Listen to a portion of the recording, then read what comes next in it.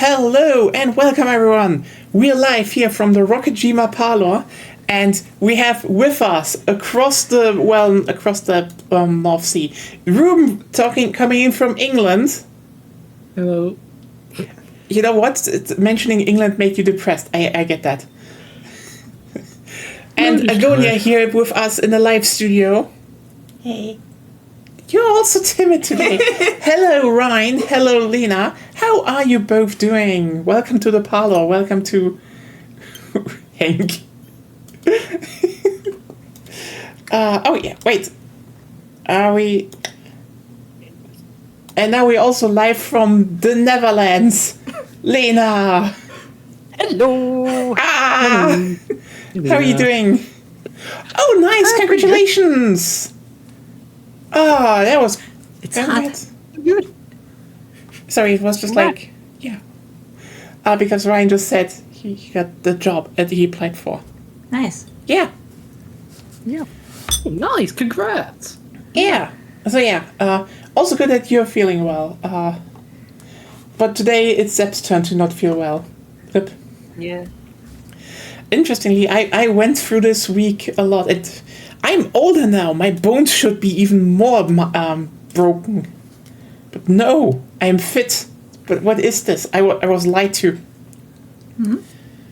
You know, people say you get older, and the moment you get older, you will have more, your bones will hurt more, your muscles will hurt more, everything is bad. Maybe you don't have bones. Maybe you're not actually older. I'm pretty sure I'm older. I passed that line again, as I do every year. Then, by the matter of exclusion, you don't have bones. What do I have then?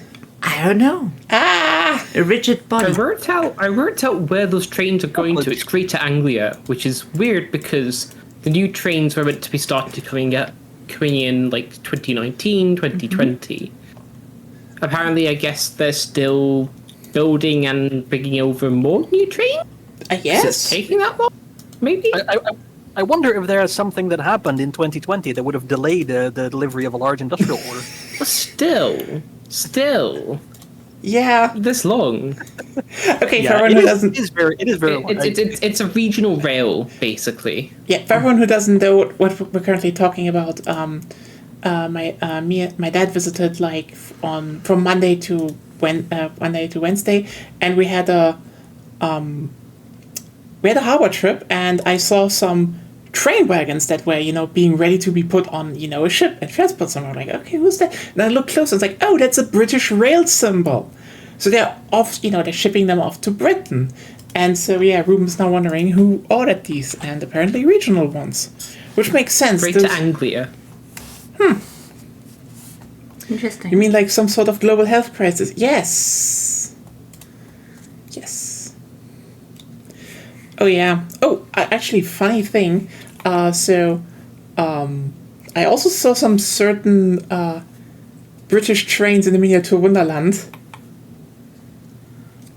Hmm? They had Thomas the Tank Engine, but running in central Germany, which is like, it's a bit off here. It's just a little bit off. Thomas die Panzermotor. Okay, fun fact: I had a Leopard 2 on the thing. Just you can see it better from the back because we had a backstage tour that broke our backs. God fucking damn! Did they translate Thomas the Tank Engine when you were growing up, or is it dubbed or? No, it's Thomas die Lokomotive. Kleine Lokomotive. Basically it's Thomas the little tank engine here. So yeah, it's die kleine Lokomotive. Because I forget what they did over here. I think they will have translated it because everything for children up to about the age of 12 or so is translated. Everything above the age of 12 is not. Is subtitled. Yeah, that's for children. I totally get that, and it was a pretty good. Also, translating Thomas, it was not even that hard. So yeah, they just needed basically a good narrator, and you know what? If we have one thing in Germany, then a lot of good narrators. So that was really not that hard to translate. I mean, you have at least twice as many people as the UK, so it's gonna be like Yeah. you have a larger pool to choose from. Okay, here's the thing. You'd be surprised how ass our voice acting has become in the recent decades. Oof. Yeah, like here's the thing. So as I told you before, and like you saw that show. Like in the 70s, we funded anime, and up until the early 2000s, there was a lot of money being pulled into good voice acting, and like we had really good translations of like a lot of shows. And then everything just started sucking because I mean basically they started hiring YouTubers and cut costs, and like I know there's a lot it of also just be the business side of things. It is 'Cause it depends on what's the size of the market. Oh no, the If market you're has translating it for Germany, well, but that's a lot smaller than, let's say, the English-speaking market, right? Or like, I mean, no, fuck, even like Hindi, it's like 1 billion people. Okay. Mandarin. Actually, our So- market is pretty big. Like, that's not the point. The point was more like, what mainly changed is two things. Like, keep in mind, before that, like, a lot of anime here were bought. Like, anime got big in Germany because of public TV. Like, again, we funded really influential shows, actually. And so, a lot of the old shows from the 70s through the 80s were, licensed and dubbed by the ZDF. So, like, basically SWR. So, like, they poured in money. They had the money for that. So, like, when then, other TV, other ones, channels like RTL2, I think, was mainly one. Some private ones were like, okay, how about we try to grab those, more adult ones?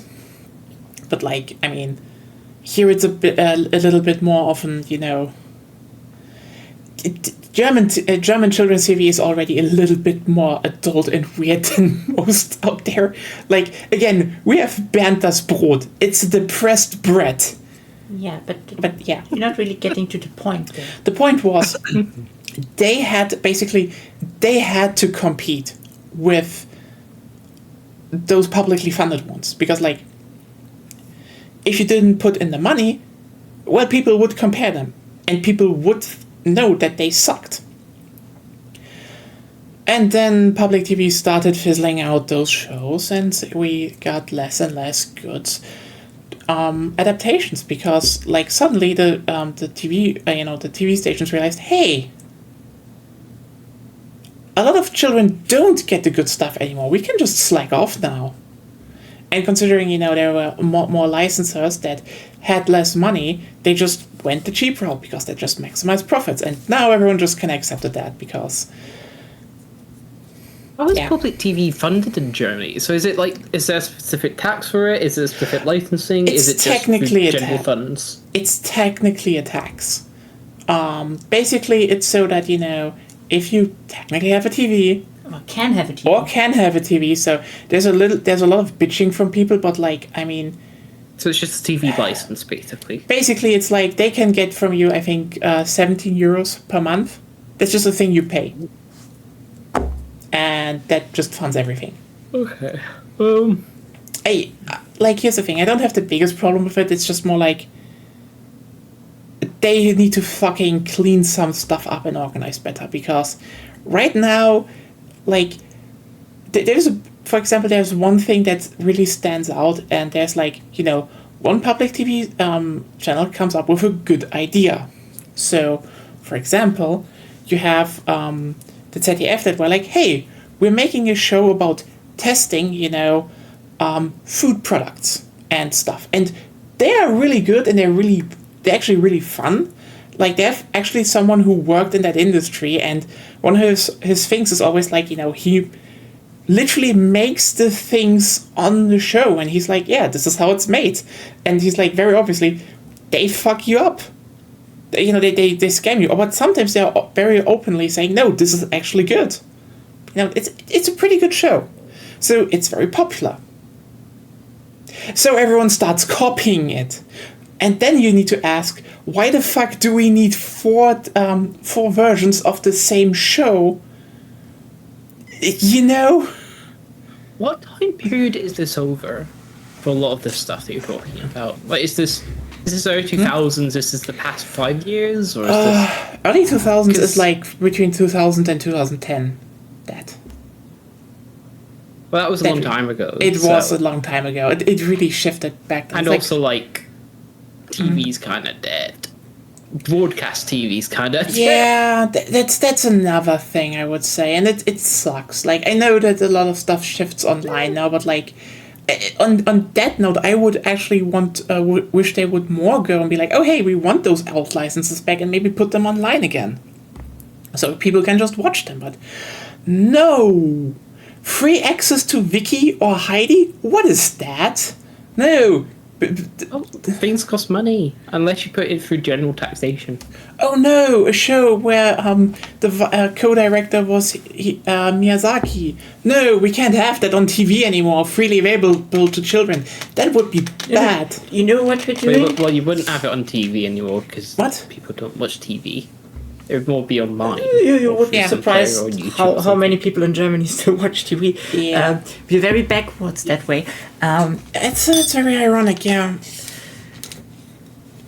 You know, yeah, you get it wrong though. Okay, you know? what? Because yes, big director, so we make the show again, but with shitty 3D. Oh no, yeah, that's a thing they Oh do. God, Berserk. The Berserk Oh. effect. Oh yeah, okay, no. Okay, more here's the thing. It's Berserk effect, but for children's TV and worse. Yeah, like, okay, here's the thing. You know what? I'm just gonna show it to everyone because I need to open a browser window anyway.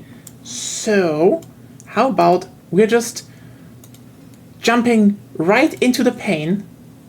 Just right in. I hate myself. Ah, well, but yeah, it's kind of bad in a degree what they're doing because, like, how should I say it? They're not like.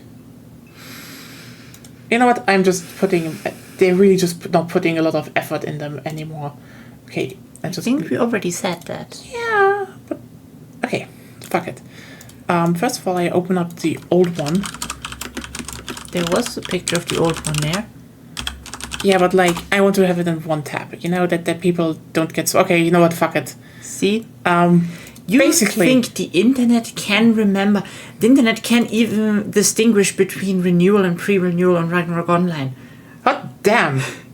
Oh, I just realized what's missing in the parlor. I can fix that while we're on the browser. So... Okay, so this is the old show. It's... I mean, again... The date was 1972. This was like very early animation, like hand-drawn, but like, you know what? This has charm, right? This has life. And you can see, you know, I mean, those were people that, some people were working on later formed Studio Ghibli, so you can see the influence. And also, like, fun fact, this show inspired One Piece. No, seriously, Oda said it himself. This is the show that made him interested in pirates and Vikings. And you have a lot of callbacks in One Piece to that exact show. And you're like, yeah, you know, it's popular for a reason. It's a good show. Here? That's someone made it themselves. Yeah. And then they were like, you know what, let's remake it in 3D as soulless. Like, this is ass. Yeah. This is just... Like, how the fuck do you just fuck this badly up? This is, like... Again... Yeah, back then it was like, oh, we need to save time, so we just make a very simple background. Or, you know... That looks like a mobile game from, like, the mid-2010s. Oh my god, yes. That is actually very accurate.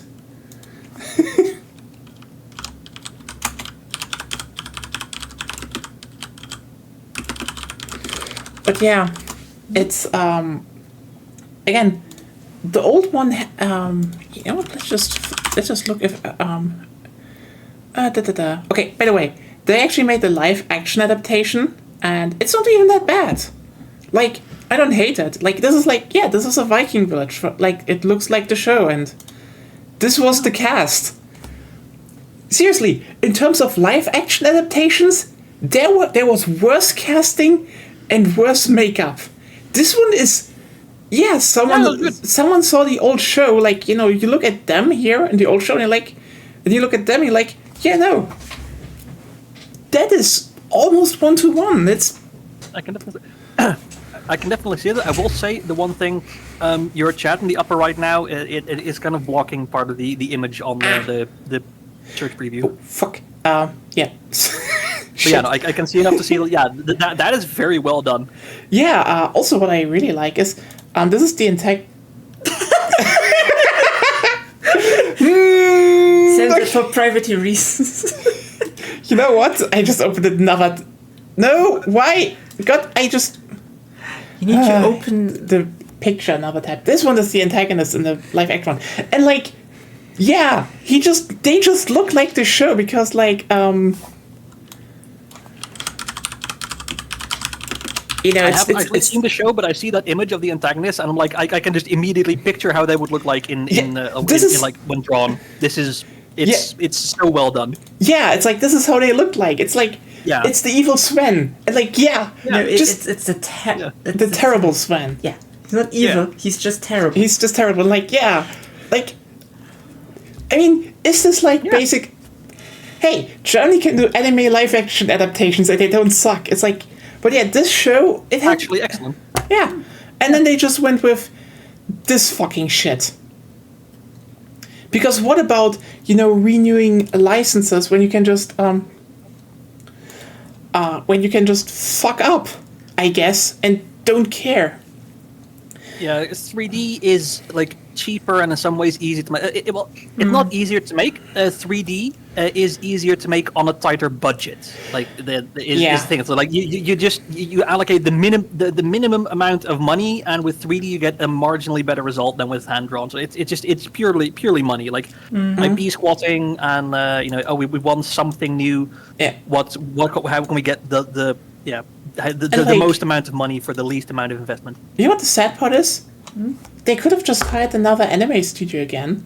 Like the studio that made this is still in business. They could just be like, hey, could we maybe like, you know, high definition version, just re-release the original again, because that's like that thing again is like a very big centerpiece of, you know, old animation history, and no, they just leave it by the wayside, and it sucks. Yeah. To be somewhat fair on that argument, like one of the big things in the modern anime industry is there's far too much stuff being produced, so schedules are massively packed. So like getting a studio to do that would be like difficult and probably expensive. Like they have tons of projects that they're bidding for them. So yeah, it's a shame, but again, like capitalism ruins everything. Yeah. Damn. Capitalism is the enemy of art. It is to a degree, and I kind of hate it because, like, again, this is like we funded this, we should keep it around, but no. Just remember Chef. They started with something they wanted to do with no money. Now they have money, and they're still crunching the employees to death sometimes. Yeah. Also, you know, a few years later, the studio did that on their own. Was Heidi, which was like the big budget show of the time. Also, super popular around the world. It was like one of the most influential anime in history. And Public TV had the license, and I think they still have it. And no. But you know, 3D remakes, those will definitely have the same fucking charm. Totally. Yeah, those 3D ones from what I see in their image, those look horrendous. Yeah. They look cheap. Yeah. It's like, You know what? You know what these look like? These look like the ad for a Facebook game from the mid 2010s. oh, this looks awful. Look at the goat. I mean, you need to keep in mind, this is actually Exactly, yeah. the most ironic part about this is that I think the original book it's based on, I think, is public. So everyone can just make their own version. It's not, But everyone keeps imitating this anime. So at this point, I'm like, just fucking relicense it, you cowards. It's a classic. Ah. God damn it. Yeah. The anime rant ahead of the Summer Game Fest. Like, by the way, what is everyone looking forward to? Maybe that gets announced. So still need to send me the stream. Oh yeah, right. You want to? I will send it to everyone. Wasn't Ghost of Utah announced? But it is Or already. was that already? That's already, yeah. Yeah, it's coming this year. So I think it's July or this month, possibly. no, in September I think. September? August. Oh, did you guys play the original Ghost of Tsushima? A bit. I mean, we need to finish it. So fair enough. Like, it was one of those games that we started, and it's like it's good, but didn't really have any reason to go on, so to say. I think you have more interest in the game than I do. That might be fair, actually. Well, I guess it depends on, like, is it your kind of game as well? Like, I really enjoyed it. It's a good. It's definitely a good game. For me, it's just like I already have Neo, and Yeah. I played Neo so much I am oversaturated. Let's say it like that. In terms of Japan stuff. In terms of Japan, also Neo has way more combat closer together. Yeah. Meanwhile, the vibe Ghost of Tsushima is going for is more like there's this open world and stuff, and I'm not that interested in walking It's a through little bit more virtual Japan. A little bit more Far Cry-ish. It's more. How should I say? It's more Assassin's Creed-ish, but like. Yeah, those are all kind of games that are not my vibe Yeah. from the gameplay That's it. stuff. Yeah. Yeah. Yeah. Like, okay. here's the thing. But there's a Neo 3 demo which I looked into a bit. And you know what the irony is? Fucking. Oh, wait, it's already live. Let's just.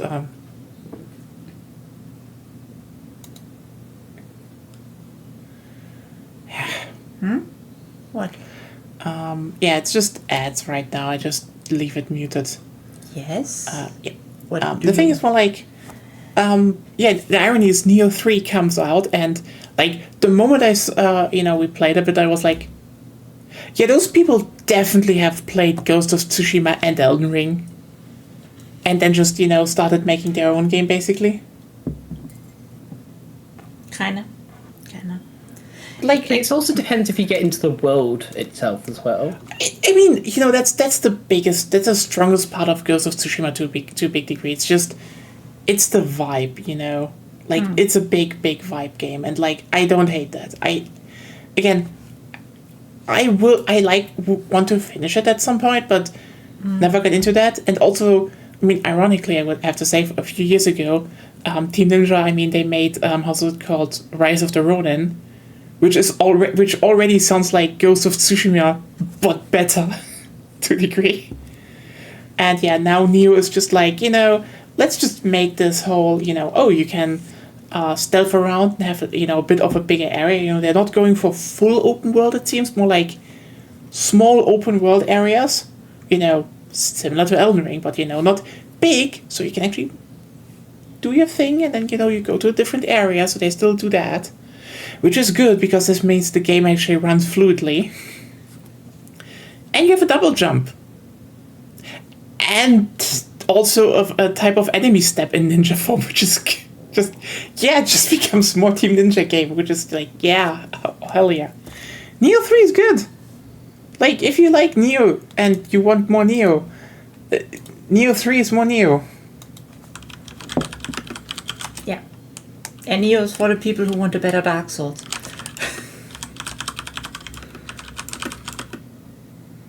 Yep.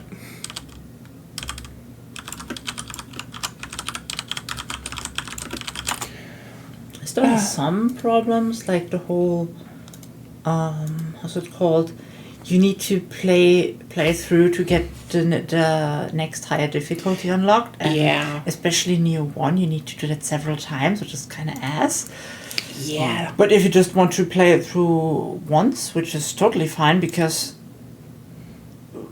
like, to be honest, the additional difficulties aren't that much harder. Yeah. I tried them. Sorry, they could have just cut out 90% of them. Give me the hardest one in the beginning, and then it's fine.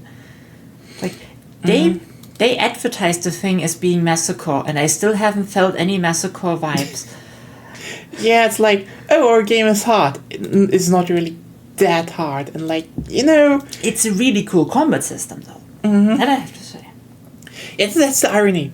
And I mean, I know people are going to be like, but Neo was hard. Here's the thing. Neo, the original Neo, advertised itself as being hard for people that already mastered games like Bloodborne. And then it was only... I mean, it was better in terms of combat than Bloodborne. And sometimes it was a bit harder. It was harder, just factually. But this was not, you know, the whole game. It was like certain bosses. Certain optional side bosses that... Yeah, the two missions. Yeah. Like, basically... But yeah, in general, it's a really good game. Like, especially with a combat system this deep, and like the RPG parts are already also even more in depth now in Neo 3. So, you know, on top of having more action combat systems. Yeah, for the people who don't know, you have basically like 3 stances you can switch between if you hold R1 and then triangle, square, or X on a PlayStation controller.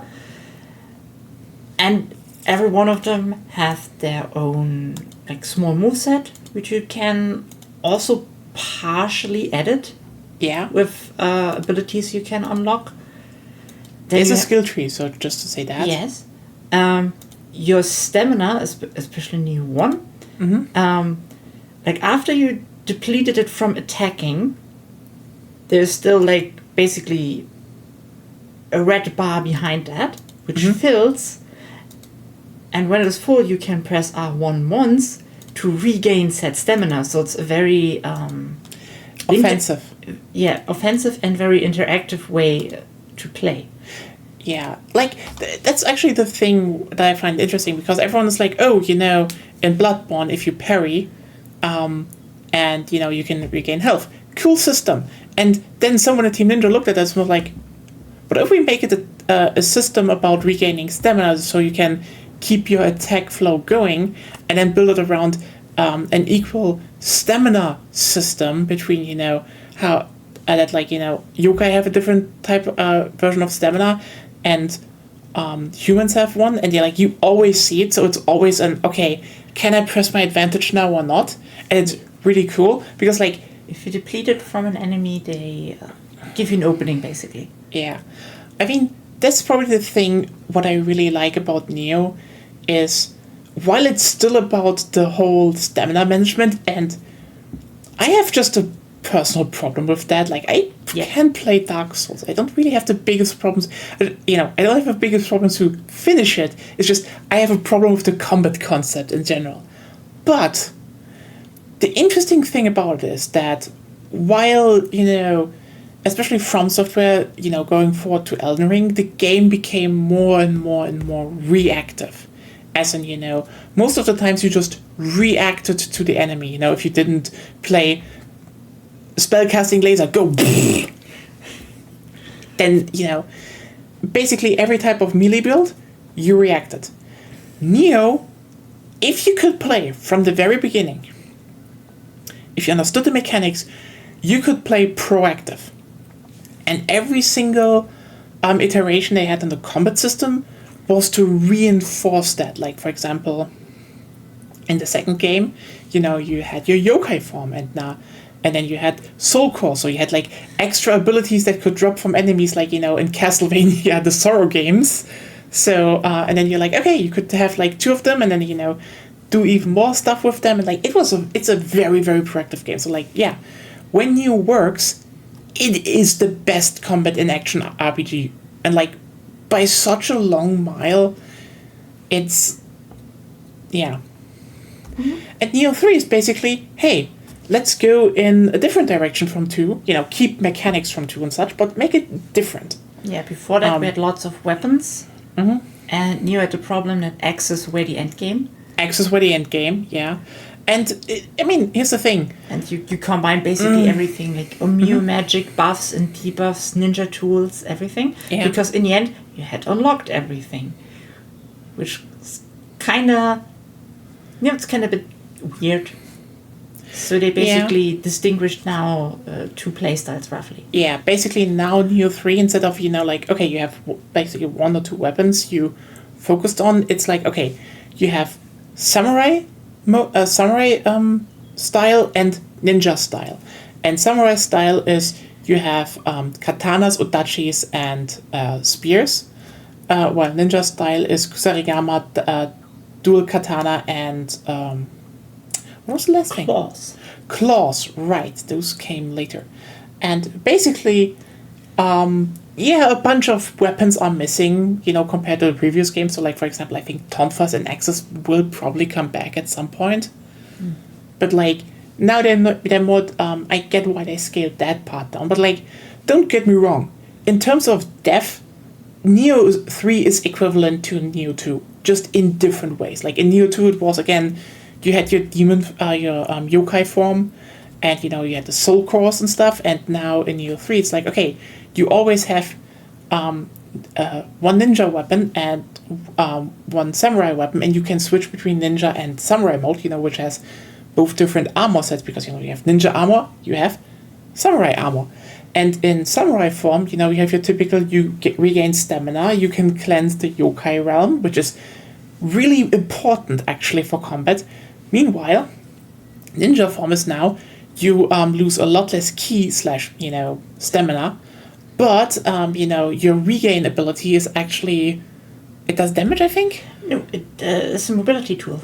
It's a mobility tool, so, you don't regain stamina, but it's like, okay, you can actually, like, reposition quickly, you can strike fast, and maybe switch back in the press of a button to samurai form, regain stamina, cleanse something, and, like, this whole switching and stuff. And they all have, ninjas have ninjutsus, and samurai have, I think, Onmyo. I'm not there in the demo yet. Yeah, so, like, basically, it's differentiated, but, like, still, there's depth there. It's, like, a lot of depth in there, and, that's the thing that I like. I compare this to, the Advance / DS era Castlevania games, because, those were, like, we have this base idea from, Symphony of the Night. Let's make variants of that, that everything plays differently.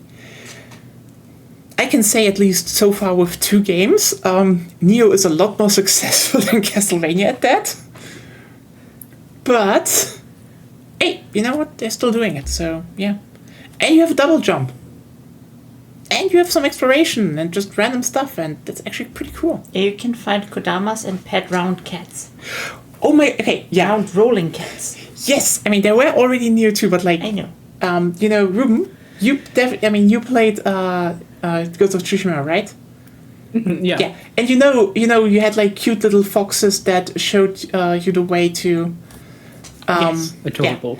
Yeah. In Neo 2, it's the, again, round cat yokai. Wait a second. Brown cat? Round Cat. Ah, okay. Yeah. I think in Yotai it's meant to be cats. What? In Yotai, it's meant to be cats, or... No, in Neo. That's those that they are. In Neo, okay. Oh. Yeah, look at them. Look at the round balls. Look at them. They're round. And yeah, you pet them, and then they roll towards towards treasure they want to show you. It is amazing. It is cute, and I love it. And if you're wondering, yeah, you also have Nekomatas, obviously. That fucking Nekomata is there since the first game. It's still here in the second. It is gonna be actually okay in the third game. Actually, they do a little bit more storyline now, but here's the thing. New story is good. I know. I think the second one is a little bit less. It has still interesting ideas, but the first one, generally good story with good characters. It's literally about a historic white samurai. Yeah, and also there's also a historic black samurai in there because yeah, it's shortly after Nobunaga died. The first one. Yeah, so it's the end of the Sengoku period, and they even go into some of the the Spanish do shit in Japan. It's actually pretty neat. And the second game is plays earlier, but still do some interesting stuff. The third game actually now sounds really okay, what the fuck is going on? This it sounds like a bit of a time travel plot going on. The second, I think, plays afterwards. No, the second game plays before. It's during the Sengoku. You literally meet Oda Nobunaga while he was alive. Then I misremembered something. Yeah, sorry. You meet him, but then you get sealed in a shrine, and so the Yes, that was the one. That's why you also meet William later. Yeah, it's actually an interesting thing because basically William and Co. from the first game, they are okay, shit, we need allies, and they're wait, remember someone with really good powers was sealed in this shrine. We should free them, and then it's yeah, you've actually fight the protagonist of the first game and as a boss fight. And that's really cool because William is actually a really tough boss, and it's good, well done. It's yeah. But yeah, also by the way, they obviously also have Cat Lady Demon on wheels. She's pretty tough actually. She's one of the later bosses. Yeah. Yeah, new. I always can recommend it. What you mean here? Oh, small pictures. Yeah, that's her. The Kasha demon. Yeah, small round cat. And you have tanukis with big balls. I mean, that's just the tanuki. I mean, yes, it is a tanuki, but let's just appreciate for once that there is a game that doesn't censor the balls. They just no. Red Dead Redemption 2. Yes. I wonder if we have realistic tanuki balls. It's not so focused on cat balls. No, tanukis are How do you translate tanuki? Raccoon dogs. they're raccoon dogs. Yeah. I don't know what exactly. I think they're canids. Yeah. Let me check actually. I just had an energy drink, and even that's not enough to make me. Well, then we are out there praising cat balls. Yeah, they're canids. Tanukis Yeah, aren't they're- cats. They're not cats. But look at it. It's round. Those are cats. Those are cats. And You can open tanuki yokai. Then people know what you're talking about. Those. That's their design. Those are not hats.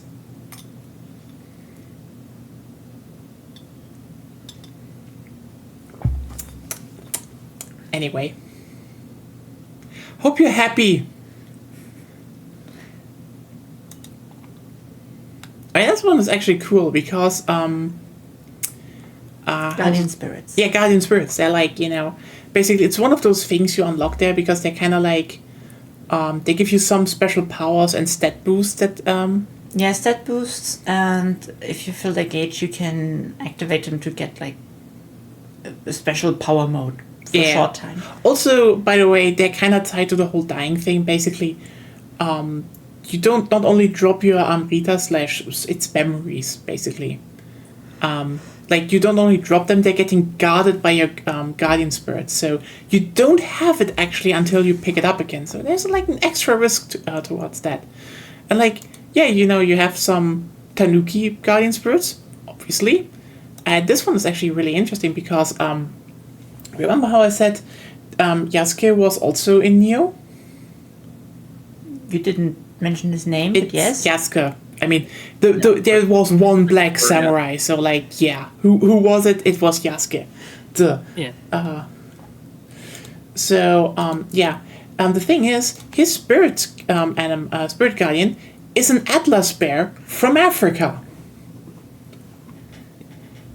They're just like, because they're tying back into the whole, spirit guardians and such are not, a thing unique to Japan. They are around the world, and you meet a few from other mythologies, and that's just. And then you beat the Spanish. Then you beat the Spanish.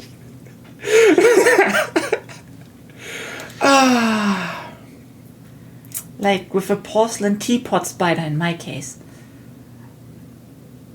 Right. Yeah, you did that. It was a good porcelain teapot spider, though. So. Yeah. Again, now we talked a lot about Neo. Yep, sorry. Neo 3, it's good. It has a demo on the PS5. If you have one, seriously, try it out. It's a good game.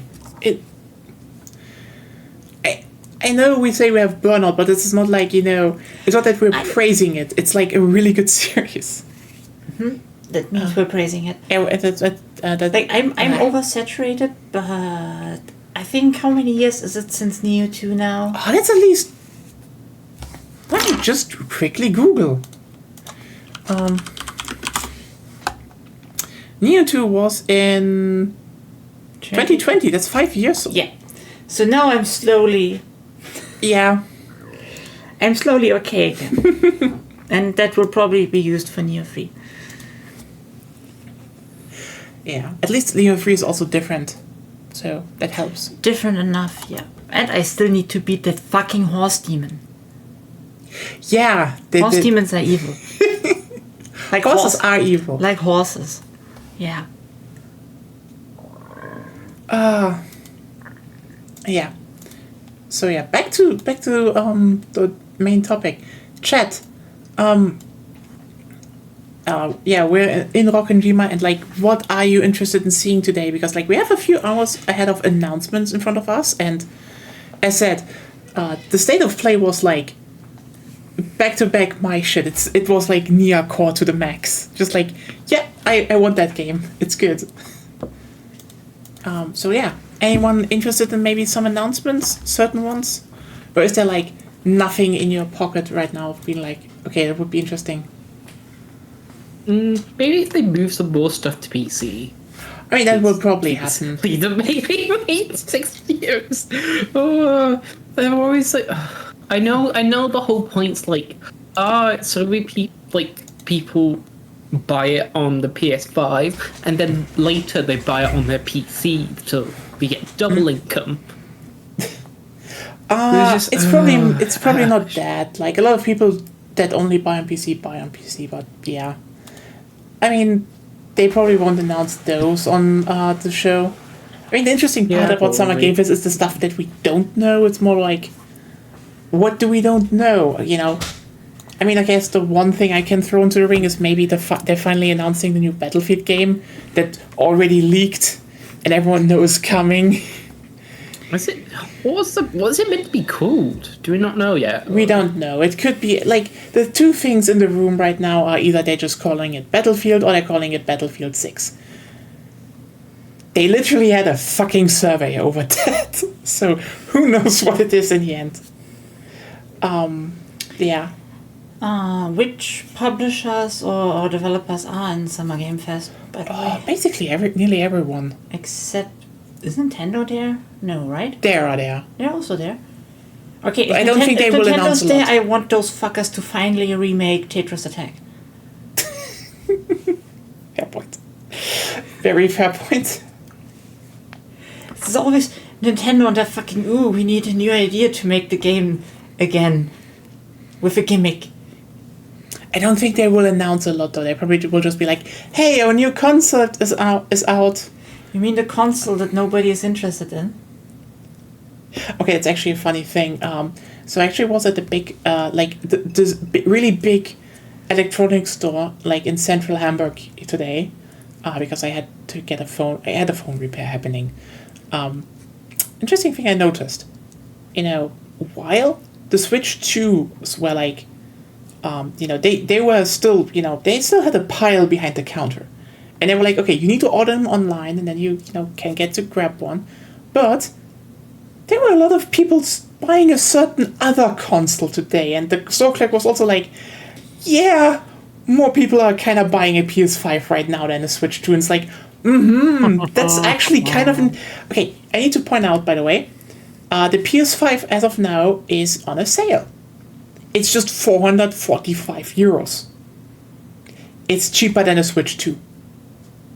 And that is a bundle thing with some, either, I think, a game or some Fortnite stuff in it. But, still, I get it. And that's the irony. The Switch 2 is coming out, and the PS5 is cheaper as of now. Is on launch date cheaper than it. Not much, but, kind of equal in price. Has better hardware. Well, they also are different markets in a way. Yes. In a way, honest. but if you... Switch is more of a handheld, that's true. It's more of a handheld, it's more... But if your handheld is more... It's more a family thing, right? It's not like... No, that's not the thing. You're not going to give, an 8-year-old a PS5, right? Oh, they do. Ironic. Yeah. The irony is that in the last years, Sony has made more 3D platformers for children and teenagers than Nintendo did. I know it's shocking to hear that, but they did.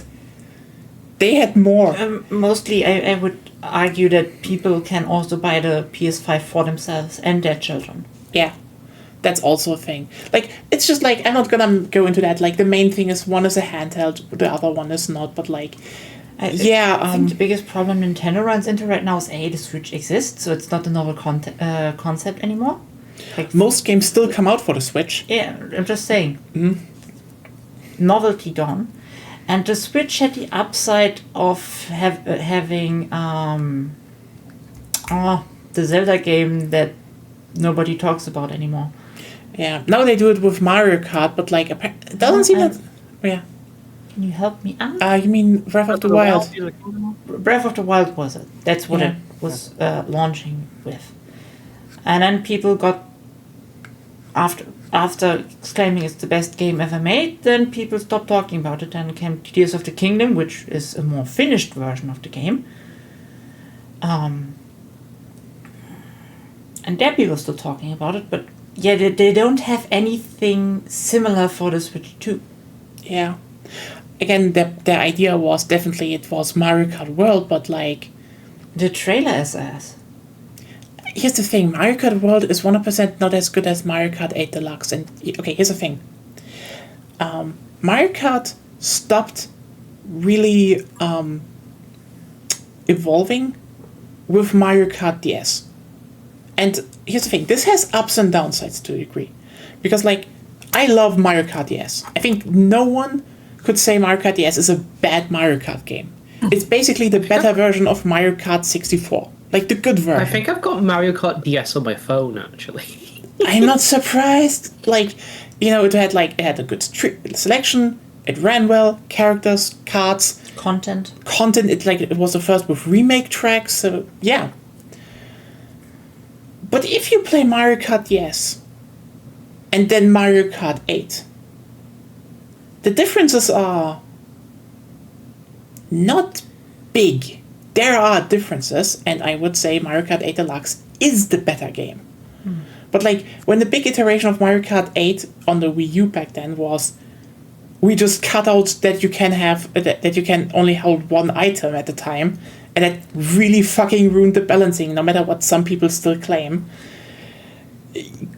you're not really doing a lot of stuff The biggest deviation was Double Dash. Yeah. Double Dash was we're 3D now, so we can have physics. So we should build everything around physics. Racing was light and heavy cars have different drag and physics.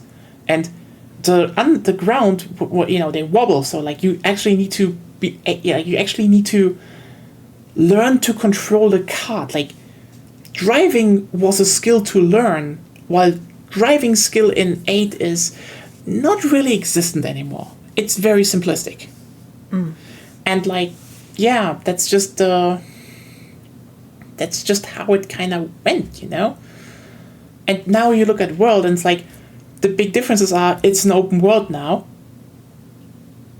Cool, most gameplay that we saw was from the Grand Prix was just like, literally, and I shit you not, the Grand Prix is, you start on one track, you drive 3 rounds. Then you drive to the next track. Which I think counts as a round for the next. Which counts as 2 rounds. So you're driving over a wide open road, which isn't a track, arrive at the track, drive 1 round, and then you drive and you do the same for the next 2 tracks again. Yeah. Just saying. It's probably still a fine game, but like, the thing why people bought Mario Kart 8 Deluxe was content. You got a game, you could play split screen with everyone, and it had the most tracks out of the gate. And then it doubled that. If you wanted to have any Mario Kart, it was 8 Deluxe. Period. World is just like, not everyone is a fucking Mario Kart hotshot, even though Mario Kart 8 Deluxe. I mean, maybe the next Air Riders will be good. I don't know. It's a Sakurai game. It's gonna be good. Sakurai is generally a safe bet that he makes good games. Like, if he's involved, usually good games, but will also probably not be a system seller because Kirby's kind of an acquired taste, let's say it like that. Yeah, especially Air Riders.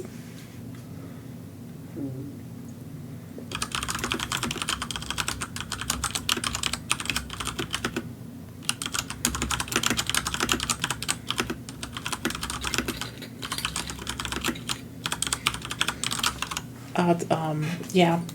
Basically, it's there's just a lot. And I don't think many people have played any Kirby. Nope, never played it. Yeah.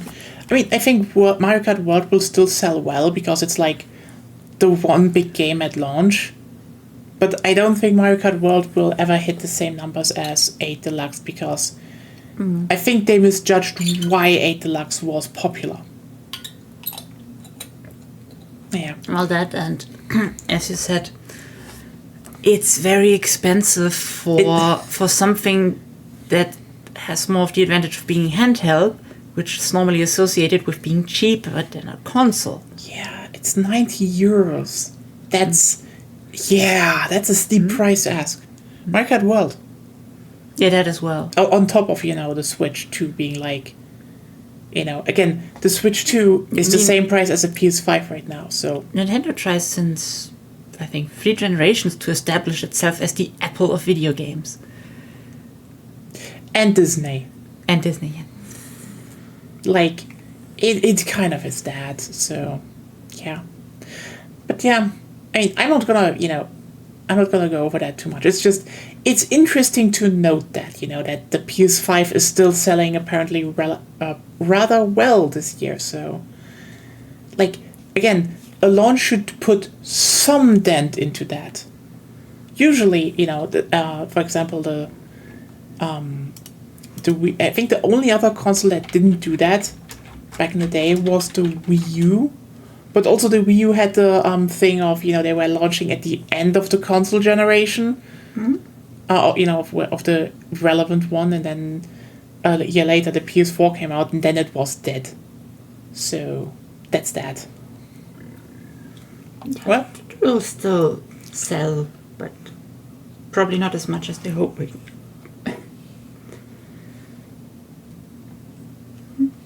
Well, so yeah, you know what? We're switching over now because in 5 minutes it's gonna begin.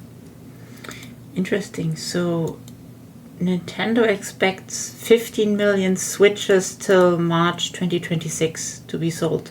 That's a lot of Switches. Well, they probably are going to sell them anyway. It's Nintendo. Probably. I didn't quite understand what you just said. Sorry. They're probably going to sell them because it's Nintendo. They're very popular. Like, Yeah. they're already being scalped and such. Yeah, Like, true. I doubt it's gonna be like the best console launch of all time, but like, I mean, here's a thing, and I know this is gonna be Better than Wii U. Okay, that Yeah. won't be hard, but yes. I mean, here's the thing. The one upside it has as of now is the fact that it didn't have a shortage. Like, keep in mind, the PS5 had shortages for years. And the thing with Nintendo consoles is that even the Wii U launched with pretty good sales and then plateaued. So the Switch 2 can still start with really good sales and then plateau. So Plateau's relative. It's still sold. It's still sold, yeah, but like 50 million units. The Wii U sold 50 million units. I've So already it had started my strong. Fritz. I'm gonna get another Fritz. I'll be back in a minute. Okay. So yeah, we need to see how this is in the long term. I'm just gonna say, people forget that the PS5 was sold out for nearly 2 years.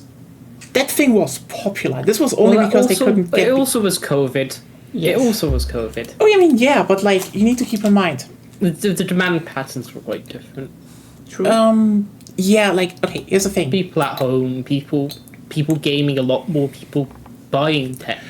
Well, People couldn't go out, so they would buy a console to play with. I mean, that's true, but also you need to keep in mind, most people didn't have that much money. They still had to... A lot of people did, depending on where you are. I mean, yeah. But also a lot of people didn't. So it really depends. I Yeah. think it kind of But I averages mean, out. it's more like you know... It's I think more like the fact is that if they didn't have the supply shortages, the PS5 would probably have been the biggest console launch, because like it stayed popular for a long time, and that was even when the supply shortages resolved itself. So Okay, Switch 2. Who cares? I have Fritz 2. nice, we have Fritz to drink. Hell yeah! If you drink enough Fritz, will the Victoria update come sooner? Hopefully, Depends on how Hopefully. hard you crash, but yeah. Yeah, I've been reading the dev diaries and it looks really cool. Like It's- if it works technically, and if the balance changes aren't fucked, this is gonna be really cool. It's gonna be really good. Oh yeah, Like, but we're Victoria gonna, is still very much definitely in the upward trajectory of Paradox games. Yeah. Especially the naval blockade. yeah, that'd be great. Yeah. Blockade the UK. Yes, blockade all the UK. we can finally blockade Germany like we did in real life. Oh fuck! I forgot. Ah, wait! I need to announce it. You need to announce it. Yeah. I've been here yapping for Yeah, How long now? a whole fucking hour, and I forgot to post it on the server. Ah! Yeah, there will be, like for example, universities will need way fewer people to employ. I think train stations as They well. don't need 500 people. They don't need 500. You don't have, like, at a school, you don't have 500 teachers. Well, it's a The university. teacher-to-student ratio, even at universities, aren't that Well, high. I personally go with abstraction and say you don't build one university, but build one Well, yeah, level I of guess. universities in a state. Also, like I'd honestly said, given that it's a university, probably the like students are counted in the academics employment. Probably. But like I think before it was 1,000 per level, now it's 500 or something. I'm pretty sure it's now 500. I'm not sure what the original required employment was. Everyone, we're going live though. It's getting. I think we are live. Yeah, but Yeah. the show is starting. Yes, but we are Check out live. We're not going live. Are we alive though? Hopefully. Let's have some good announcements. the obligatory "you may experience seizures" warning. Please welcome to the stage the creator of the Game Awards, Jeff Keighley. All hail the Dorito Pope, the real Pope. So this is the anti-pope. Choose. This is the anti-pope then. Yes, he's the Yes. Pope. Yes. Oh, but imagine Leo the 14th coming in with a steel chair. Just be like, I love the energy. there's only one Pope. Hello, everybody, and welcome to Summer Game Fest, a showcase to celebrate what's new and next in video games. Now, every year, we have the distinct honor of coming together to spotlight the boundless creativity defines our industry. Thank you all for joining us and giving us your time. And special thanks to Dante. I was reading my feed this morning and saw that he canceled a date and he hopes I don't disappoint him. Dante, we're going to do our best to make it worth your while. We have a really fun show ahead. Over the next 2 hours, we're going to give you a whirlwind tour of dozens of games from studios big and small. From Lego bricks to puppets, zombies to Marvel heroes, this show has a little bit of everything, including, yes, some brand new game announcements. I mean, that's why we're here. Some of those. Yes. Especially, I have no idea what's going to be announced. I'm not looking forward to anything. I'm just here for the vibes. Honestly, I too Here's a look say, at the top 10 selling new games on Steam. as always, so like far, every year they have some, by units, how's it according to called? Discover Co. They have some cool indie Lots of stuff great usually, games. Now, so the list always looking forward to includes that. franchises, but sitting proudly at number 1 with over 13 million units sold since February is Repo, a groundbreaking indie game crafted by a Groundbreaking, passionate team of just 10 people. I've heard it's at good, but Semi-Work I- in Uppsala, Sweden. Yeah. Closely Everything is trailing groundbreaking if Super it sells One, enough, TTS, apparently. a solo developer in Yeah. Australia. It's inspiring that these indie creations stand side by side with heavyweights like Monster Hunter Wilds and the Oblivion remake. Absolutely. Now let's also applaud Claire Obscure from Sandfall. Okay. People like that They might game. get some nominations Yeah. at the end of the year. We're not Everybody there loves yet, but turn-based it's a French Dark Souls. monumental achievement, earning the highest user Metacritic score ever recorded for a game, all from a team of under 30 developers who bravely stepped away from big publishers to forge their own path. One thing is clear. With digital distribution and engines like Unreal, today's most innovative projects increasingly emerge from outside the traditional publisher system. That's something to celebrate. But with more than 18,000 games released on Steam just last year, more than double from 2020, the challenge now is discovery. And that's precisely why events like Summer Game Fest, our partner things like- showcases happening all weekend long, and initiatives like the Steam Next Fest are so essential.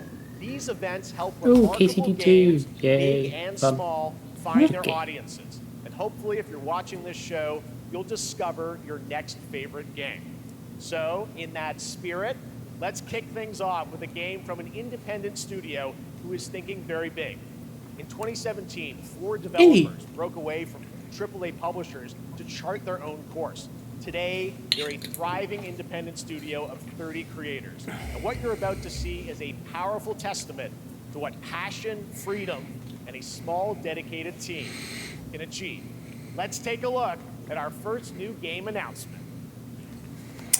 Thank you for opening with indie stuff. Tree. Evil Tree.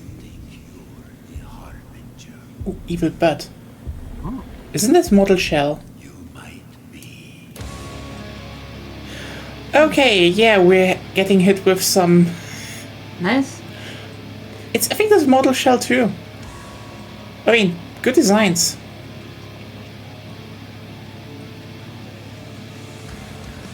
Doesn't look like. Oh yeah.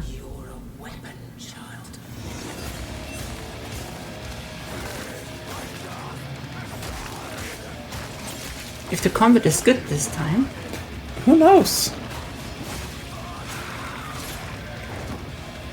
Well, they put a lot of effort into thinking animations, at least. I mean, they wanted to be metal, I guess. Yeah. That vibe is good, and Yeah. they succeeding at the vibe. Oh, medieval Everybody loves guns. the takedowns in Doom. Yeah. Okay.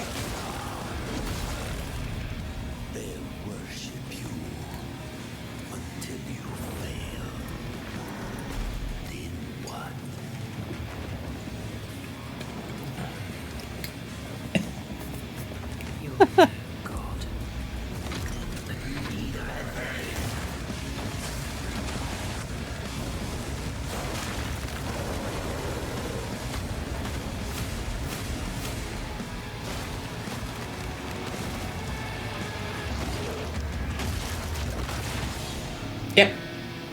Yep. Mortal Shell 2. There we go. I mean, Haven't yeah. seen much of the actual combat, but it's a vibe trailer, so yeah, good vibe. Beta sign up. You know, again, beta sign up I get, but also, again, Team Ninja has, like, they have guts. They just drop a demo. The End, the Nexus War, Galactus Fight, or even live at Risky Reels. Over the years, Fortnite has innovated with mass-scale live in-game events. And tomorrow, Fortnite is set to do it again across console, PC, and phones.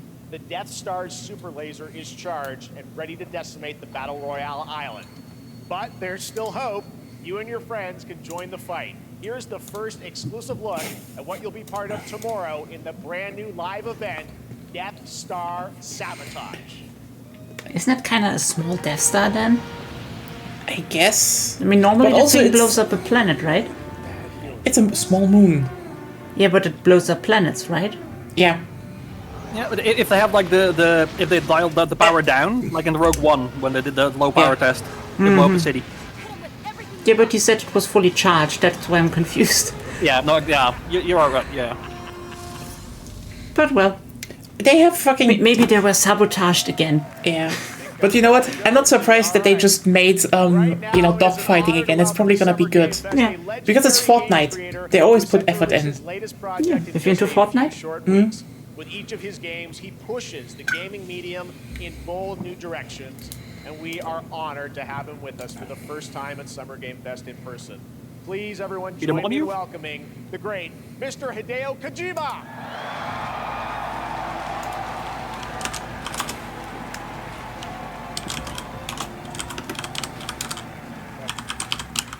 Aki, great to see you.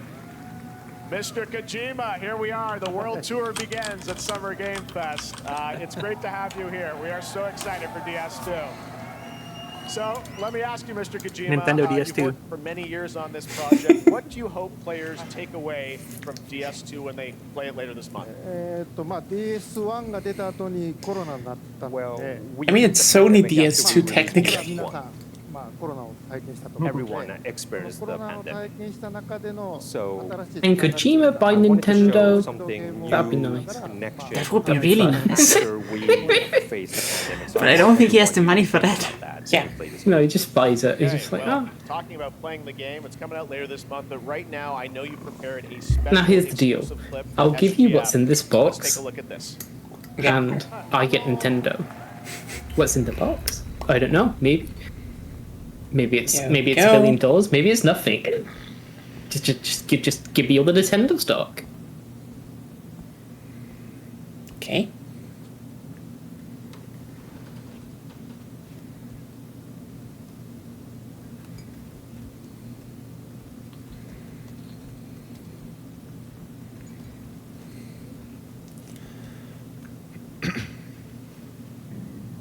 Welcome.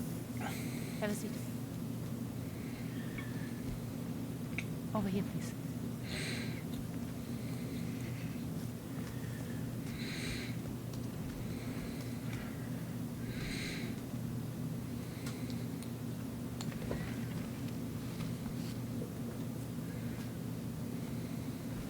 No smoking, please.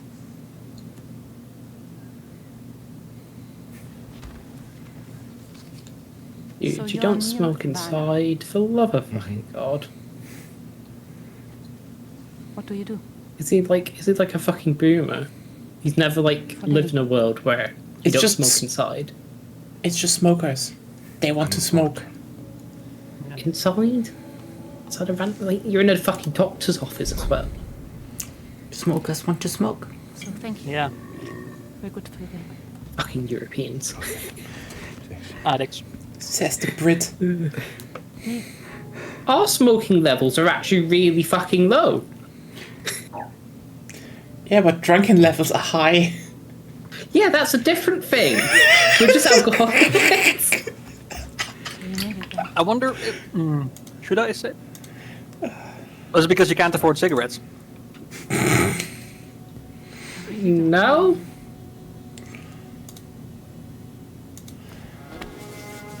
No, it's 'cause, like there was a massive anti-smoking campaign in like 2000s, and rates have dropped since then. Yeah. Like, It is good. It is good. It's a good. The fact you guys have like smoking places in your airports is so weird.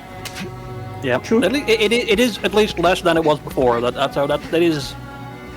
Less, but still, it's yeah. very high. Yeah. Like I said, I remember in my lifetime you could just smoke basically everywhere. So it's not like we are at least pushing it back somewhat, which is good. It's more and more like reduced more and more. So I'm glad about that. Well, that was a clip from the game, a cutscene. We saw a first glimpse of Neil and Lucy, and we met them in the trailer back in South by Southwest, but we got a little bit more of them here. Tell us a little bit more about this clip and the characters of Neil and Lucy. DS2 で非常に重要な In キャラクターです。 It's a very important character. ニールとルーシー。 Neil and で Lucy. まあちょっと詳しくは言えませんけ I ど。 can't really say because there'll be spoilers. 手にカニ座の刻印が You saw the cancer mark on both of their hands. 深いつながりがあって So they have これ this が物語に deep 大きく connection 関わってきます。 and reveals 前回 throughout the ク story. リフっていう人気キャラクターがい And ました last けど time on DS1, we have Cliff, で who was 物 played 語 by 的には Max. 彼はもういなくな And った of の course, で by story,まあ 2では出 he せ will ない not be in 今回 DS2. ニールっていうのが But this time, Neil will be like playing like the role that Max did for DS2 this まあクリ time. フすごい人気あったので And Cliff was a very まあ popular クリフを超え character, るようなキャラクタ but I ーを作ろ think うとしてまあ we have to kind of like top that character. So Luca Marinetti was a great actor, and I 心 think に残る演技 it was great. He did a great performance, so I think you'll like this new character, も Neil, う too. 20日後にゲーム出るんで Well, the game's going to be out in 20 days, so I'm not going to give any spoilers, you know. That's I know. what I brought today. But there is more to share, and you won't have to wait very long to learn more about the game. Actually, this Sunday, as part of Summer Game Fest, you tune into the DS2 live game premiere, where Hideo will be joined by many members of the cast who will be sharing a new demo of the game, live gameplay demo, alongside Elle Fanning and Troy Baker, and I'll be there hosting it. And let's just say this is not the last that you've seen of Neil this weekend, and we'll leave it at that. ニールのゲームプレイシーン Yes, I'll show you the gameplay scene of 見に Neil. 来てください So hope you enjoy. Will join us Sunday too. Excellent. All right, thank you so much. Hideo Kojima, everyone. Great to see you, Mr. Kojima. Thank you. Yes, but when does Usada Pakora show up? All right. And now She's I'd like to just a introduce my prepper, co-host but for yeah. Summer Game Fest. She's along for the party. But still, Wait, she has a bunker in the middle of nowhere? Like Yeah. from a full podcast. Oh. Please join me in welcoming the Cool. incredible Lucy James. Didn't know that you had prepper gamers. oh no, the thing is that basically there are a lot of bunkers in Death Stranding that you have to visit and link up to the Shiro network with some quests or requests. Reconnect America. That was the original game. And you could meet like Conor O'Brien or, Junji Ito. He just scanned his friends in as like standard models for it. And It'd be fun. Like Death Stranding, but you just disconnect America. Like you just I get mean- everybody offline. Just like no more Facebook, no more, fun fact, no more Facebook, no more like X, Twitter, no more Instagram. Go outside, touch ground. room. Yeah. The first game was about we need to reconnect with everyone. And the second game, Kojima literally said, is about, was this a good idea, actually, in response to current times? So, yeah, it's gonna be interesting. Is this KC? Oh, why are they showing KCD too? What? Maybe It's add-on or already out. something. There might be a DLC coming out soon for it, I think. Let's look. So, I took up the sword, prayed I could win redemption through my deeds. But some paths, fancy armor. once taken, have only one ending. That's an English flag. No, it's all shit. I shall find no peace. It was set in Bohemia, technically. Yeah, exactly. That's why I'm wondering, like, why is there like? Yeah. Why the Brits are there? Unless English still before, but like I wonder. The British joined a bunch of wars. Oh wait, no, that's a different game. Yeah, I think. Well, Wait, is the that flag? fucking? Well, that's a very common flag to have, like a white. A white no, I don't mean with a that. red I cross. saw like no, I mean like the Okay. the red and blue squares. But no one. Wait, It's no, a different that's game. not. Yeah, That's it's a different game. Oh. I was like, wait, yeah, they. No, yeah. That was a very cool new project in a brutal European medieval world. Now it's time to It looks hang on to very the similar edge to of tomorrow. KTD2 in a lot of Sonic ways. Racing Crossworld Yeah, because it's the It was medieval the same age. and the legacy of racing no, action no, games I in mean, the like, Sonic franchise. So Crossworld if you brings other bought worlds and familiar faces to the game Sonic early, Racing, you actually including got some access surprise guest to characters a very being similar revealed here helmet at as the main SGF. characters, that with that red and white branding. Ah, the SpongeBob announcement. Well, since they were going for like authenticity, as soon as another game in the same area goes for authenticity, you will see the same helmet. Yeah. Luckily, those are not copyrighted. Yeah.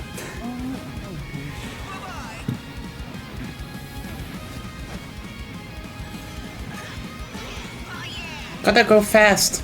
There it is. Yeah. They didn't forget Air Riders. Good. Okay. Okay, it's a bye. Yeah, okay. Yeah, now they've boosted the sales of this game. Yeah.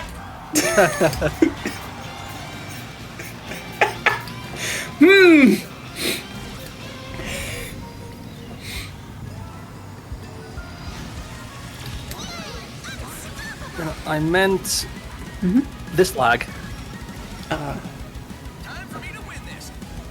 What's this one? Okay. That's the English flag I meant. What's the royal? That's a royal world standard.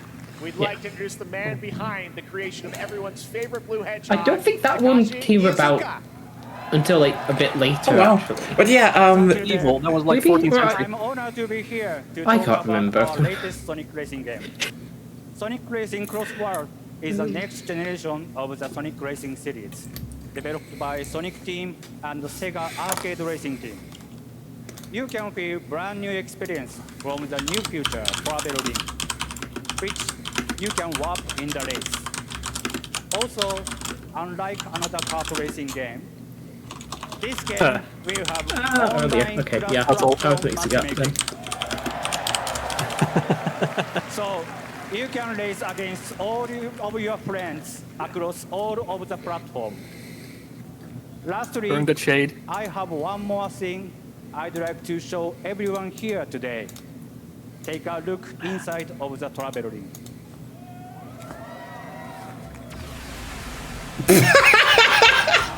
okay.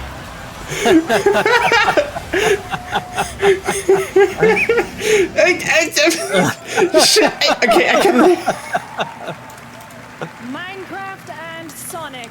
I guess you could say you gotta go craft. Well, I gotta laugh. That's all I want. That's all I want. Next, we're excited to reveal a brand new action RPG from Bandai Namco Studios.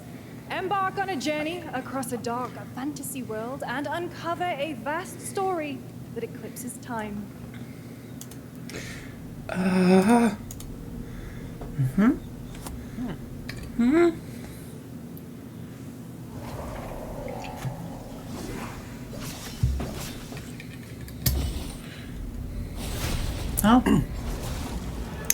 No, I don't think that's. What is that?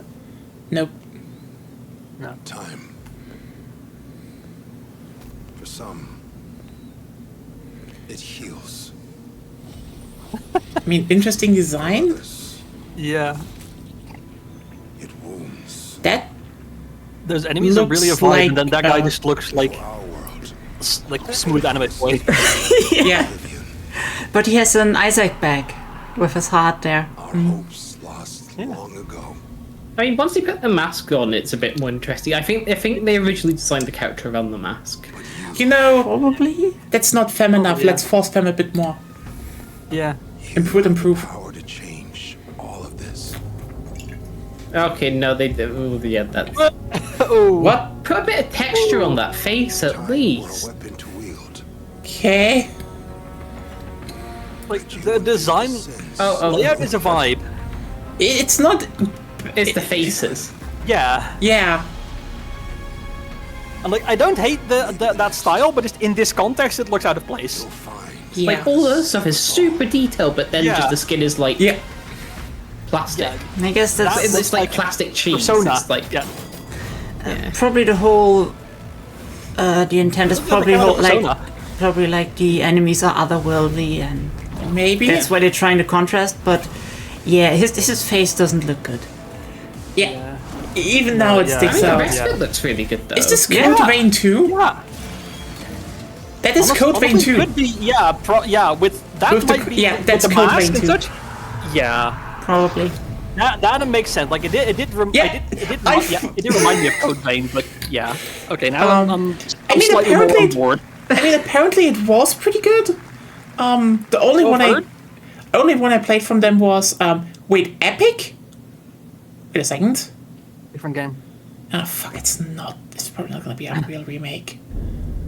I have Code Vein, but I only ever played the character creator and never got I me still further need to than that. finish Scarlet Nexus. That one was generally really good. I think I have that one somewhere. Okay. Heard good things.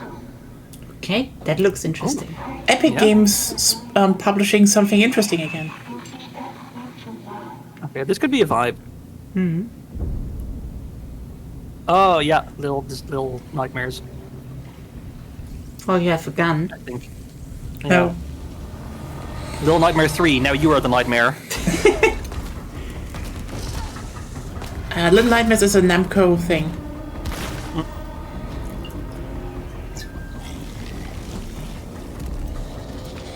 This is a Signalis clone, isn't it? To a degree, the top-down. Yeah.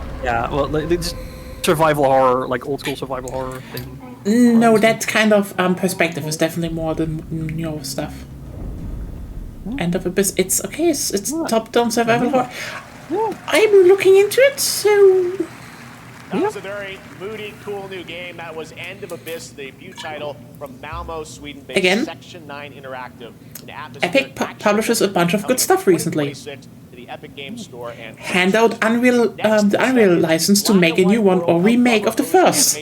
With Mouse PI for Hire, developed by first-time developer Fumi Games and published by PlaySide, releasing later this year. Here's a quick new look at the game and the reveal of a familiar voice. There's something rotten at the heart of Mousberg.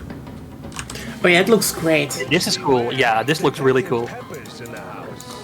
I saw this a bunch of times. Dumb wise guys and fake cheese wheels. And those who do anything to I guess they're making use of the... Is this a boomer shooter? It's a boomer shooter. Oh, this is great. Yeah. Oh, that's fucking great. Oh yeah, it's common domain. Was it public domain? That's it. Yeah, for the finally making use. No, of no, public it's domain just stuff. it's just riffing on those old styles. Yeah, like Cuphead. That's not all Like from Cuphead. PlaySide. Now comes the announcement of Is it by the same another ambitious developer? project from this independent Australian developer. Oh, We've been okay. talking to them Oh, for cool. a while about this project, which builds on their recent launches of Kill Knight and Age of Darkness. But this takes things to a whole new level. It's a premium, real-time strategy game built for PC based on one of the most iconic fantasy franchises in the world. Any guesses? Let's take a Is look. it Battle for Middle Earth 3? Or another Dungeons and Oh, Dragons it's RTS. no, it's Game of Thrones, I think. Yeah, Game of Thrones. That's Jon Snow. But okay, but Yeah, that's a White Walker. but again, yeah. I want to see gameplay. So For an RTS, that's kind of important. Yeah. I'm not against the setting. It's like But this is not the game you know. Oh my god, the stock, the stock soldier sounds there. Yeah. You start recognizing those like ambient background noises after a while. Not a bad thing, but just oh my god, I've heard that one hundreds of times. Oh.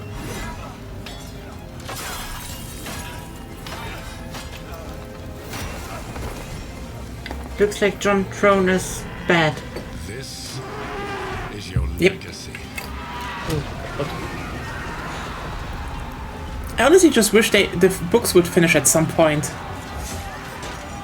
Yeah. They're still better than the show. You decide. Well, I think it's better Yeah. than last season, but still. Yeah. And who dies? I mean, the show was good as long as it adapted the book, but yeah. Talking about a good season, have you guys finally watched Andor? No. With Pliff? No. Aww.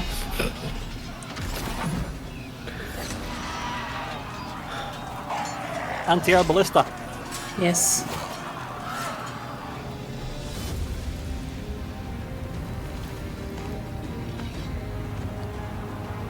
Okay. So, infection mechanic for the White Walker faction. That could be interesting. Infection or possession or something. War for West. Well, it's not Battle for Middle Earth; it's War for Westeros. Same difference. Yeah, okay, cool. Just show game. Fuck you! That's like some people will buy it based on that, but I certainly won't. Reveal of an FPS action adventure RPG. Moonfish? Wait. Where do I know this name again? Moonfish. Oh, this looks interesting. Oh, it's those people from the... Billion suns in a known universe. So why do we deny other intelligent beings? It is said, if they were out there, they would have visited Earth. Yeah. Atomic Heart. Yeah, they're Russian, sadly. Yeah. My answer is, maybe they will visit us. But time has not come yet for this.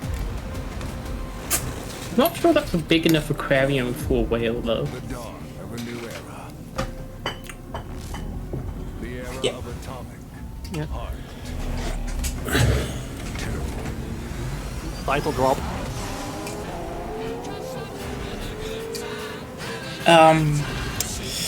Well, I mean...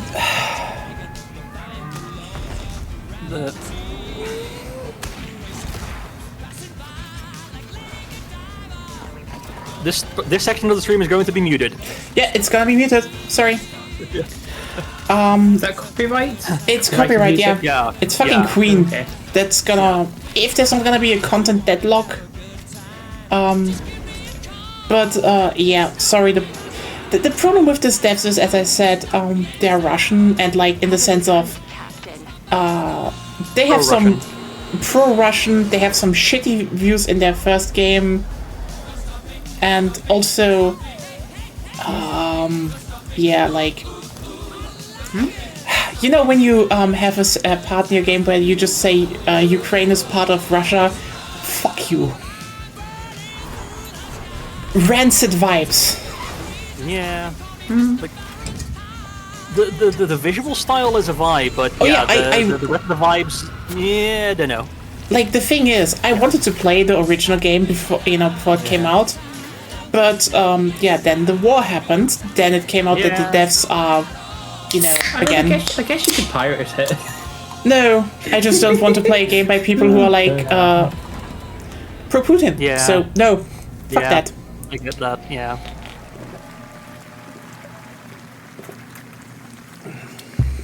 That's right. Atomic Heart 2 is in active development at Munfish on Unreal Engine 5, a spiritual successor to the first game with a retro-futuristic world on a global scale.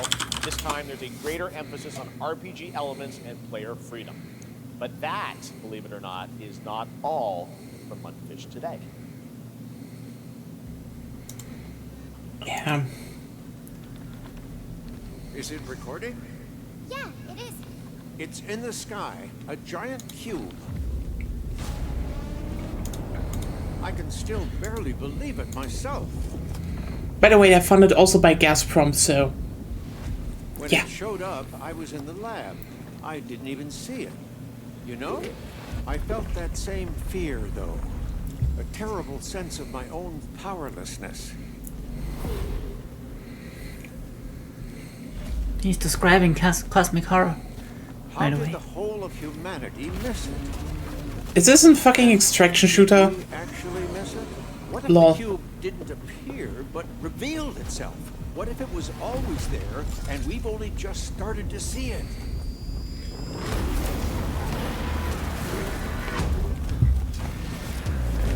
Yeah. That's a fucking extraction game.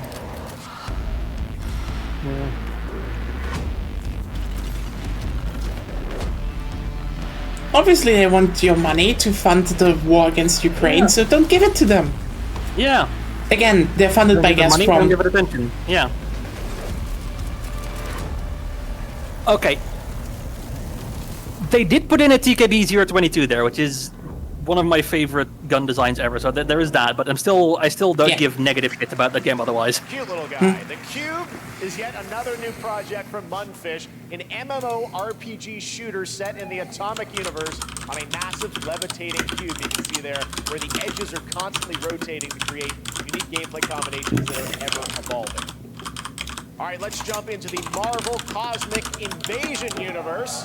The new retro beat 'em up coming to PC and consoles this holiday with multiplayer fun for up to 4 players. You can pick between 15 Marvel characters to play, but so far, only 7 have been revealed. Well, now it's time to meet the next 2.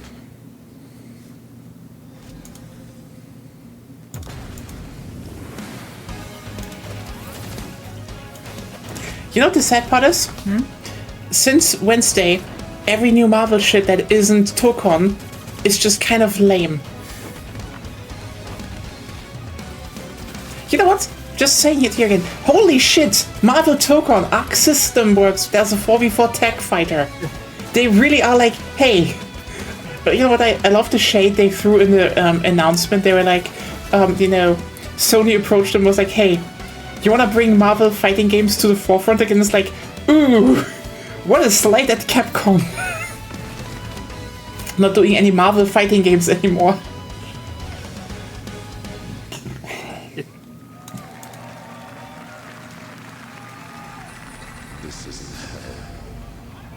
Speaking of. Oh! No, that's Onimusha.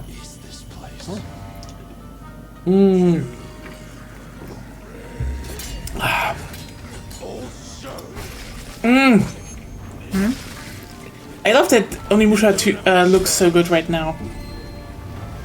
This looks like gameplay. Or at least something that's meant to look like gameplay. They showed that a bit more. It seems more brawlery, so.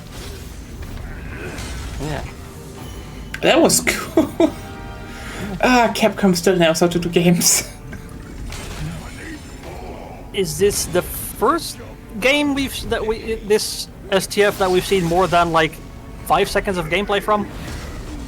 Yeah. I think so. Yeah. No, that was, I think, that one boomer shooter that had like a little bit more, but only and very... Fortnite. Fortnite doesn't count. For no other reason other than I don't like Fortnite. Oh, that's This is definitely the most gameplay so far. I love that attack. That's like yeah. Capcom does Dark Souls like enemies, and obviously has a slam down kick.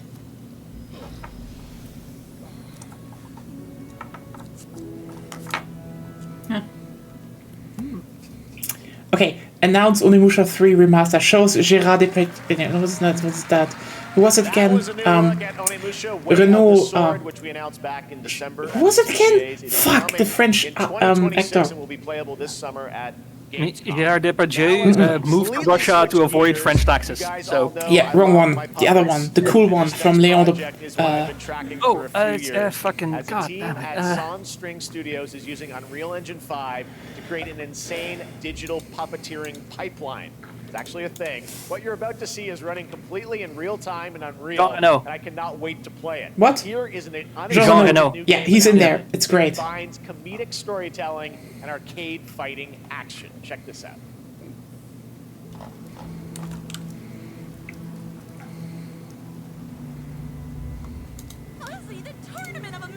punches, you'll get yourself killed.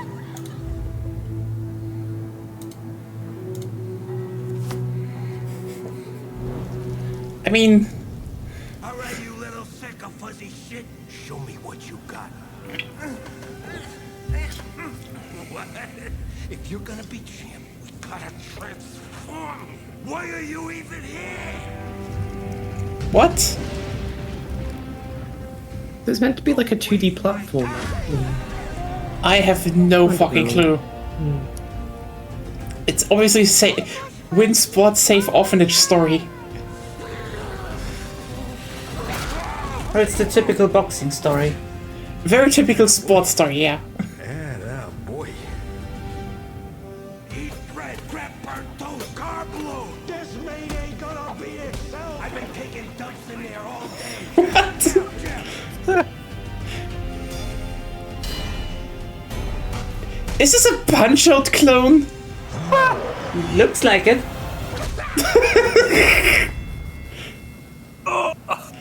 Oh my god!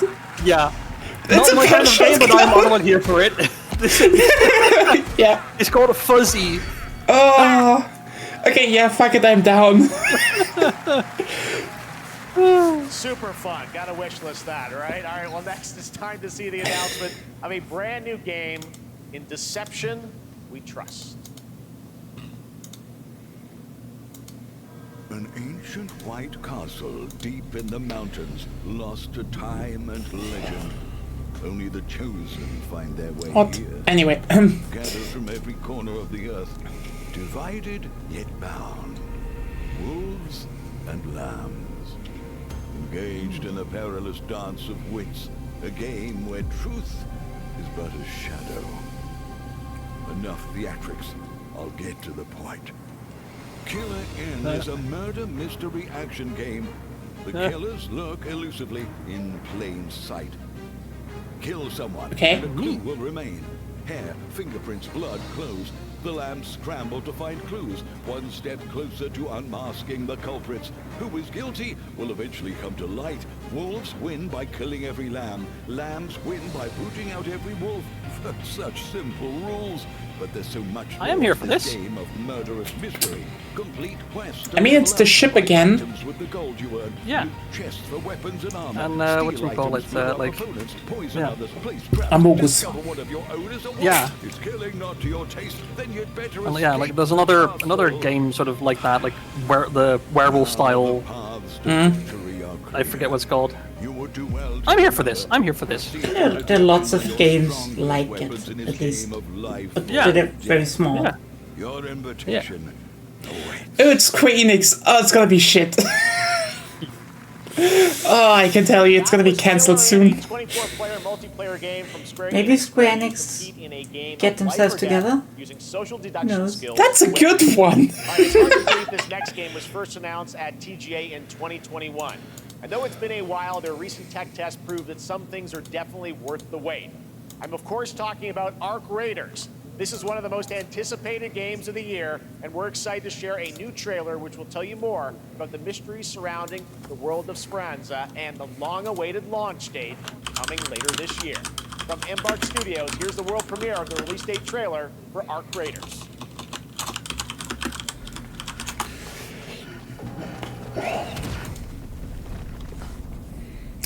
Do we need to know what this is?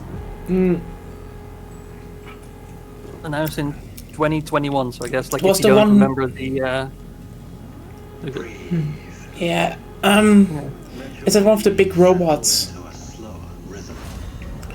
Which, it was supposed to be a co-op defense game. Now it's an extraction game. It's like, I don't know. Yeah. The first stuff looked a lot more dynamic, but you know, who knows? Surround yourself with resourceful friends.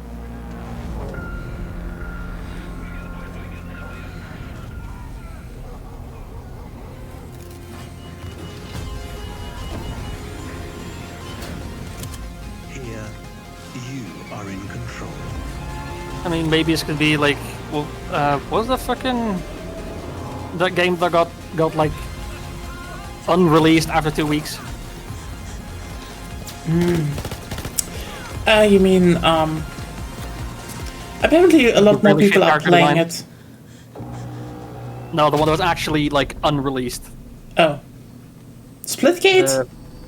I mean, Splitgate unreleased itself a few times and then pretended to be back in beta. No, I mean that one with the trailer that looked really cool until it turned out to just be a hero shooter. Oh, you mean, yeah, that one. That's right, everyone. Arc Raiders Forgot the is name coming already. October 30th, 2020. I don't know, this one was apparently more popular, but... Concord. Yeah, Concord. All right, Dune fans. Now Apparently it was you supposed to be finally good, step but onto nobody the played world it. of Arrakis yourself. Dune Awakening I don't know. combines the survival Probably and was MMO just solid, genres but yeah. with a thrilling cinematic story. No one wanted it Now at the it's on time. PC That was in its just a problem. few days on June Yeah. 10th, but you can play it right now in Steam Advanced And then Access. Marvel Rivals Here's came. a brand new look. And the character designs were hot garbage. It's a Dune Then one. they fired most of the people from Marvel Rivals. No, they've just fired the non-Chinese teams. Which is still shit, but... I mean, but also, one of the guys that worked on it is kind of an asshole, so... Yeah. You know what? I'm gonna ask permission about that. We don't need to Oh, yeah. talk about it. Yeah, I just know someone, like, he was, Yeah, like, really sure. shitty too. But Sorry. look, it's Yeah. sand. I mean, Arc Raiders actually, in the first thing they showed looked pretty cool as this, like, 20 people just charge, like, really fast towards a giant robot, but... I don't know how it is I now. remember the trailer from that one. And now it's some extraction game where I'm like, That thing here? what? We're at the this Dune one, yeah. MMO, I think. Oh yeah, it's a Dune MMO. Yeah. But they haven't really explained where you get resources and how, and also apparently nobody's wearing masks, like, which is like already pretty immersion breaking for a Dune game. Yeah. But you have to see the faces. We paid And- actors for that. It's so fucking funny how every time when someone says you need to see the faces, I will just point to Helldivers 2 and say no. You still hear the voices and stuff. Yeah, but Also, Yeah. I particularly do not care if some, like, how are they called? People that play people.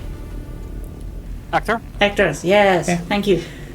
Like, if some actor gets some more recognition or not. It's like, Yeah, but it's like, it's not relevant for me and for the game. It's also not relevant. by the way, that's also one thing when people are like, oh, we need stuff for, video games as you can connect. Again, Helldivers 2, one of the most popular games right now, doesn't need that. And you're like, oh, but we need people to show the face, else they can connect. I will answer to that. Judge Dredd and 99% of The Mandalorian. No one gave a fuck. Like, Kamen Rider. we literally didn't need to see Pedro Pascal. Yeah. Yeah. We didn't need to see Pedro Pascal's face because, first of all, he's amazing. Second of all, he didn't need to take off the helmet because he could act with it. Yeah. They're Do you actually actors. want Pedro Pascal as one of the voice actors? Well, one of the potential voices you get in Helldivers or something like that. I don't care, actually. Yeah. Oh, okay.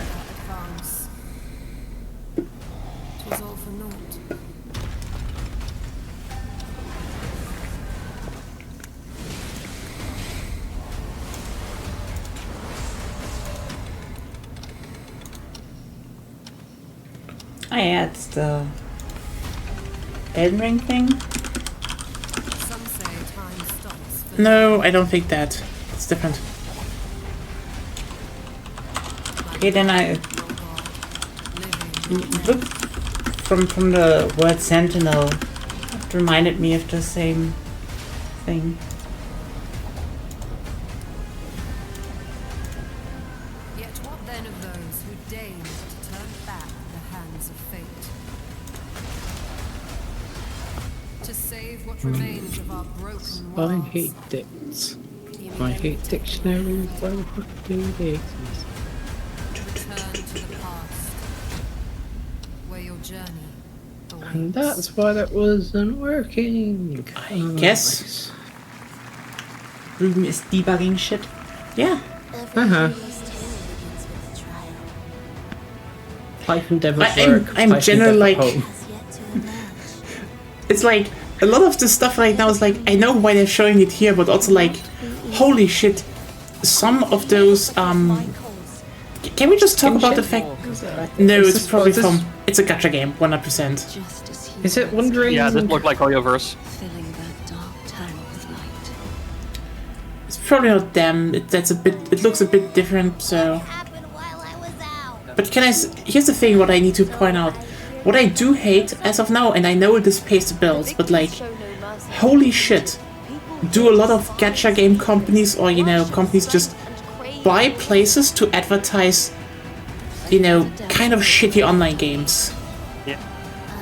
It's makes a lot of money. Yeah. Yeah. Oh yes, Wuthering Waves. Yeah, that tracks. That's it. Probably not gonna be relevant. I've seen some art from it. I don't know anything else about it.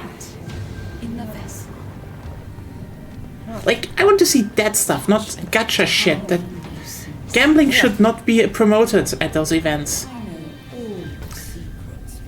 Again, compared to the state of play, that it's like, some good stuff, some stuff where just like, no.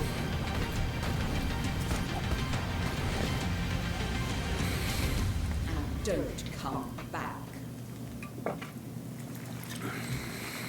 There we go. That's Mio, Oh, Memories it's in Orbit, working. a stunning Boo. new I kind of got the Metroidvania les. platformer that has a demo on Steam you can play right now as part of Rocket Next simulation Fest. Python. What you're about to see next is a stop-motion co-op platformer where everything has been crafted by run. hand. It's called Out of Words, and I'm honored to show it to you today. The rest of that for tomorrow. Yeah. This is so funny. Have you guys played Schedule 1 yet? Before? No, not gonna though. The devs are apparently kind of slightly transphobic, and there's some transphobic shit in the game. So no. Okay. I was aware of that. Yeah, I also didn't know without. because apparently most people don't, because it's like it's not egregious shit. It's mostly just casual stuff, but like it's still there. So I've not Yeah. seen any of the games so far, but yeah, fair enough. And also, kind of it depends how it's implemented, since I don't know much about the game. I don't know. Like obviously One you can't show society being transphobic. You can show that.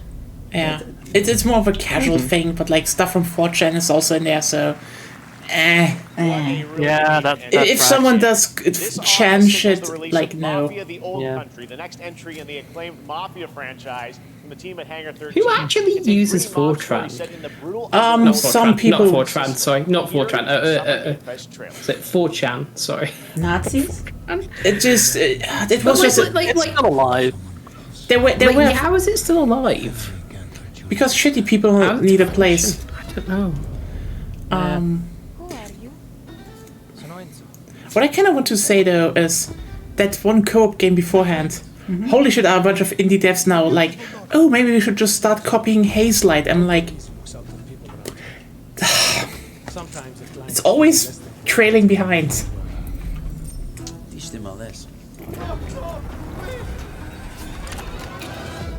Isn't Fortran kind of outdated at this point? Hey, Sinister Solus, it's like a lot of people jumped ship when they realized it just became a cesspool, but like there are a lot of people that were a lot in that cesspool even back in the day, and like people who were on 4chan like 10 years ago now make a lot of a bunch of them are now working in games, and a bunch of them still have this idea that everyone was on 4chan and don't realize that no, not everyone was that. Like the moment people think everyone was on 4chan to a degree, the moment you realize you think that, you should introspect actually. No, The Fortran. Okay. Fortran, I know it was still used for like certain scientific software. Oh, it's used a lot in HPC software, so it's because it's quite fast for numerical stuff. And if you you thought that guy was a stud, just wait till you see this next game. Lego That is not at all Voyages what I thought, captures but- the creative hands-on spirit of classic Lego. Yeah, I players. don't like horses. CUDA's still supported Fuck on horses. full fan to a large degree, so it's good for. COBOL is still in use. Not that anyone Yeah. will use COBOL, but it is still in use because they can't fucking get rid of it.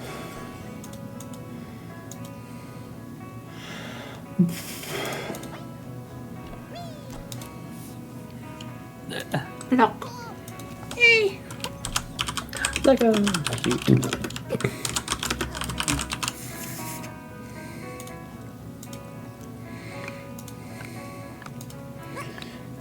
Yeah, sorry. Programming jokes, I can't get that well. 90s. You know what? That's a code. good. That's a good puzzle game. I like that. Yes, we're learning to code. Yeah. Like right now, we are trying to. Learn a proper language. Well, Learn Visual Basic. GD script is a version of Python, so I think it's good enough.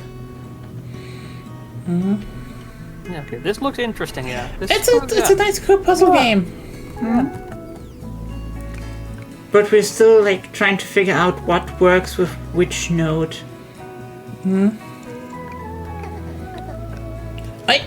That's just wholesome. Yeah. Yeah, the Well, it trailer. depends what you want to do. I mean, you guys want to do game dev, don't you, mostly? Yeah. I've all but given up on doing game dev. Maybe sometime in the future, but I don't. Yeah, how much future do I have left? So. I'm Carolyn 30 I years. think you did get a job, so for that's a few familiar future. faces you Like, you might got have a new grown up job, with that's on cool. Nickelodeon. Some with squirrel suits. It's the thank you, SpongeBob game. Some with science smarts, and some with serious attitude. Well, I'm mixing it up, sorry. Nickelodeon has always been about wild worlds and weirder characters. And while I'm mostly sworn Lena, to secrecy, did And you get people a with a job, foot or- fetish. I am thrilled to have a hand in revealing something that brings a They're lot talking of those over each characters other. together Try like not to do that. never before. Yeah. Sorry. Hope you enjoy the It was first Nya that look talked at over you. Nicktoons and the Dice of Destiny. Yeehaw!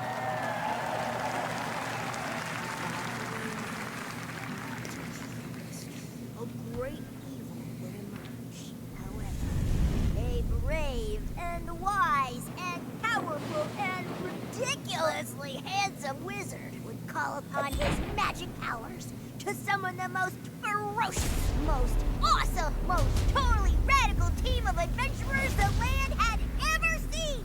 They alone would be able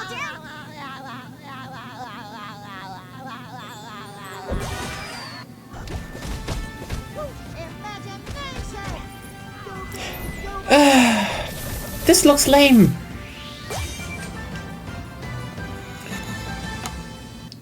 Oh, Can we? There's people who love it, but not for me. It's you know what? It's probably those are those kind of You're games not the that you. intended audience. No, Yes. very much not. Can I say one thing?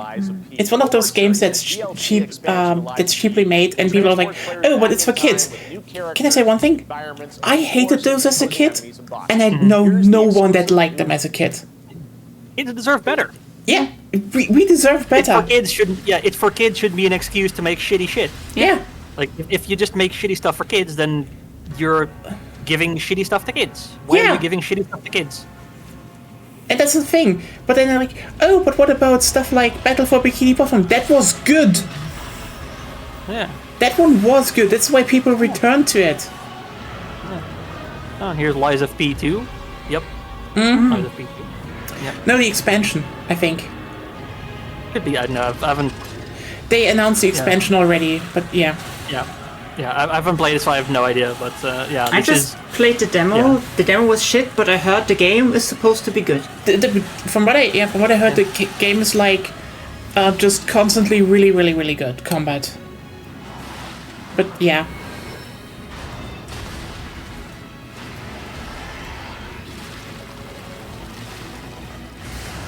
So who knows? You're gonna waiting for Neo 3 right now. Hmm. If it doesn't grab you, like, oh, okay, I want to play something like that. Especially this is already again a montage of finishers and death scenes. It's like, okay, I get the vibe, but I need gameplay. Yeah. Yeah. Preferably Yes, with that's right. HUD. The Overture is available today across all platforms to play, so enjoy it this weekend. All right, next up, the small video game publisher Serenity Forge, based in Boulder, Colorado, shared this game with me a few months back with a DM that said, Doki Doki Literature Club meets Silent Hill. That piqued my interest. I think you might get a kick out of this announcement, too. So Silent Hill. Yeah.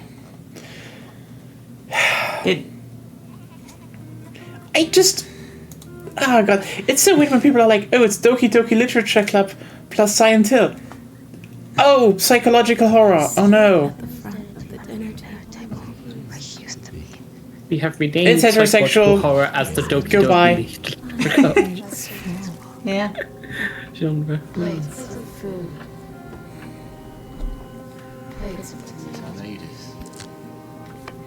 Like we just renamed all music to Hatsune Miku. You mean Vocaloid at that point? No, it's all Hatsune Miku. Everything is Hatsune Miku.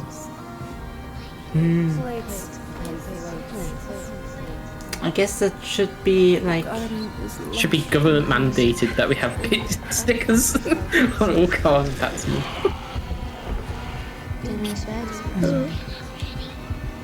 I guess. You know, this could be good, but ever had a trailer that you looked at it and you're like, it's trying too hard? Yeah. That's the vibe right now. I feel like it's trying too hard. That's most trailers, though. Yeah, and the whole, like, oh, That's DDLC advertising. also tries too hard. Yeah. I mean, that is just advertising. Oh, it's psychological horror. Psychological horror doesn't mean Silent Hill, you fucking dinguses. It means a cult occupying a town. All right, NCSoft is expanding its Blade and Soul universe. Let's take a look at the rich lore and dynamic I mean, action. in to be Blade fair, and Soul Neo, the most just as psychologically horror fruit Blade is a and Soul tomato. Heroes. Yeah.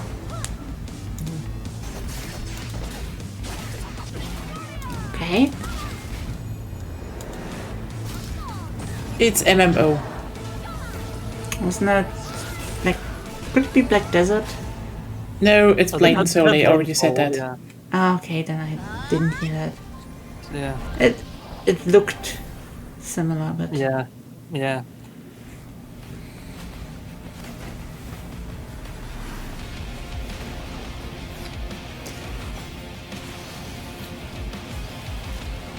Here's a bunch of stuff advertising shit just so we get more whales into it.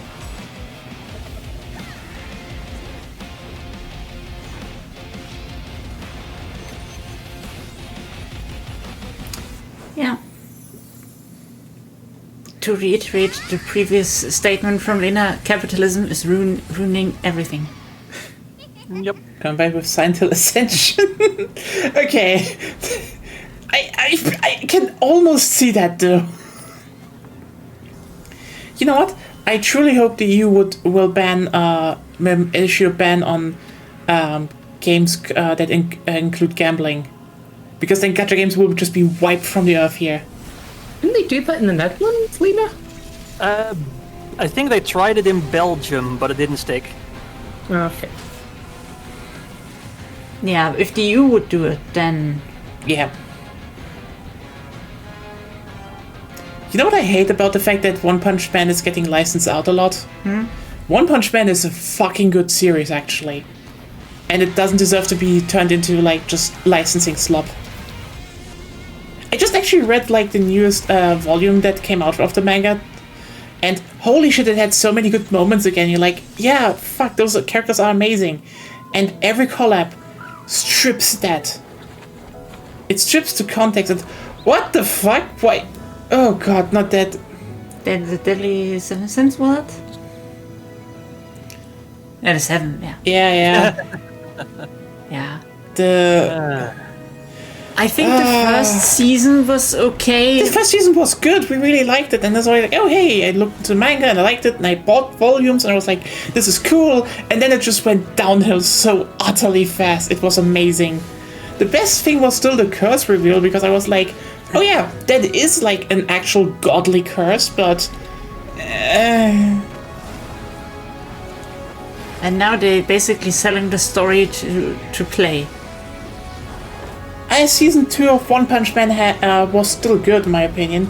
It set up a lot of character stuff, but like the stuff that happens afterwards is like basically the payoff for that build up, and it never got there. And yeah, the anime never got there. Yeah, I mean they're making season 3 right now, and it's probably gonna be better in quality again. So yeah.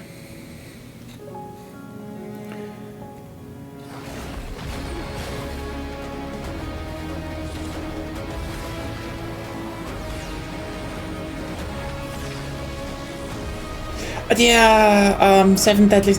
Why do people still like that? I have a feeling there's some people that come into modern shonen without even trying the old stuff, and they refuse to try it. Yeah. 5.6 is available today.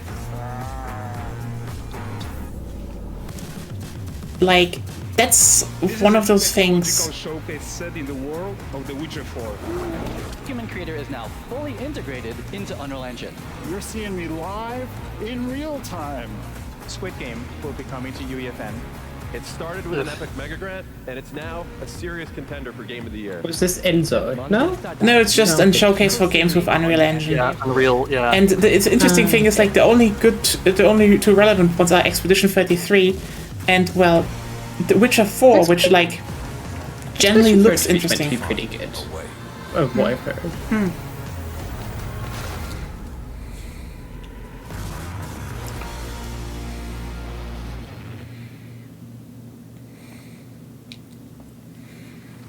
We altered the course of nature. The Jurassic Park game, third entry. It leaked, sorry. Yeah, it's up to us to nurture what we have set free. I think this is somebody trying to do a Jeff Goldblum impression. Yes. They can't afford Jeff Goldblum. No. Well, to help life find a way. They had to. Yeah. Yeah. It's just a bad Jeff Goldblum impression. Yeah.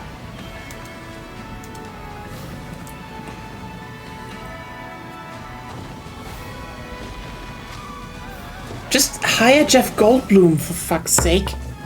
Yeah, it costs money. Yeah. Oh that's no! the problem. You know They what? have Jeff Goldblum money.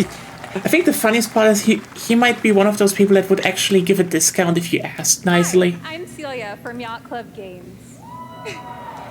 Are you Shovel sure Knight? about that? 10 years ago, we broke new ground with our first game, Shovel Knight. Yeah, Shovel Knight, I guess. I'm Well, thrilled see- to share a Shovel Knight too. world premiere look at our next IP, Mina the Hollower. Mina continues our traditions of refining retro gameplay for a new generation. It's a bone-chilling adventure that it blends intense combat, free roaming exploration, and precise platforming.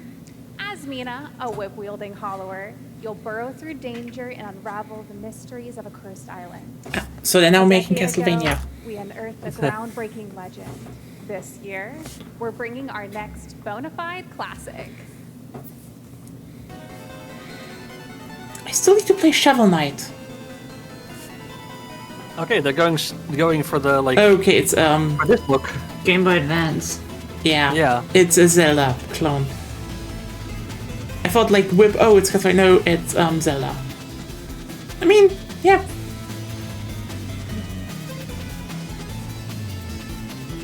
But there's a lot more going on. Yeah. Also, they're showing gameplay. Mm-hmm. Yeah. Yeah. Good. And UI. Mm-hmm. Yeah. Eve, like what a concept! Show your game. Wow. It looks good. All right. This is a special one. Good Our trailer. next game comes from a well-known developer that has done. Yeah. Kyle Bossman, everyone. Final Bossman. All right. Well, let's see what this says. The question is it scripted or not? Probably scripted. Yeah, probably. Hey, Jeffy. If you're reading this, it means three things. Number one, You're killing it at the fest with your oodles of totally natural charisma. Debatable. B, I'm at your house playing long darts with the fam. And 3, you're gonna do me a solid and skip that Silk Song trailer so you can pimp my revolutionary VR gaming venture that will shock the industry probably. A wet one on the lips, comma, waved. All right, let's take a look. It's a Deadpool game. Yeah. Ooh, Medband trailer. Hell yeah. Handcrafted with cuddles by the Mercury MetaQuest. Kick back and bask in the glory of gaming's first quintuple A tropical farming sim experience. Oh, hi, new friend. Oh, yeah! Escape the turd burger of late-stage capitalism and enter a world of VR magic and wonder. You'll care for exotic pets, the elderly, and dysfuncting with hip-hop Satan. Oh, hi, don't worry, he's a fascist. He deserves this big time. This guy's a total dick. What the hell? Who designed this shit? I wiped my ass on this first. You're welcome. Who got That's going to be... That's going to be such a puke fest. Yep. Come true in VR. You know what the sad part is about this? The moment Deadpool really got popular, all their stuff, especially games, that, you know, they start just, again, they try too hard. Yeah. The original Deadpool game was good because it was unhinged. These are like, oh hey, hello fellow leftists. Yeah. Experience building On MetaQuest. Kyle Crane is back as the player character in this title that blends open world and action survival horror. Let's take a look at the latest trailer with some big news, the release date.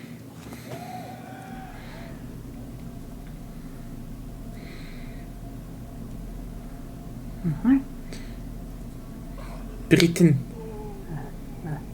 Zombie Briten, I guess. Tagline. Oh no, not Zombie Briten.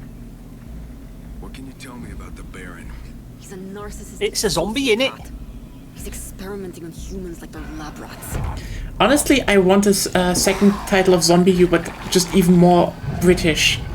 God only knows what the Baron's planning to do with those monsters.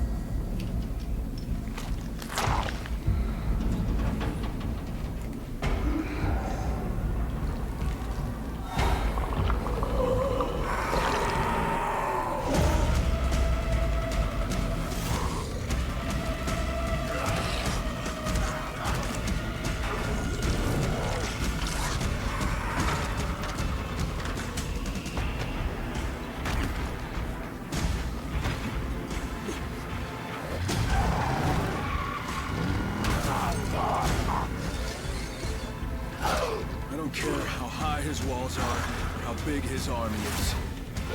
That fucker will pay for what he did to me. All the years he took from me, all the agony he put me through. You want revenge? Damn right I do!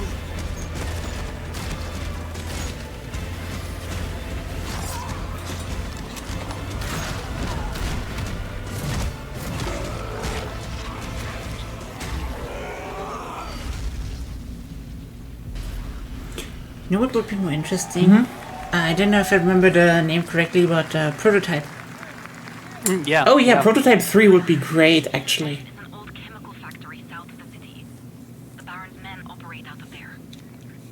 I'll go there and fucking kill him.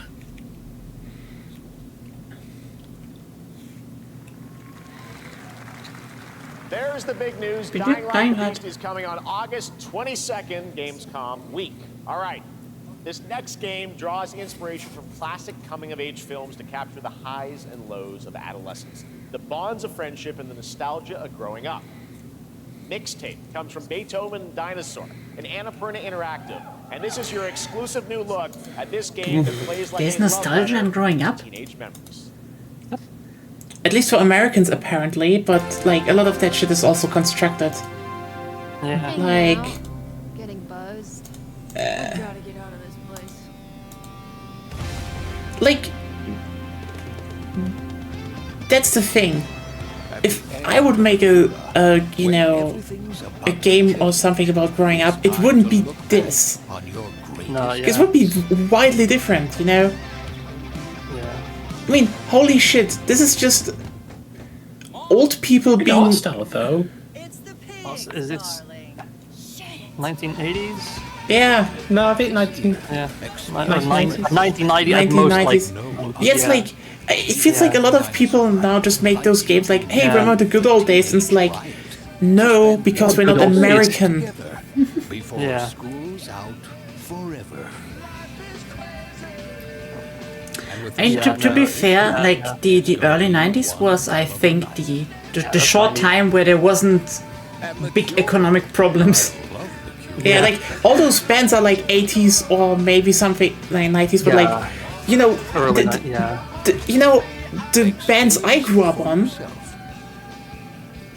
it would be a lot of Linkin Park and Green Day and Nothix and stuff like that, you know?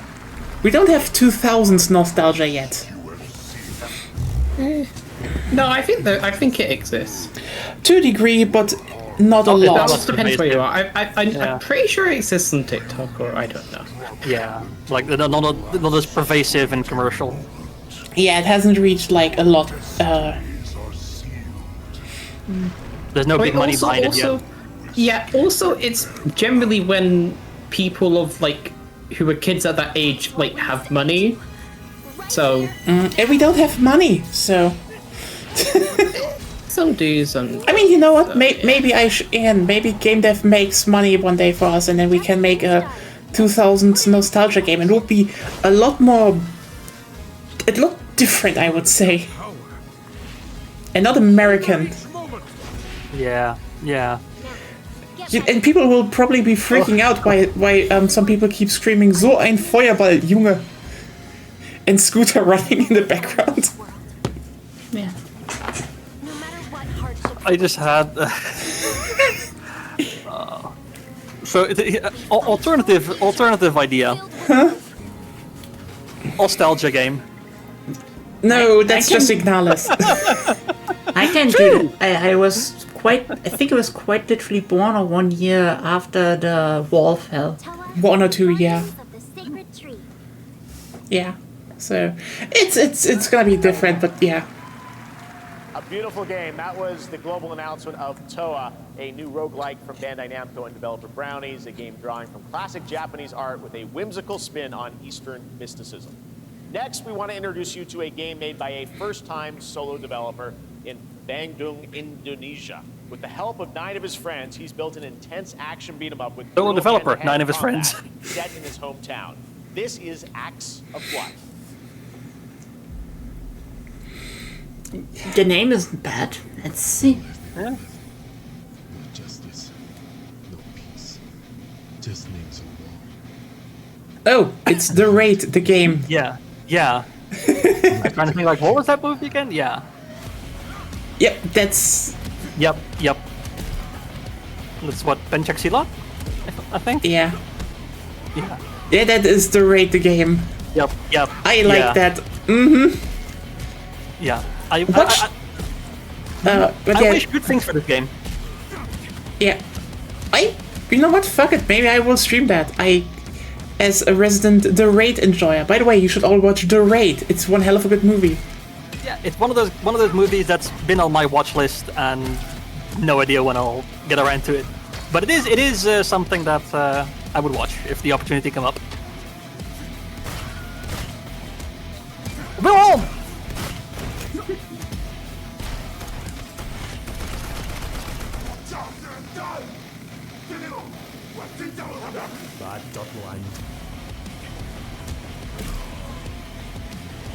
Yeah. Also, the soundtrack goes hard, so yeah. Yeah. Yep, this is just a fucking Raid. This is just like straight out of the fucking movie. I hope this game becomes a success. Yeah, I hope so. Amazing what these solo devs can do today. Oh, yeah, with 9 friends. From Montreal-based Tribute Games, the makers of TMNT Shredder's Revenge and Marvel Cosmic Invasion, which you saw a little bit earlier. If you're like me, you've been waiting for more than a decade for this reveal.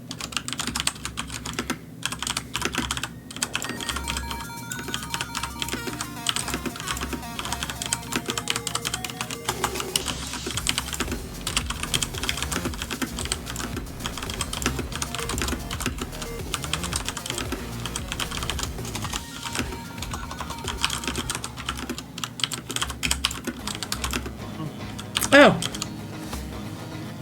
Scott Pilgrim. Yeah. Ooh. I mean, the anime was pretty good as well. Right, so. Have you not watched it? No. There's a lot of stuff you need to catch up on. If you want to launch it, you don't have that much time to watch it. Yeah. I mean, they're making a sequel to the game that everyone liked and then was in limbo and... Oh, is this a River City Girls clone? Look like it. I mean, I guess. River City Girls is good. You know what I would like to see though from, again? Because this, that artist was hired for a game called Mercenary Kings and that was good. Should stream that at some point. With his fist flying in a brand new brawling adventure in EX, you'll battle through space-time and the streets of my hometown of Toronto with Scott, Ramona, and 5 of their former rivals in this online 4-player co-op adventure with a story written by Scott Pilgrim creator Ryan Lee O'Malley. All right, we're going to be right back. Canadian? But first, we have a very special message from Maggie Robertson, TGA winner in 2021 for her performance in Resident Evil Village. Oh. Ah, there you are. Wait long. We've been preparing delightful ways to make you suffer. So enter the village if you dare. We've slashed the price to be lower for you silly little mad things. Yeah, everyone being horny again for her. Word, you ungrateful wretch. There's plenty They know exactly what they're doing. to go around. Yeah. Now cease this They know their audience, and make their your target decision demographic. wisely. Yep. Yep. Yep. Capcom knows that. Just put her in Resident Evil 9, you cowards.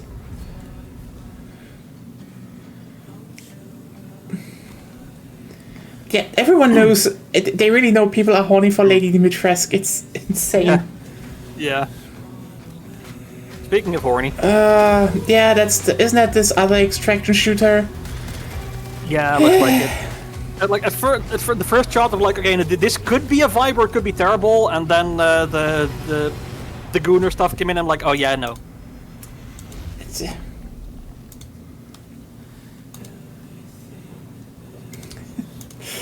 keeps writing Scott. You know what the funniest part is that this is like, oh, you know, we put women in like skin tight suits and like, sorry, not the same sex appeal as Lady Dimitrescu. Yeah. With the hard. What?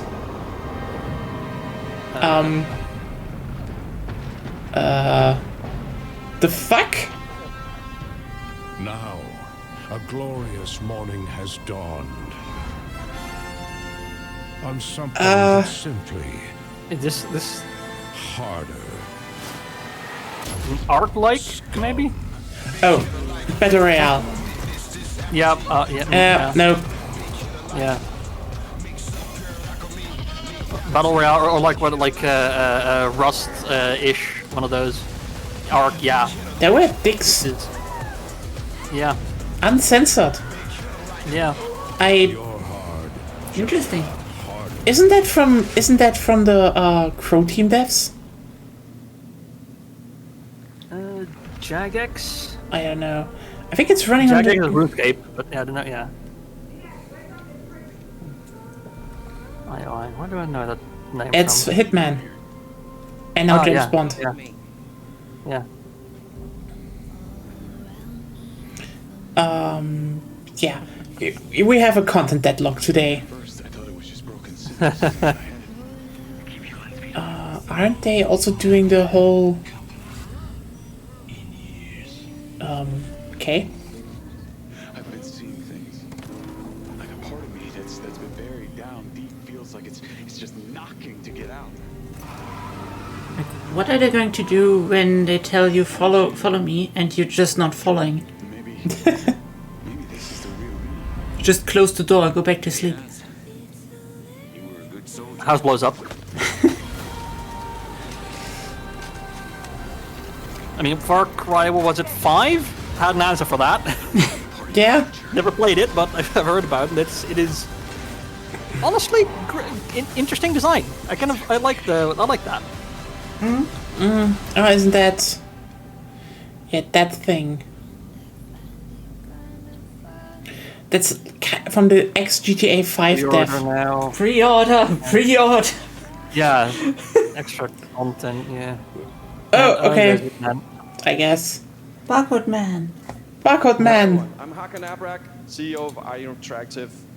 We can't wait for you to discover Mindside when it launches on June the 10th from Builder Rocket Boy and IO partners. And yes, you may have noticed Agent 47 will be contracted for a very special assignment in Red Rock City. This week, It looked like what if Agent 47 was slightly wider and had a beard. Oh yeah, the non-British. This week we finally revealed 007 First Light to the world, and your reactions were heartwarming. It's coming in 2026. It was kind of more lukewarming, my guy. We are bringing someone into Hitman. Marketing copy. Who is very dear to the Bond universe. Let's take a look. I mean, it's Nathan Bond. I mean James Drake. I mean, sorry. He's not British enough. Shadow banker, Dino known Monarchy. only as Le Chiffre, a financial mastermind who's suspected of okay. the criminal underworld. Yeah, it's fake Mads Mikkelsen. Poker game at the Casino Monarchique in Paris. It really is just It is Hitman. actually not Mads Mikkelsen. They just didn't do a very good job with its model. How the fuck did they manage to do that? They could have just called Hideo Kojima. He would have sent them all the files. Just be like, be accurate with my meds. And they have actual Mads Mikkelsen as well. He's the only one. Okay. Well, this is turning into an interesting evening. Welcome to the VIP room here at the What? Monarchique. I mean, honestly, I'm on board with the idea. Yeah. Yeah. So nobody questions the barcode. No one. Hitman and 007 are coming together. It would be cool if in that world lots of people had barcodes. Players waited a long time for 007 First Light. It's just around the corner, coming out next year. Just around the corner next year. Hitman is live right now. So I thought, Geologically speaking, it might as well already be I out. asked a fellow Danish friend to join me here. As a matter of fact, he is here with us today. That's right, everyone at Summer Game Fest, please welcome the great Mads Mikkelsen.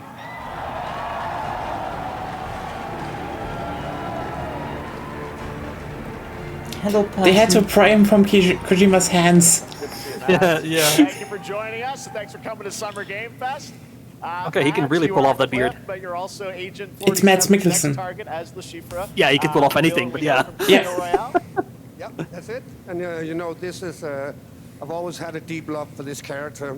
It's a role that means a lot to me because of a lot of reasons. So when Haggard gave me the chance to step into the shoes of the Schiffer once again, I did not hesitate for 1 second. But this time it's a little different. He's more confident. He's dangerous. He's not just a brilliant mind hiding behind a desk. He is visceral, unpredictable, and ruthless. And let's just say this time he doesn't outsource the violence anymore. Doesn't that also all apply to the movie? Yeah. So this mission is set in a casino in Paris. We want to make an homage to the movie Casino Royale, while keeping surprises for our players.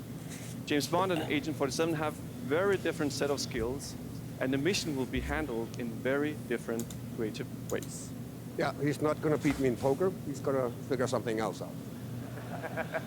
So I guess it is not just about the shot, it's about the bluffing around the table this time? Yeah, sure, exactly. It's the Schiffer is always like 2 steps ahead of you.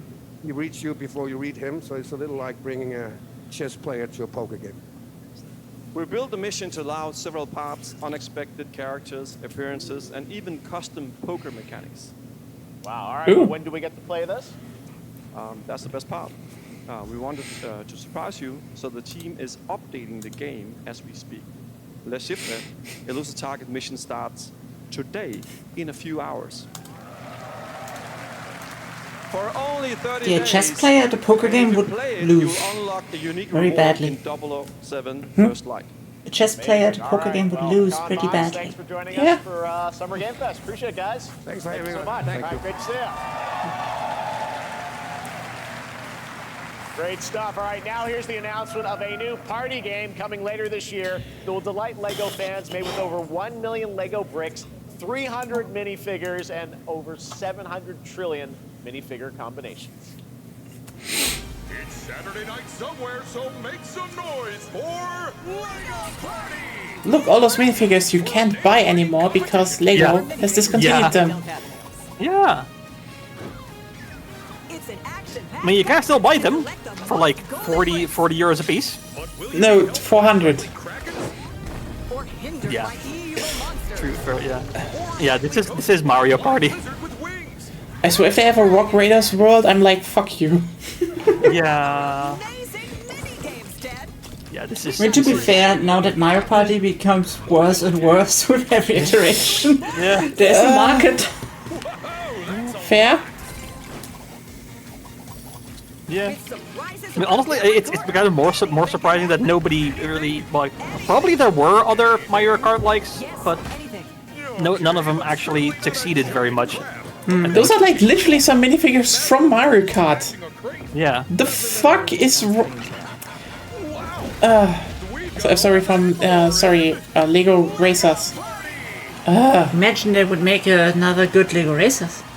Dokapon Kingdom. Honestly, Lego Racers would be great. Yeah, you're right. Dokapon Kingdom, yeah.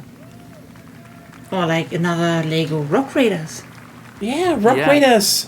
They I would like a remaster of it. From Dreamhaven and Moonshot Games, I need to get that game 20 someday. Across 5 ships venture into the most treacherous region of space, hoping to get their hands on the I have a few artifact. actual The sets game of is called that series. Wildgate, and the open beta starts next week during Steam Next Fest. You And we're kinda also very happy have to announce oppose the game will viewpoint launch that it's the most on treacherous July part of space because that's probably a black hole. 5 and Xbox. Let's see what it means to get Yeah. into some serious space shenanigans. But let's see.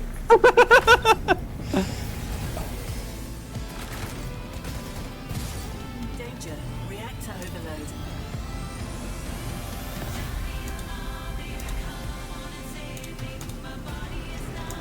Good vibe.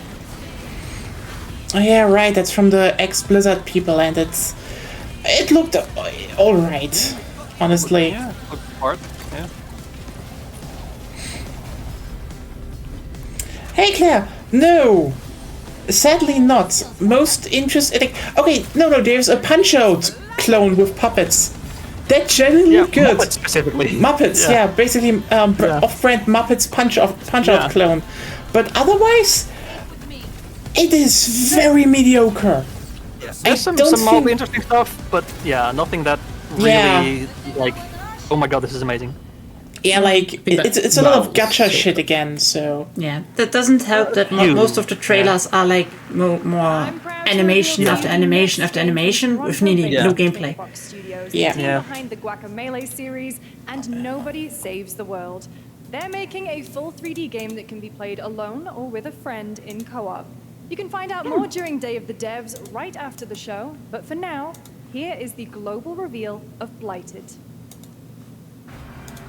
Looking over this decaying world, one can only wonder.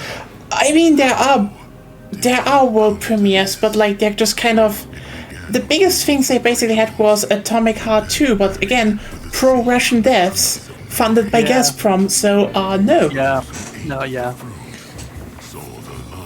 Oh yeah, Yacht Club games. That is true. They're basically making Game Boy Zelda knockoff. So that's good. That's good. Yeah, like there are some good ones, but like nothing that at least for me nothing that made me go, oh my god, this is I'm really looking forward to this. Like here's the thing, a lot of the stuff I would say, oh, I know for who this is, was stuff that was already announced, and it was more like, oh hey, for example, how's it called, the Lies of P thing is out today. Okay, that's neat, but otherwise it's just like... That was how's the word called? The first but optional Bloodborne boss sound effect was that? Yeah. Cleric Beast? I think so. You will call Cleric Beast. But like, yeah, I mean, the best thing we had so far, like, it really felt like Sony just got all the good announcements of this year for like their state of play. There is more Blighted coming up right after the show and Day of the Devs. All right, next is a first-person survival action horror game from Team Cloud. It's a new team of 50 with founders in Canada and Armenia. They partnered with the new Munfish. Oh yeah, right, the Raid game. Sorry, it's not the Raid, but Indonesian Dev makes basically a game that's the Raid. Yeah. So yeah, I'm down for that. I will play that. I mean, they usually have a bunch of stuff at State of Play that is for like one audience. So like, I think this is probably the biggest problem States of Plays have. It's like, they usually are like, here are games for like very specific audiences, and if you don't vibe with that, or you know, are like, oh hey, I might be into that, you don't feel shit about it. It was just, you know, the recent one was basically for all the sickos that's on Blue Sky. So, you know. I haven't watched the State of Play because of the other stuff that nights out. Oh, I have no idea what. Yeah. Oh, basically, there's a new puzzle game by the Tetris Effect makers coming, now with Puyo Puyo mechanics. Pragmata is coming next year from Capcom, so good survival horror with cute small android girl. Romeo is a Dead Man, Suda51 new IP. Looks amazing. Yes! Those are the first 3 ones. Then we had, what was the third one? Again, they just showed some more Silent Hill and then Silent Hill F and like when it releases. Neo 3 was announced, dropped immediately a demo. So, yeah. Babyfreistoß. Babyfreistoß! Sorry. Final Fantasy Tactics Remake? Yeah. That came... and basically, they had some good... They just had good games there, yeah. And then they ended out with Marvel Tokon. So, like, Arc System Works does a Marvel fighting game with 4v4 tag teams. Watch the trailer. It is such a banger. Like, the music is on point. The voice acting is perfect. They found the... sorry. I think I've seen some part of it. I'm not sure what. Growing Martian zones force the Thalassic Federation to advance its Project Enterprise.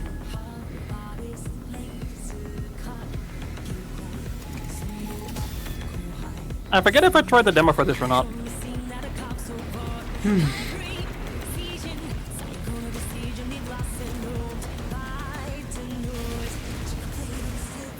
Yeah, that one looked good. The L, it looked really good.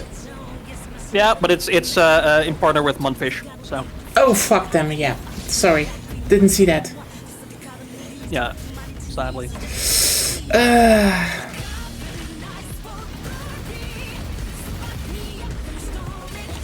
Trailer's good. I want to see gameplay. I think it's free to play. You can play it right now. The demo, I think they said. Yeah, still. Okay. Like, yeah. I rather see it than download it for how long and then look into it. It's like, eh. Yeah. No, I don't have Mecha Break on my Steam. Yeah. So You know what? I tried it. I think this show can currently just be summed up by the fact that they literally brought the voice actress of Lady Dimitrescu back, not to announce anything Resident Evil related, but a sale for Capcom. Like, I mean, there is a new Onimusha trailer, and it looks good, but like, we already know Onimusha, and we saw gameplay, we just saw more gameplay, and yeah, Capcom is making a good Onimusha game. Like, the boss is amazing. Like, honestly, it's bad. This Summer Game Fest is so mediocre. Holy shit. Yeah. And I guess it's so just much the perspective of people who played a long time. Yeah, I mean, I think the biggest problem I feel like right now with the show is just they have some interesting things, players traverse the oversized but world not around really them, good stuff. filled with local wildlife and hostile machines. Built by a small 8-person studio, this is Infinitesimals. And Epic Games really is buying up a lot of space, you know, besides the gacha game publishers, so holy shit. Mechanicals approaching. To be fair, like, I think the gacha game, there was just the one Wuthering Waves trailer. No, there were a bunch more. There were a bunch more ones. And yeah, it's like, oh my god. Yeah, like Epic had a trailer for the Unreal Engine. Not only that, Epic Games Publishing now announced 3 games on this show. Industrial civilization. 3. Yeah. I mean, they look interesting and cool, but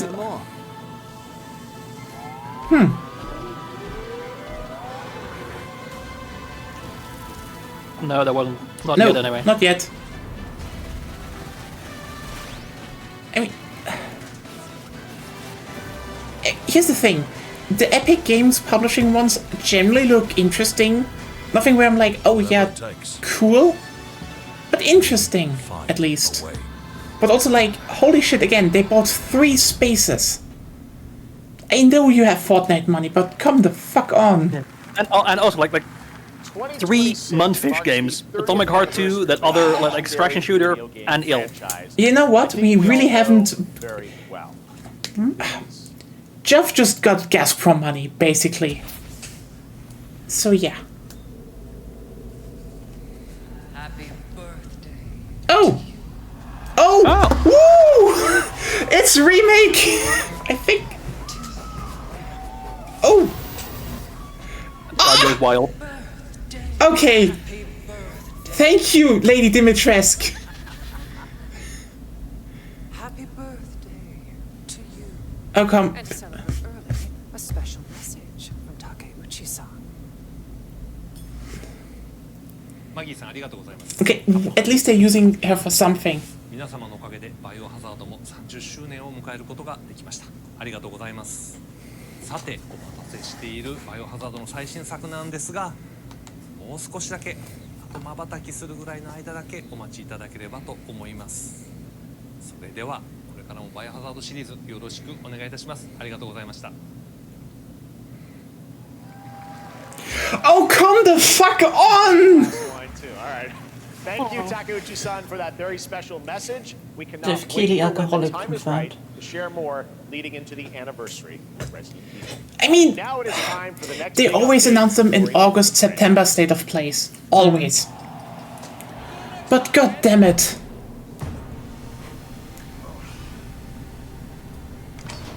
Yeah, there isn't even cringe shit. It's so boring. Okay, bullshit wrestling stuff. I like it. Yeah, it's not The Rock, but there is other wrestling at least. Yeah. Okay. What?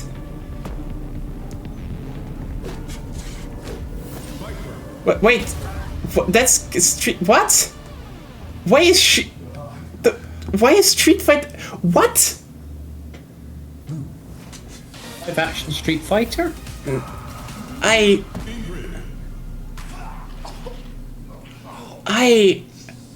Is this a new season pass announcement for Street Fighter 6?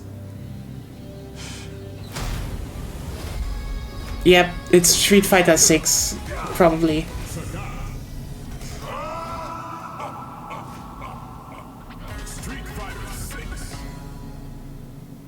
I mean, C Viper's coming back.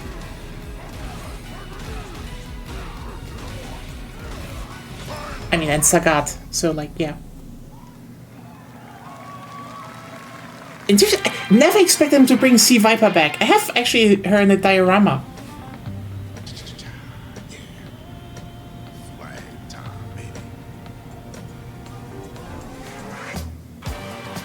Okay.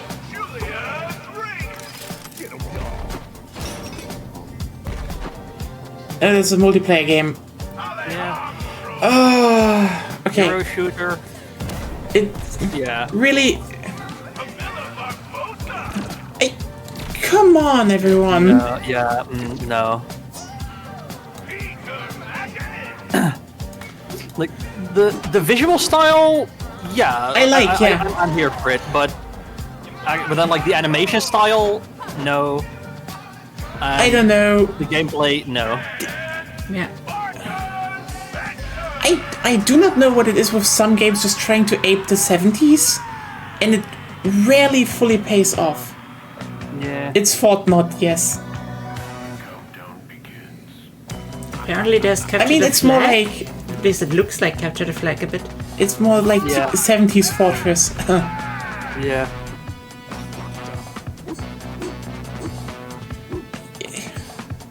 Team Seventress. Honestly, at this point, if someone just made a Team Fortress 2 clone with just better balancing and maps and some more tech, it would actually be popular, probably. But no. The new Unreal Tournament would also be fine.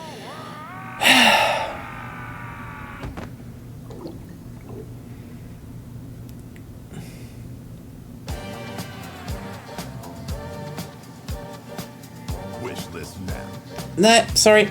No. It's just I like. No. When the shooting looks mediocre. I do like the 70s style. That's all I like about it. Which is the ultimate game of Capture the Flag set in the 1970s, as you saw. The closed alpha starting later this year. Next, we have a beautiful new trailer for a Souls-like action RPG game developed in China by Lenzi, Wuchang, Fallen Feathers. You know what the funniest part is? They're saying the ultimate Capture the Flag game. Jeff and everyone who develops this game, Capture the Flag is not a popular game mode. The moment we realized there could be other game modes like attack and defense stuff or domination, Capture the Flag fell out of favor.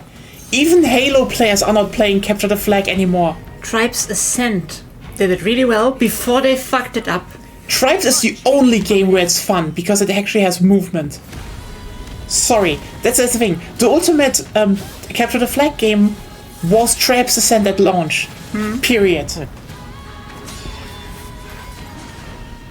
Oh, I could just play that. I should stream Deathloop at some point. Oh, I like this bird design. Bird. Now's the question how poise works in this game. That's the problem most of these Soul-like games have. Like, you need a lot of information to actually assess if you want to play them. Yeah. To finally awaken you.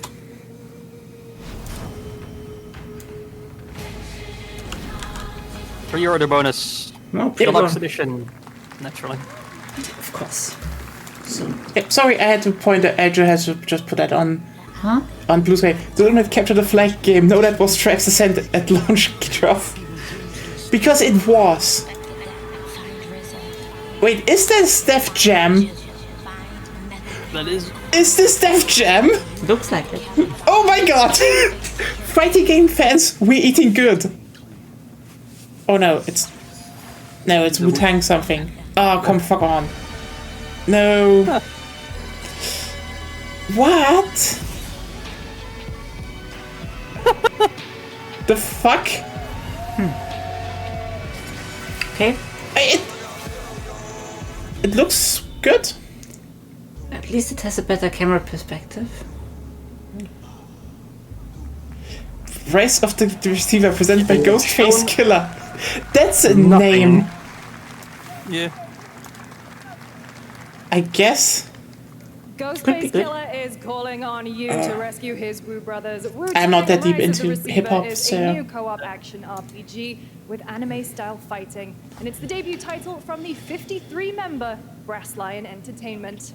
Now, here's a new look at Guild Wars 2, which has new updates, including player housing and is free to play. Guild Wars. This weekend, to celebrate SGF, you can take advantage of double XP all weekend long.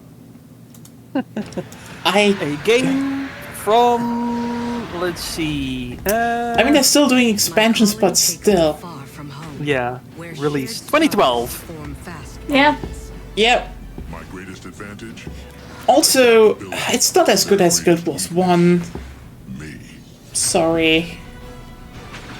Like, here's the thing. I love the exploration in the base game. but then they ran into the same problem of, oops, we don't have any gear or shit to do, and everyone's like, but it doesn't want to be this kind of MMO. Yeah, but that's why it's boring. And everyone who has defended it has never played a good MMO. I really hope the third game is actually gonna be better. Anyway, more gacha shit. More gacha. Yeah. God damn it.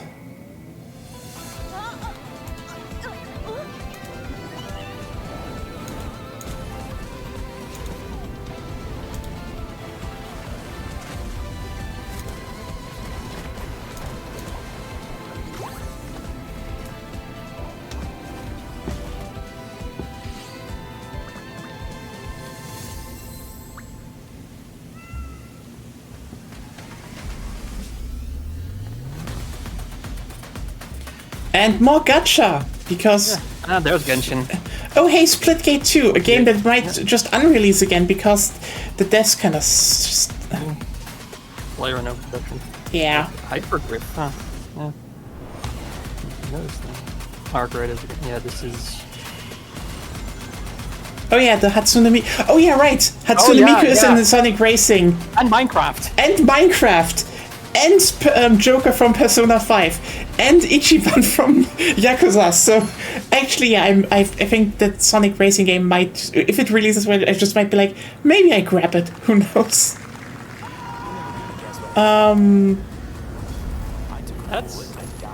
Yeah, so I guess it's just like, hey, it's on the.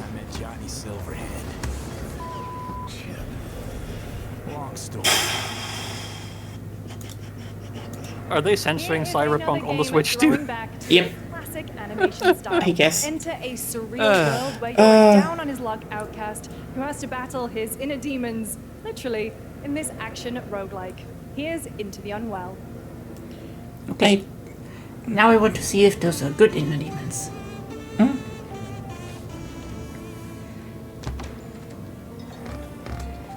Okay.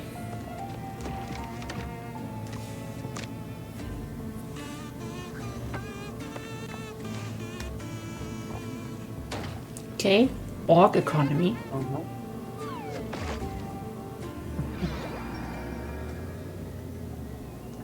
Is that the same old style, but now in 3D? Yeah.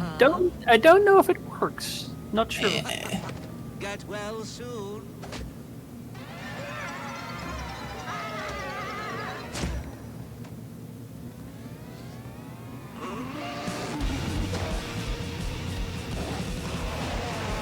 Maybe it's too much for someone like you.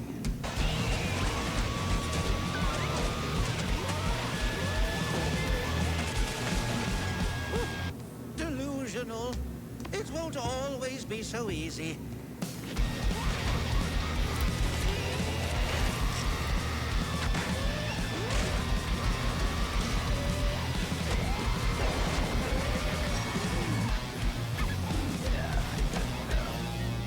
You still look a little unwell.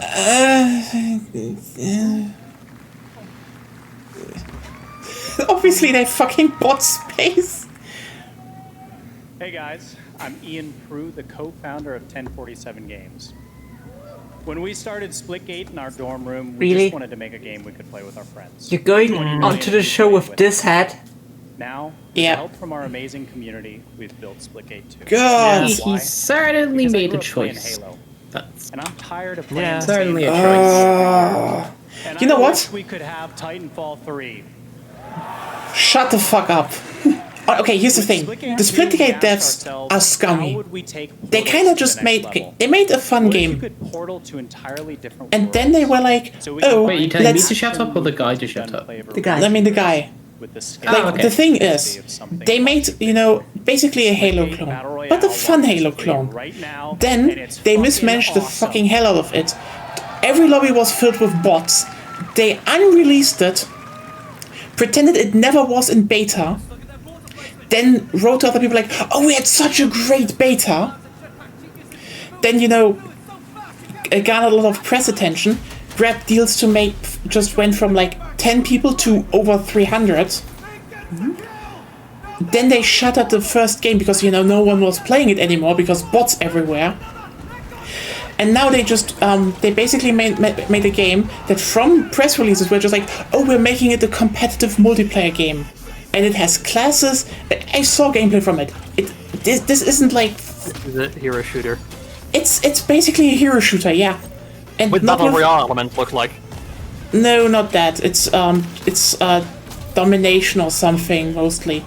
It's just like very boring stuff from Call of Duty, and yeah, the first game was a Halo clone, which was fun, but this one is a Call of Duty clone and just tries to be really, really hard to just. Also, again, they literally went like, oh yeah, we want to make the next competitive multiplayer game, not, you know, a game they want to make. The devs are shit. Again, they killed their own first game, and now they just grabbed a lot of money to make a supposedly better game. And general rule of thumb: you don't make a competitive anything game. You make a game, and either people want to play it competitively or not. Yeah. Now we are honored to showcase the latest project from the talented minds at RGG Studio in Japan. Oh.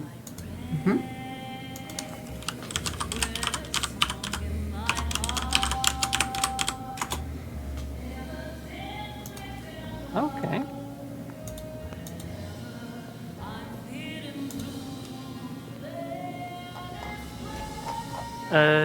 Yeah, it looks like on the... now it's working again, yeah. Oh, yeah. What's the best part of those kind of games? The codes. Yeah.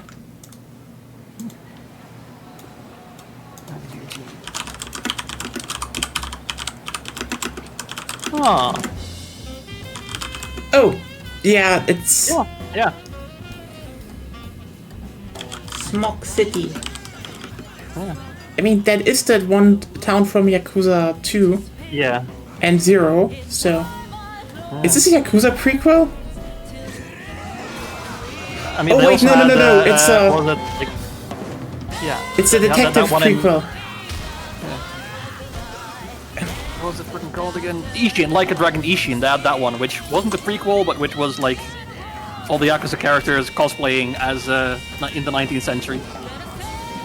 Yeah, but I think this is like the Judgment spin-off?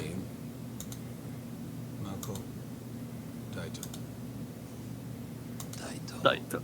A Jap then, huh? Don't I look like one? You're not?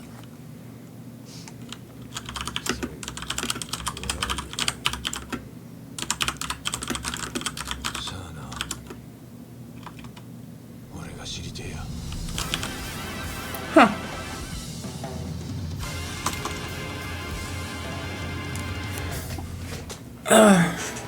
I have some friends who will be super excited about this. I mean, they make good games. We saw it at TGA last year as Project Century set in 1915, and now the full name has been revealed. Stranger Than Heaven, the brand new title from RGG Studio. This time it's now 1943. And knowing RGG, I'm sure more surprises are surely on. That guy's John Century then. All right, well, we're almost done here, but we do have one final, very special global game announcement to share with all of you who've been waiting. Today we've showcased a lot of projects from teams around the world, including many brand new studios. It's gonna be Silksong, isn't it? But this one comes from a studio that is no stranger to delivering blockbuster games time and again. When I first got a glimpse at this project last summer, I was absolutely blown away by the scale, scope, and ambition of this developer's vision. And while there are many places, really any place, this game could have been revealed, we are so deeply honored that we get to share it with the world right here at Summer GTA 7. FBI.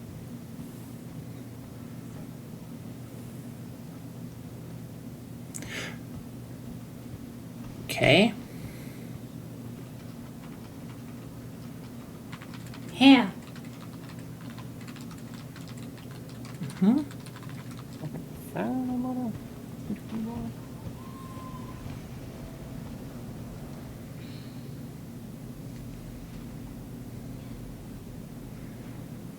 This feels Remedy-like, but... Huh. Grace. Grace. Grace Ashcroft. Yes? My office. Oh, coming. Doesn't look good enough for Remedy. Fair, but I'm like, I'm trying to find the, I'm trying to suss out the vibe which studio this could be.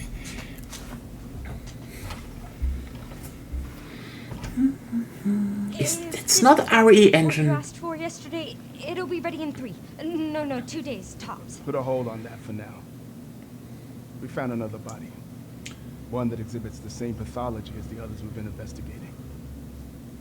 Now I need a good technical analyst on this. Okay.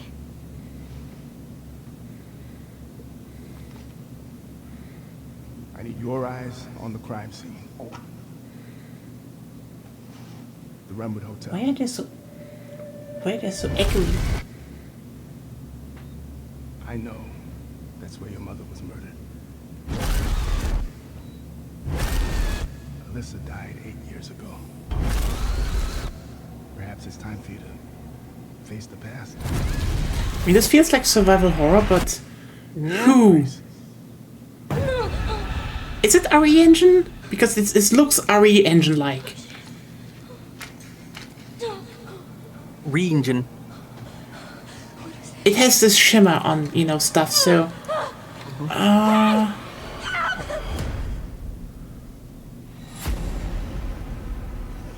Stay close. Yeah, it's not right. So, like, which engine is it? It's... One that I've been searching for. Special one. The chosen one. Miss Ashcroft. Ashcroft, that is Resident Evil. Investigating all these That's a bomb. deaths, huh? Atom bomb? Yeah. Have you seen the same shit I've seen? Please know that you are my hope. Everyone's gone. RP. Yeah, that's Resident Evil. Woo! It is RE Engine. Yeah.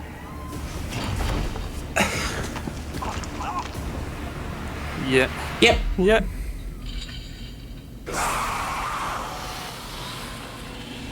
Yeah. Now's the question. Resident Evil recreate. Nice. Now's the question. Will they sell unnecessary in-game items again? Yep, probably. February 27. Obviously, it's an early release. Okay, one good announcement. Resident Evil Requiem. And it will be playable. But does it have Lady Dimitrescu in it? Gamescom will also Maybe. be hosting opening night live on Tuesday, August 19th. Resident Evil Requiem marks a bold shift for the franchise, both in tone and gameplay, and today's reveal isn't just about survival horror. Expect high-stakes cinematic action too, with much more to share soon leading up to its launch on February 27th. The fuck is high-stakes cinematic action? No. Amazing. Think buzzwords. Yeah. Amazing announcement. We have cutscenes. Oh, fight! It was like so not interactive. It's a movie. I mean, they always announce it around that time, though. So. Lucy got to see the trailer for the first time. I know. I can't believe it. You kept that so I mean, secret. RE5 is a solid game. I can totally see how they just connect that into a more open world style game with co-op. Events this weekend you can watch and to highlight even more games, including the Xbox Game Showcase on Sunday. And stay tuned online to see many of the playable games at Summer Game Fest Play Days that's taking place this weekend in LA. And make sure to stay tuned for Day of the Devs, which is coming up next, with additional new reveals from incredible independent studios around the world and deeper looks at some of the independent games we showcased today. Thanks so much. Fair point. Yeah. Thanks to you, Lucy. Great job co-hosting. I mean, I was like, Ashcroft, and then, the distressing, like, it's Resident Evil. On August 19th. Thanks, everybody. So it actually ties back to Raccoon City. Generally interested about that. Yeah. I mean, I kind of wish they would have gone for full schlock again and would bring back Wesker. They have a way to do that. But,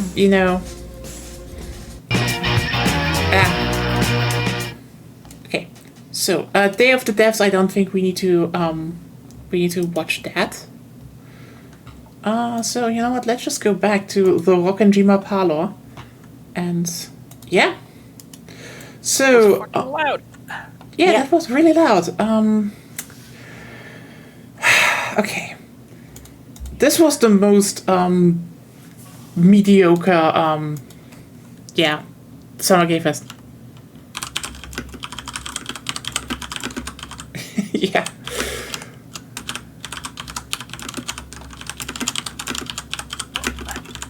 I mean, the thing is, the stuff that stood out was like, you know, I mean, you had RE9. I want them to get to the RE6 remake ASAP. Yeah. It would be interesting, but yeah. I mean, here's the thing.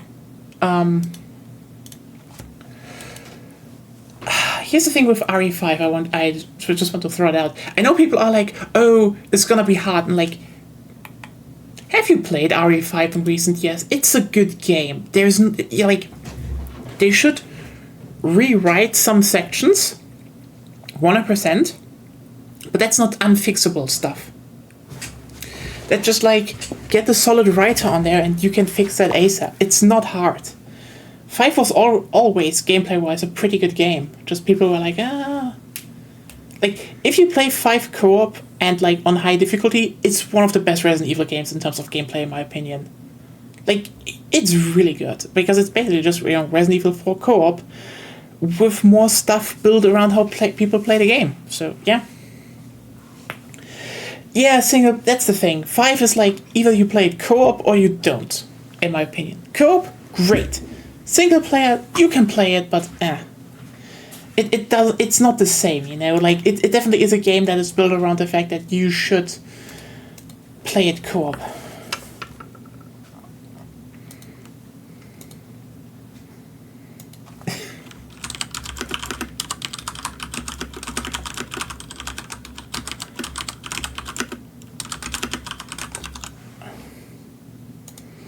But yeah, this one, let's just go over the stuff that is interesting. So we had so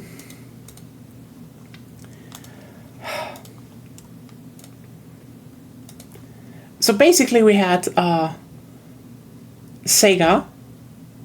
Like the Sega games were good. You know, oh hey, we show again more from Project Century. Cool. I don't, is it a name now? I think so. I just forgot. Yeah, those the Something Than Heaven. Stranger Than Heaven. Yeah. Stranger Than Heaven and Resident Evil Restream. The good announcements.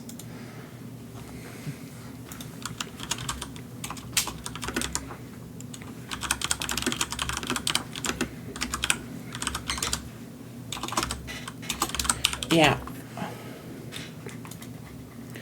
Then you had Hatsune Miku in Sonic Racing.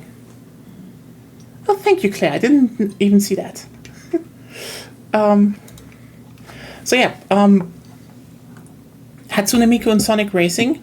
That was fun. So like, I mean, that announcement just spiked the sales for that game instantly because it's Hatsune Miku. You know, the thing is, Hatsune Miku is already such a meme that, you know, if you bring her up, people will just be excited because it's Hatsune Miku. But like, that's that. Epic Games showed like 3 games which all look interesting. I can't say more about them. They look interesting, not more. The Muppets boxing game. Yeah. Muppets boxing, Stranger Than Heaven, which was already shown before, and that one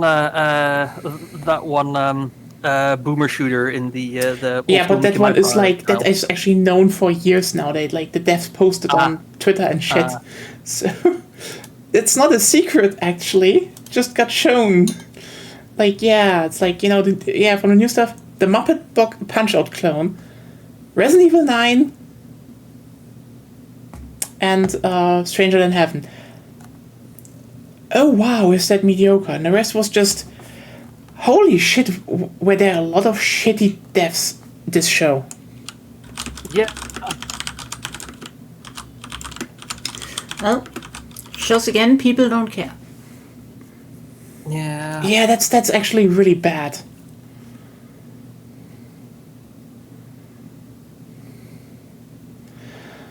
Like, that's probably, like, you know, you had a lot of gacha stuff, and then just Munfish had, like, 3 slots? Yeah. Wow, that was bad.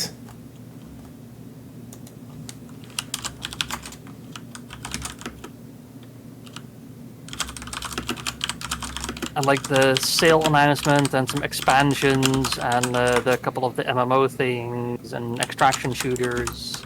Yeah. The new MMO thing could be interesting if they would actually talk about their systems, but they don't, so even if it is interesting, we don't know. And it probably just uses the Dune license because, not because it actually wants to do anything there. Yeah, just because Dune is popular now. Is it? Yeah. I mean, the movies are successful. Yeah, but I didn't think they were that successful. Well, there've been a bunch of other Dune games as well. There's the survival game, I think, which I don't know if that was the MMO. There's that one Dune Spice Wars, I think that like 4X scale RTS. Yeah, that thing that looked fine. So. Basically, since the movie, it became bigger. Yeah, a bigger thing, and now people try to profit off of it. Yeah, as usual. Yeah, that's just kind of the thing, but yeah, I mean, it's just it is very it's this was depressing. Like, again, compared to the state of play, this was just weak, and like. I mean, weak. I mean, yeah. You know what? I'm just gonna open up the. Again, we can be like, there were like 3 interesting games in 2 hours, and the rest just looked, could be interesting, but not the one where I'm like, okay, yeah, I want to. Okay, the raid game. I keep forgetting the raid game, even though it was the one where they were like, oh, it's a single death with 9 other people. It's not a single death, Jeff. You fucking hell. I mean, it's still like props to him, but just like that was a weird way to phrase it. Okay, to be fair, he said with the help of 9 other people. We don't know what form that took. Maybe it's like, oh, these were like. But they were mentioned in the fucking trailer. Yeah. Like maybe those were just like voice actors and character models. I don't know, and he just wanted to be like, oh yeah, these are my friends. So I don't fucking know. Like, but yeah, like I said, it is weird. I also called it out in there, so it's just a weird way to phrase it. It feels like they say that the game looks cool, so and like I can give him some leeway, especially for a smaller studio. Yeah, but I feel like they really just threw that in because like buzzword. Yeah, it's like, oh yeah, it's just one guy making it, and it's like, is it though? Is it though, Jeff? Is it really? Yeah, but like. Oh god! I mean, it's Resident. I'm actually surprised they did like State of Play didn't get Resident Evil 9. I can almost guarantee you, they probably were planned for the State of Play, and then Geoff poured money in, because he needed some game. Like, imagine if Resident Evil 9 was announced on Wednesday. State of Play would be bad. Like, it would legitimately not have one big announcement from like an actual respectable publisher. The biggest one would be Atomic Heart 2, aka the Gazprom game. Yeah, Code Vein 2 was announced, right. I forgot that. Yeah. I totally forgot that it was Code Vein 2. I don't know if it's just because I've seen too many games, but none of them really made a big impression on me. I mean, I knew that the first, like, here's the thing, I know the first one was pretty popular. I heard it was good, yeah. Yeah, it was, it was probably a good game, but like, the problem is with Code Vein 2? Similar with Mortal Shell 2. Neo 3 was announced and has a demo. It's like, cool, you're going to share a release window with the beta game. And everyone like, oh, but everyone... No, here's the thing. hands down, when it comes to action RPG combat, and already what they've shown, Neo 3 is gonna be better. Period.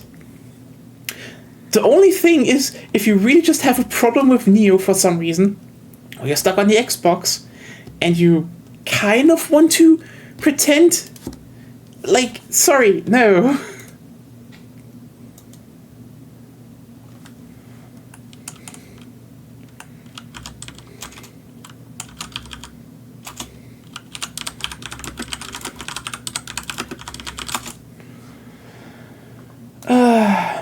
There's been a lot of Neo though. Has there, like, we actually looked Neo 2, not really. Like, I mean, they had VOOC, they had the whole Didn't we look it up? Neo 2 was released 2000. It was Neo 2 was 5 years ago. I mean, here's the thing. I know they made the Three Kingdoms one, but that one was actually not popular. Most people didn't play them. And I mean, then they made Rise of the Ronin, but Stranger of Paradise was similar, fair, but it wasn't Neo. Stranger of Paradise? You mean Final Fantasy Origins? It was good, but it has nothing to do with Neo's combat system. Yeah, it's not Neo's combat system. Rise of the Ronin more, but like that was also not Neo. Neo 3 generally is like it's Neo, and like a lot more than those games. Like, yeah.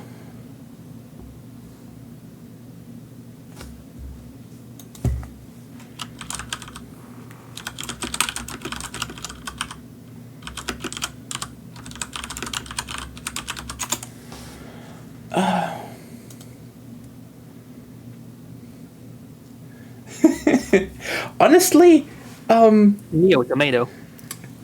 It's very easy. Neo is a good game. Neo is an interesting game, and Neo Automata is a bad game. Yeah. Everyone's like, but no, we really had just our problems with that. With the loot spam. That's fair. That's fair. Honestly, I ignored mostly. It's basically just fodder to put into the shrines. Yeah. But like, it's not like you actually need to go through every thing you looted there. It's really not important until like the end game. Yeah. I mean, I think 3 has definitely less of that so far in the demo.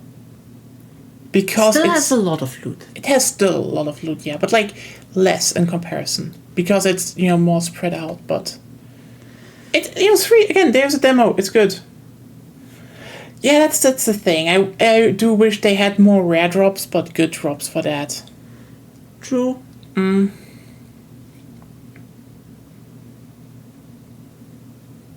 I mean, there is a lot of cool action in Neo, but yeah. I get that. I think the loot system is a bit counterproductive. Definitely one of the weaker parts of the game. I feel like if they made it more so that, you just turned a lot of them like into materials and just upgraded like one sword or so. That's what you do. Yeah, I know, but like... I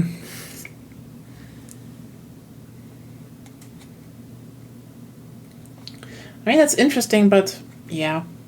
In that sense, I think... but like, yeah, Neo 3 so far definitely feels like a step up, actually. Like, in the sense of, it definitely is a different take on Neo. To be fair, the only thing I do with item sorting in Neo is like sorting them mostly to attack power. Especially if they're like different rarities you can't upgrade to. And everything else, like 99%, I don't even look at. I don't need to sort through it. But still, it could be better. That's definitely valid criticism. Yeah.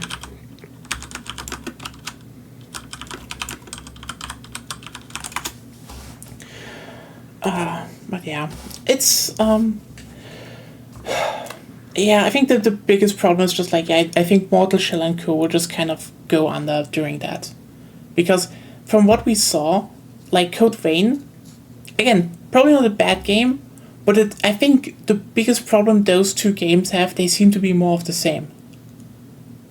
Like, okay, yeah, Mortal Shell has now a gun, but they still seem to be very much in Medieval Gun, yeah. But they still seem to be in the Dark Souls level design construct. Meanwhile, Neo is like, Neo 3 is like, let's go out exploring. We have open areas to do now stuff in, and that's gonna be interesting. The thing we often said open world games should do. Yeah, it's like that's the interesting thing though, because Neo 3 definitely feels like they played Ghost of Tsushima and Elden Ring and were like, let's just make our spin on it, and it fits. And I think a lot of people will probably like that, because I think Elden Ring, again, good game, but it's very big and open. Neo 3 so far being more like, we have smaller condensed open worlds to explore. That's gonna definitely be a lot more popular in that regard. Just like, you have your sandbox style, but it's memorizable. You don't need to, you can actually, be like, oh yeah, I know where I was. But it's like, really, we only had a few games, and holy shit, did we have like so much bad stuff.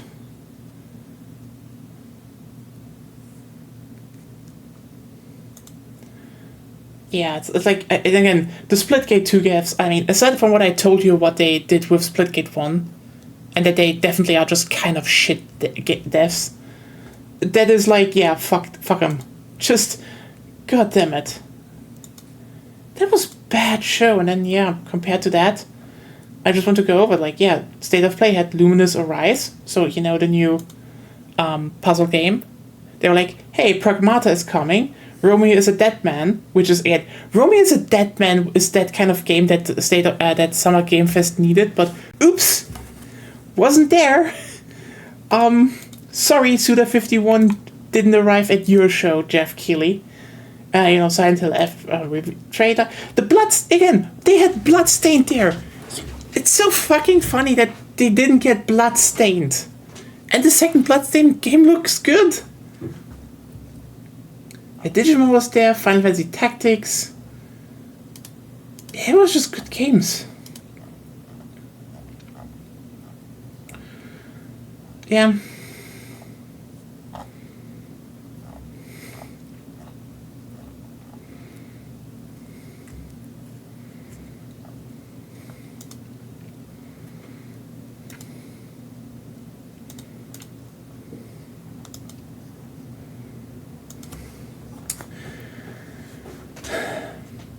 The interesting part is, even compared to all of that, I read a bit more into it, because the Sea of Remnants thing, it is apparently a free-to-play game, but it's still way more interesting than all of the other games that they showed, which is kind of amazing.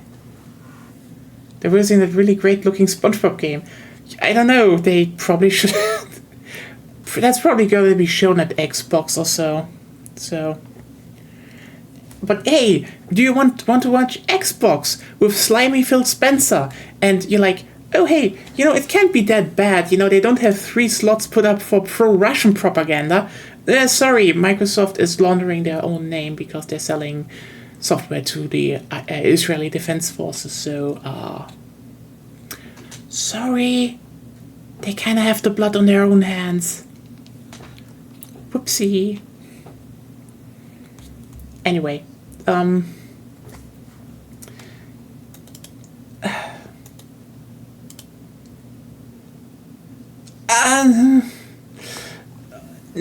it was more like one of a voice actor was like, oh yeah, I'm not in the Persona 4 remake. Everyone was like, okay, interesting that you just blurt that out.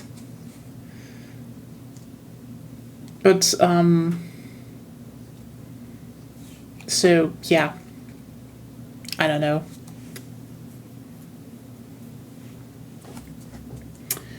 Yeah, God damn it! This Summer Game Fest was mediocre as fuck. Yeah. I know I'm repeating myself, but like, the announcement, like, let's just go through this. We had basically 3 interesting games. You know, the Muppet Punch-Out thing, Resident Evil 9, and I already forgot the next one. Holy shit! Yeah, and the one from the Ryuga Gotoku, Stranger in Heaven. What? And the raid, the raid game. Then, you know, Stranger in Heaven is announced, and you know, the Sonic Racing game just gets like this bonus point spot because they were like, hey, we have Hatsune Miku, and that was just kind of funny. And Minecraft, it's just a bit unhinged, and I like that, you know. So like they're doing the Smash Bros of kart racers. Okay, yeah. I can see that. I can see that, Sega. So like we have 4, and 1 was already announced before that. 4. There were some games that could be interesting, but we know jack fucking shit about like the Game of Thrones RTS could be interesting, but we just have a cinematic trailer that tells us exactly nothing. And there was the medieval one, which is also I think supposed to be like I got the impression like more Mount and Blade-ish maybe, but also we got like maybe 3 seconds of actual in-game stuff, and it showed exactly nothing about the actual gameplay. So also just it might be something cool, but how the fuck are we supposed to know? All we've seen is a bunch of people in medieval armor.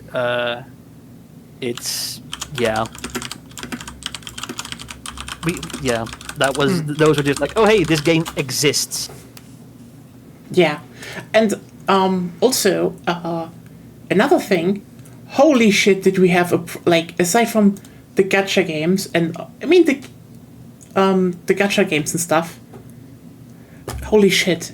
Indie games, you have such a problem of copy syndrome. It is embarrassing. Like so many ones of they're like, oh look, they're all having stifled, interrupted animation style, and they all look the same. And then there's like this one game that definitely looks like, someone, because It Takes Two won Game of the Year like 2 years ago. Whoopsie, we have a bunch of It Takes Two style co-op games now with similar art styles. Okay. And God, there were so many two-player there were definitely a few puzzle co-op games, so fuck. And what do we also have? Like, oh yeah, there were at least 1 or 2 Hades-style games. Yeah. Oops. Deliberate self-elimination is such a risky move too. Yeah, but like, here's the thing. There was one game that did it, and it was popular, so better copy it. Like, that's the thing. The indie sphere can produce great games. Holy shit, do a lot of them just copy other games. They are so uncreative sometimes. And having them back to back in a mediocre show, it just is highlighted even more.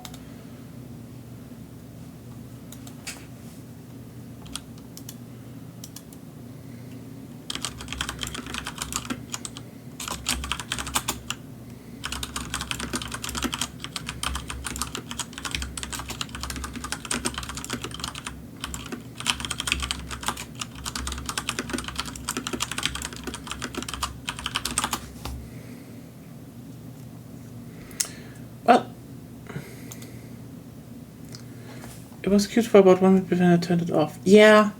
I mean, it's like this thing where, like... There it was an optional thing. They just put it in as a nod. And it's like, that's fine, you know? Just put it in as a nod. Have some fun. But, like, yeah, now they're making a lot of games like that. And it's, like, literally just... And I have to say, kind of the animation style, the stuttering, kind of goes on my eyes a lot. It is a bit straining, yeah. It's stop motion, but like a lot of stop motion tries not to look like that. Like it still does because there's only so much you could do. But like if you look at the actual older stop motion, it's very hard and takes a lot of takes a lot of time. Yeah, so you like have to. Exactly. But like if you look at all the stop motion stuff, like they had higher animation frame rates than this new stop motion stuff. So they're trying to emulate a style that didn't exist. Okay, you know what the shittiest part about that is? The shittiest part. they're emulating a style without understanding why Spider-Verse did it. Yeah. Because the thing in Spider-Verse was, everything was a little bit stilted, but the important part was, Miles Morales was animated with less frames than everyone else, and gradually got more frames in his animation and became more fluid the more he became aware and sure of his role as Spider-Man. It was a visual storytelling tool, and at the end of the movie he was much smoother. Yeah. Because a lot of them were actually pretty smoothly animated. Yeah. And like it's not just they did that, they had the whole style like they didn't do a lot of, from what I could tell, like I don't think they really did much tweening. Like the idea there, from what I've heard, every single individual frame you could pause and it would look like a comic book panel. So there's no tweening, no smear frames. Like it is, I mean, probably tweeting yet, but like no smear frames. Everything is made so that you pause it and you have a comic book panel, and it looks really cool. But like again, that is part of the whole overarching style, and it's a deliberate stylistic choice with purpose behind it. Yeah. It was much higher rate that the characters. Yeah. Yeah. Yeah, it's like, it's just, and yeah, it's just this show. It's just kind of embarrassing, and it was really nothing where I was like, oh, this is interesting. Like, the funniest part was Mads Mikkelsen coming onto stage, and he even didn't do a lot. It's like, oh, hey, you can hunt his character from Casino Royale in Hitman as a time exclusive event, and it's like, okay. Like, it's kind of wild that, considering, Summer Game Fest is supposed to highlight, a lot of creative and weird games. And, like, here's the thing. I'm gonna be very brutally honest here. As much as I am actually interested in the Raid game, it's Sifu. Like, the whole setup of that game is copying Sifu, just the aesthetics is taken from the Raid. I like that, because I like the Raid. And, as, a small starting for, like, a small team, it's a 10-person team, like, let's just be real here. They just fudge the numbers in some ways to just pretend they're a one-person dev. Yeah, fine. It's a Sifu clone, so, like, okay. And at least it's copying an interesting martial artist movie, and they are from Indonesia, so, like, cool. Done with that. It fits. But, like, again, indie copies indie again.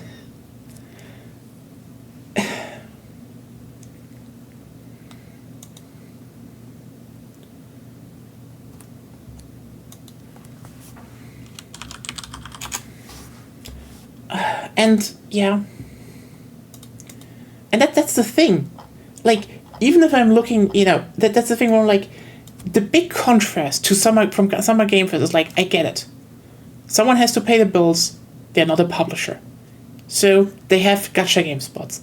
But in previous years, they definitely had a hand in finding interesting indie games, And they had some interesting indie games. They had some good announcements from big games where like, okay, this was interesting. Right now, again, the most interesting announcements are Resident Evil 9, and this is only because, again, Capcom made Resident Evil, and so far, none of their Resident Evil games have been misses. The worst you could say was Resident Evil 3 Remake, but, like, that was still a good game. But, like, there wasn't anything where, like, oh, this is highlighting where the industry could go, other than, holy shit, so much copying even in the indie sphere. And yeah, and meanwhile, 2 days ago we had also, another survival horror game from Capcom that looked cool. There's a new puzzle game. Again, Romeo is a Dead Man. That game was just great. The trailer.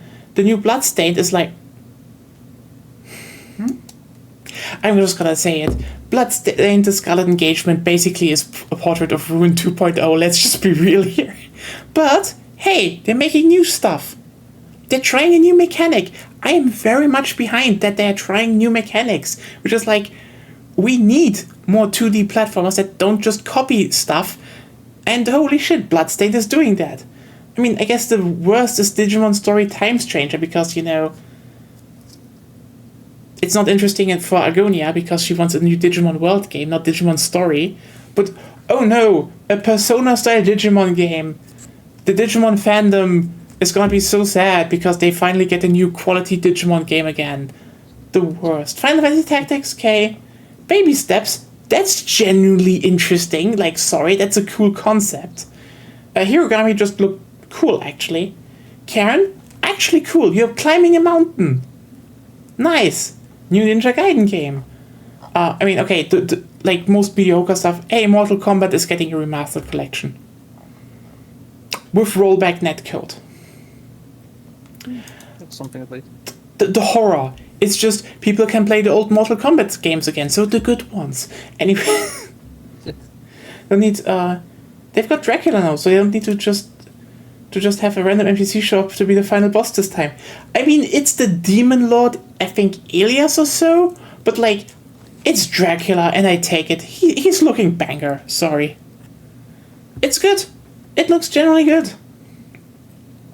I also like that the story is legitimately, basically, off-brand Dracula warps around in this castle, and there's just an order that just trained their life to storm the castle, and it shows up, and they're like, let's fucking storm that castle. And you're like, cool. Proactive people, I like that. Then, oh yeah, the Metal Gear Solid remake with Metal Gear Solid Online. Neo 3, which is like, again, yeah, like, hey, Neo 3, actually a pretty big iteration. It's not, no, it's not, you know, it's not actually the next step in the action game genre as Neo 1 was. And I do hope they might do that with 4. But it's still pretty, like, this one is still like, hey, we're doing some new shit here. Cool. Thief got a VR game, which is like, I know some people are bitter about that, and I'm like, here's the thing. I also don't have a VR headset. Maybe I should set up a throne for that, because I know a bunch of you want me to stream VR games. But like, let's just be real here. Thief is that one series that just makes sense to be played in VR. Like, you're stealthing in the shadows, you're, you know, snuffing out candles, you're shooting arrows. It is so insanely designed around, like, so fitting for VR. It's just surprising it took that long. Tides of Tomorrow. Hey, you have a story game with asynchronous quote-unquote multiplayer, where it's more like, you know, you show up in a place and someone else has already made choices and you have to deal with the aftermath, and then someone has to deal with your aftermath. That's a cool concept. Like, genuinely, this is one of those things you're like, only a video game could do that. This is cool and new. Sea of Remnants, pretty ambitious open-ended exploration online game with pirates and, you know, Final Fantasy profession-style turn-based combat. Yeah, sure. Interesting. And then, yeah, Arc System Works makes a 4v4 tag team brawler. Just for everyone who doesn't know what this means, basically everyone has to pick 4 characters, and you can swap those characters on the fly during a match, or have combo attacks. Most games have you just pick 2 characters. Marvel vs. Capcom had 3. This one is going to be fucking chaos. And I'm very much here for that, because it makes sense. It's generally a new thing for the fighting game genre. So, yeah. Notice how they crammed a lot of innovative games and interesting announcements into 40 minutes, and Geoff couldn't get one besides Resident Evil 9, and probably paid a hefty sum for Capcom to get that spot. This one was bad. Okay, where do we go from now, actually?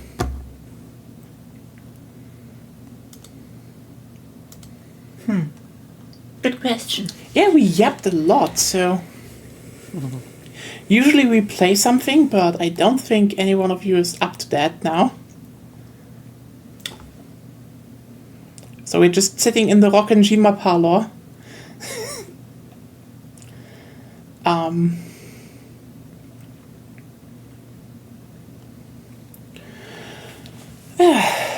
Yeah.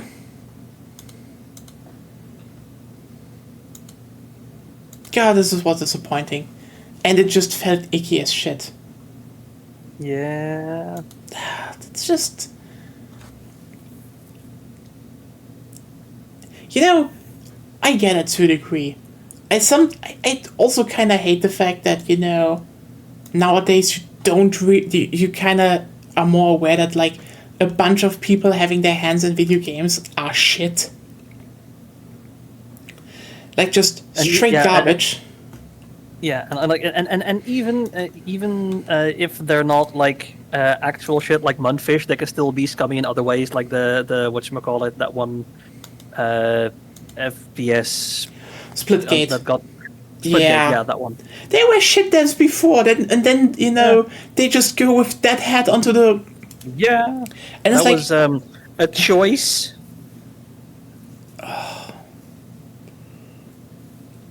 I mean, that joke was dead when Stellaris did it.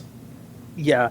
With Stellaris, it was at least they had some of an excuse. Like they seemed to like be genuinely like that one like genuinely like from what I recall, it seemed like a joke, and then like when it turned out that oh no, this is actually like a real problem, they just sort of I think they just pretended it never happened. Mm-hmm.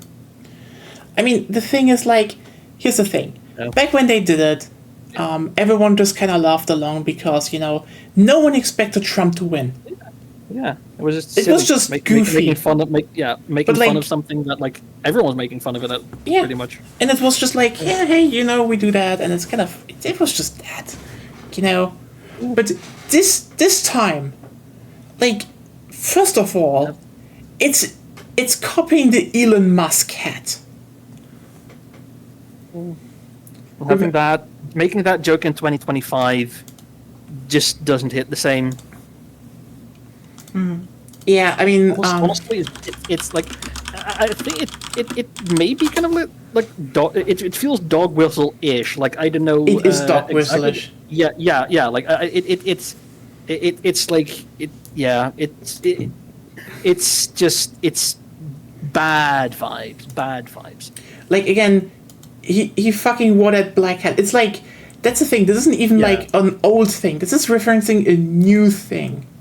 Yeah. This is like legitimately just saying you're in the Elon Musk camp. Yeah. Like, that's just,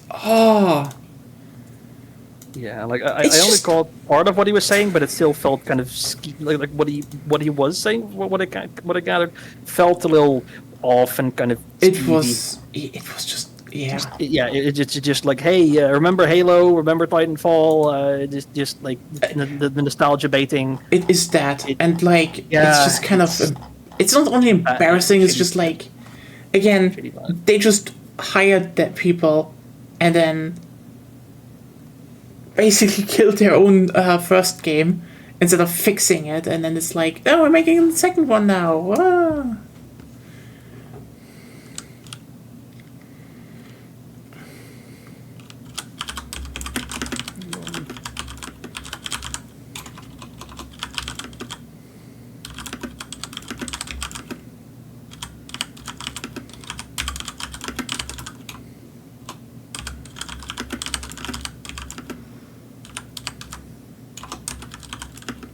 Yeah, well. Yeah. You know what? How about we're at least showcasing a good game still? Oh, you know. know, and now I'm like basically probably going to get into hot water because then it turns out those deaths are also shit. Pretty bad because I already bought it. If they turn out to be shit, then you know yes. what? I hope not.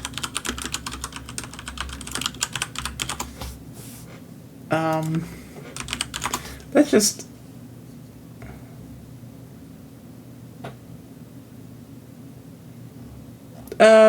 No.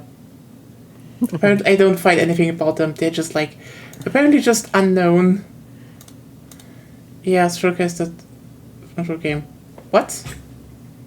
Who's showcasing a SpongeBob game?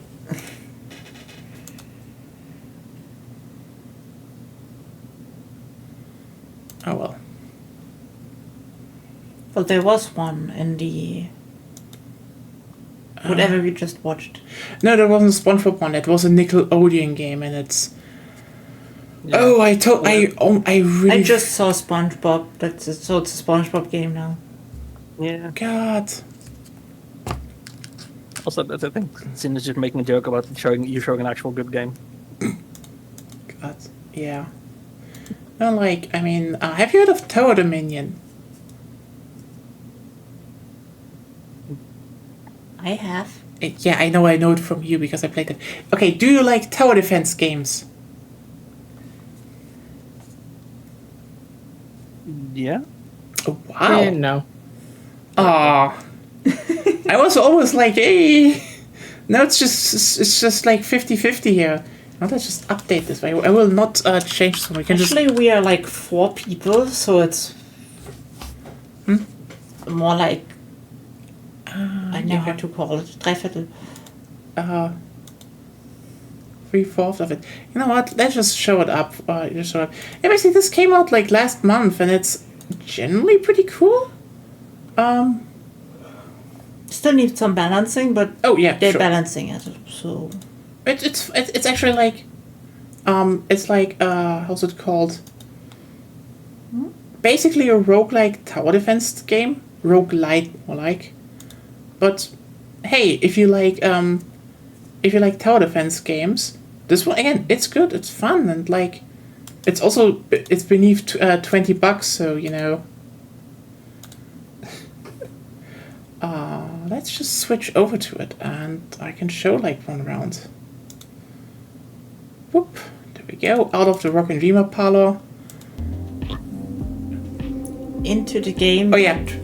Definitely wanted the Warhammer 40k license. Oh yeah, this game wanted to be so badly a 40k game. Like, I mean, this is just a 40k guy from the Imperial Army. Yeah, basically it's like you have like 3 factions and multiple commanders in them. They have like all their small different things. Traits. What does this guy do again? Oh yeah, right, it's the strong headquarters guy. Yes, I like him.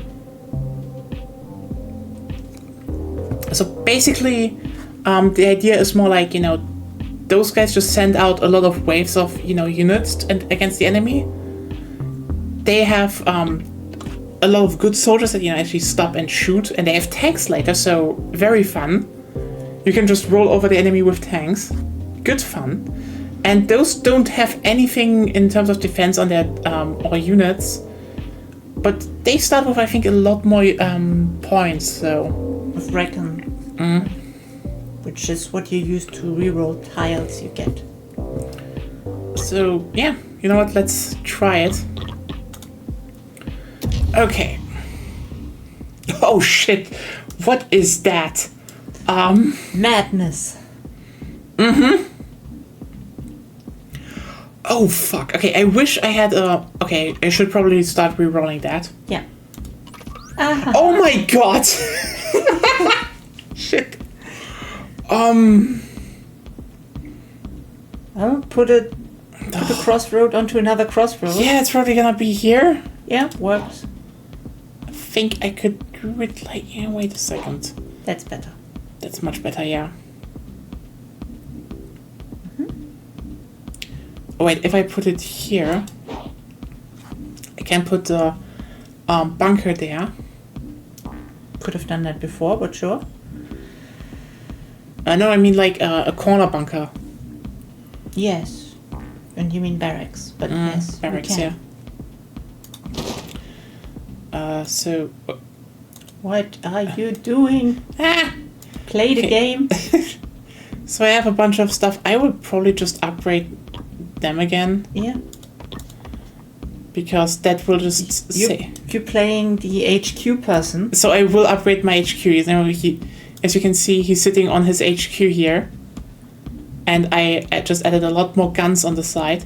So the thing is that enemies can spawn at every, point here. So if you connect them, you take out basically 2 spawn points. But you still need 4 entry points minimum because of the difficulty. I think you can, get them together. So, but yeah. I said you still need 4 entry points. Yeah. You need to listen what I'm actually saying. Sorry. Let's just see how this. I mean, this should. Yeah, not a problem.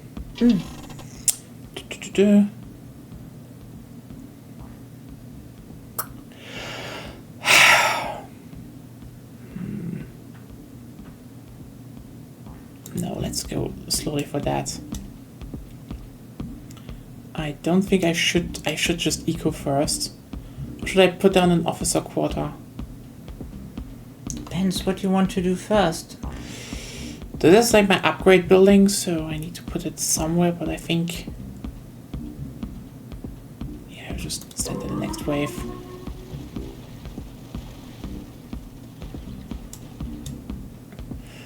Because every killed enemy gives you supply. So... Yeah. Okay, I definitely should go that and only build 1 Mirador.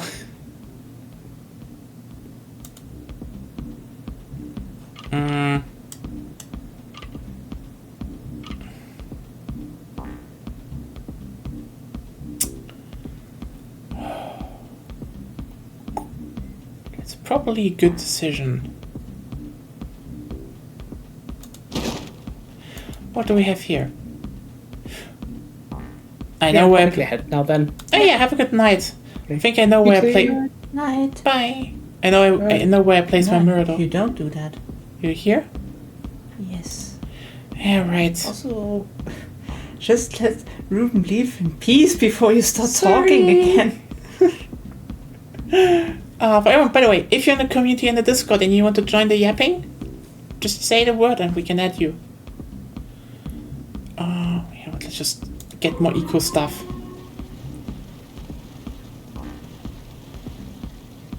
Because you kind of want to build outward. Do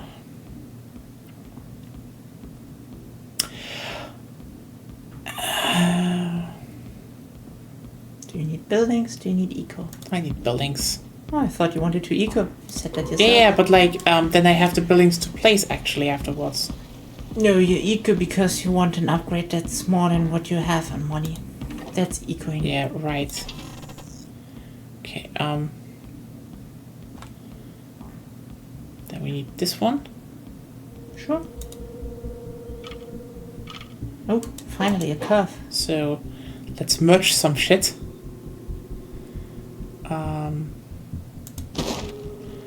Like 2 entry points gone. Thank you. Okay, there.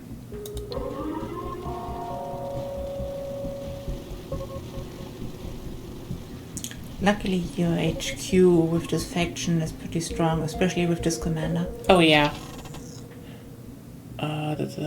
Yeah, I take this one. Should I? Because it's the thing, there are height levels in this game, so and you can level them, raise them with a platform, so that's actually pretty useful to have. You can press the button in the down right corner to look if you want to use it somewhere. For example, here. You mean here? Why? No. One further there. There. Oh, then I can place a barrack there, right? Yeah. That's actually very fair. So, let's grab one.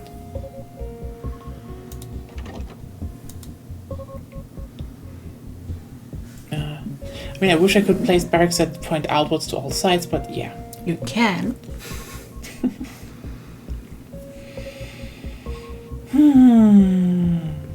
Yeah, let's send another one in.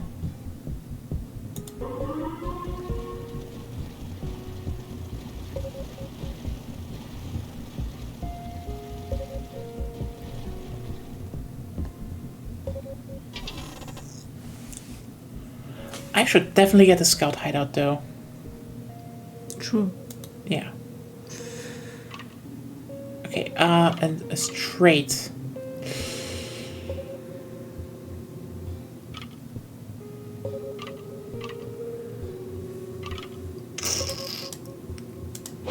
Should get some distance here. Sure. Ah, that's useful if I can place something here. Yeah, but you just need another wave and then... I have my upgrade. Yeah.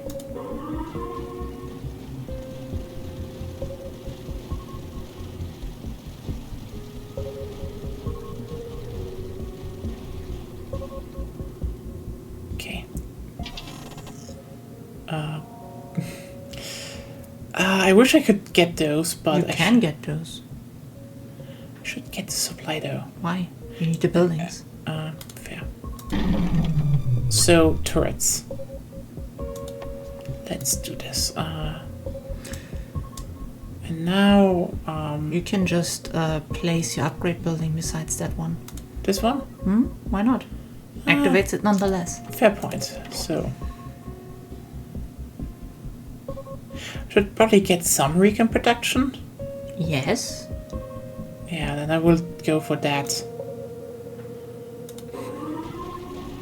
Okay, as you can see now, we have more turrets on the turret.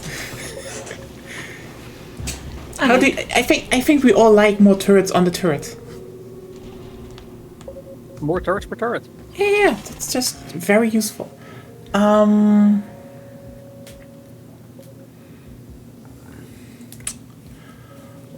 Probably getting this one.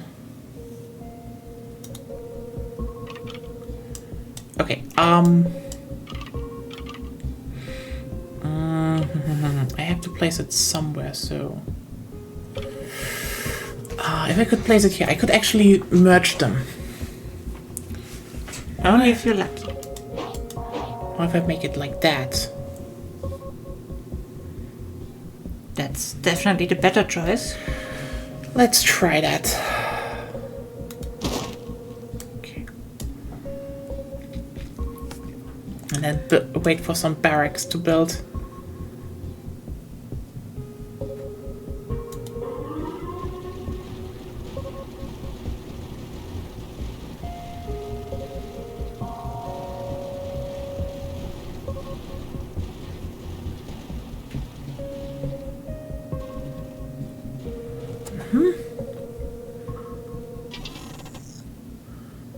Okay. Trenches are nice. Yeah, trenches are really nice. So, what kind of enemies do we have? Fast flyers. Okay. Fast flyers and splitters. So, flying and fast, be careful. So we need more firepower. Do you think I should put it, the first one on this side or this side? I would do the platform one. I mean, I put one here. That's fair. Because... Bit better range. So yeah, as you can see, upgrades again here, and... The support team is the important one for us. Yeah. So, more damage on the HQ, so very useful actually. And double damage if you are adjacent to HQ. Yeah. I could put down a trench still, so... Then do that. The thing is just where? Opposite of the bunker? You mean here? That would be a thing. Why not?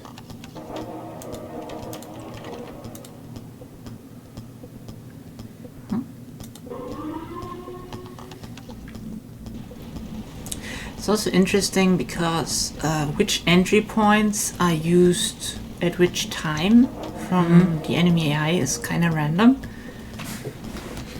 Yeah, so it's less predictable than your old school tower defense where the ultimate choice was always choose the cheapest tower and build a snaky path for the enemies. Yeah, fair. That was like always the okay, wait, I can connect. Curve, finally. Yes. I should probably put down one mirror door somewhere. You can put the mirror door directly adjacent to the barracks. You mean here? Oh yeah, right. Or just up there. You mean here? Up. Here? Yeah. More range.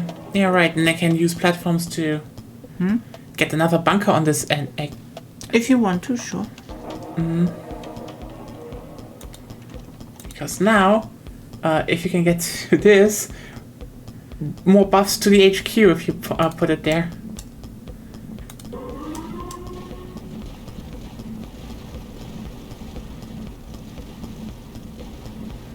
But more importantly, you should start your wagon production.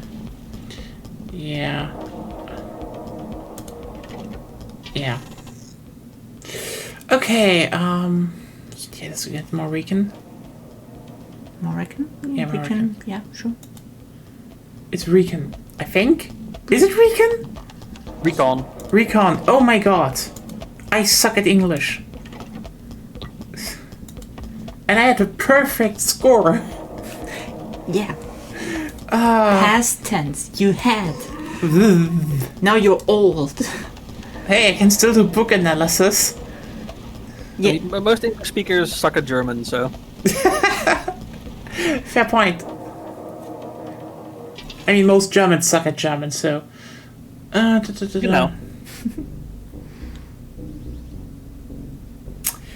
This sounds good, but no. It sounds bad, actually. Yeah, more supply. Reroll. Why? What? I could put it here. Correct. Oh, what do we have here? Ah! For later. Yeah. You can put later a werewolf position there or something. Sounds good. You can go further down your upgrade building. Yeah, more. Why?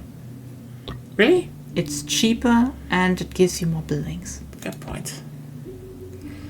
Oh, look at that. Super heavy pulse defense. Ooh. Yeah, decimation. Okay. They are like, they shoot like bishops. Slovak howitzer. They're good. You know what? Let's go for the... If you can find a position from them. Platform. Sure. Like, very useful. I would just wait for the underground train. Yeah. Doing the eco again.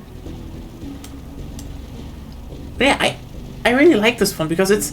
I mean, I think there are a lot of, there are a lot of tower defense games out there, but not a lot that are really like, oh yeah, this really feels like something I want to play. You know? Yeah. Why? Because that I want was a terrible choice. No, I want to go to this one. Still terrible choice. There was one for 10% HP and damage for the HQ.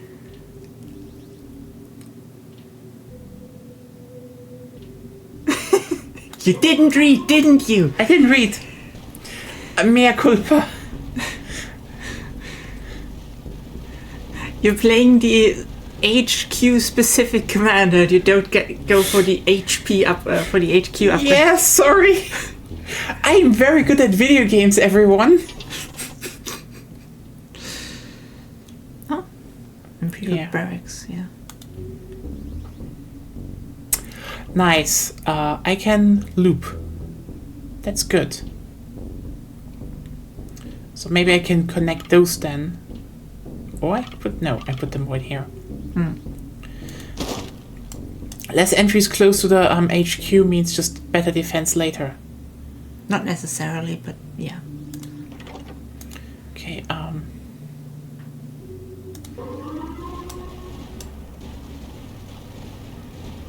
that's a very strong HQ right now. Which helps if you're getting attacked from all sides. Yeah, this is definitely the easiest faction, and in my opinion, a very strong commander.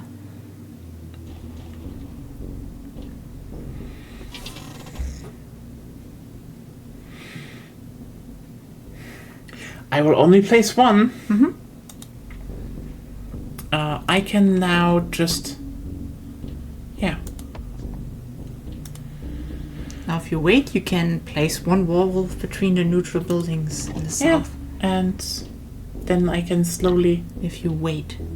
Yeah. You need one more supply for it. You can literally build mid-wave, something you should maybe try to do. Yeah. Which now, as you can see, it's now slowing them. So this actually delays stuff, which is good. That means, you know... This one is good, because the more we can, you know... The less enemies come at once, the better you can defend.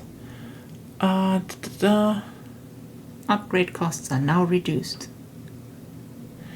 Only this wave, though. Of course, only no. Yeah. But still, if you want to do that, you needed to put it in the middle. Yeah, right. And I mean, turn it. This. Yes.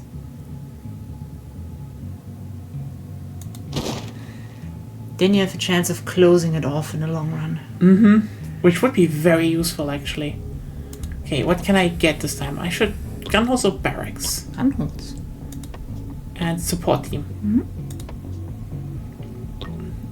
And then probably more heavy Vendicars. As always. Yeah. Can you upgrade the Myriador? The Myriador is... I forgot. Oh, yeah, right. You want Reckon. Always. Yeah. And then long barrels. If you want to, it's pretty expensive.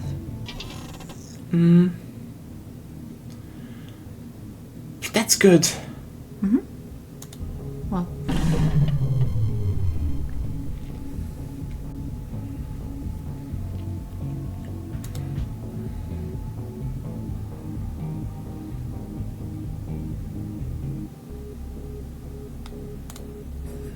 So I guess I should start placing on more Imperial barracks. Are those Imperial barracks or just barracks? It's Imperial barracks. Interesting. I mean, again, this game wants to be 40k. Yeah, you can technically place one opposed to the Myriador. I mean, here, wait, here. Why do you do that? That's a weird placement. Okay, do you want to make here? Yeah. It covers way more. Good point. Okay. I mean, just... yeah, to a degree. It does, literally. Count the blue... You're right. Yeah, it's better. So, let's do this.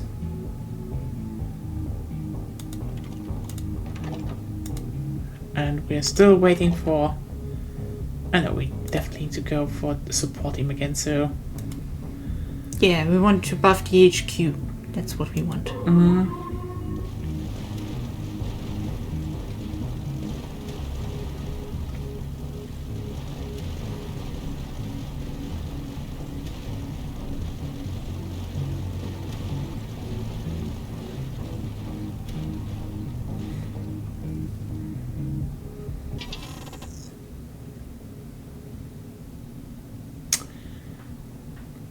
Let's get this one.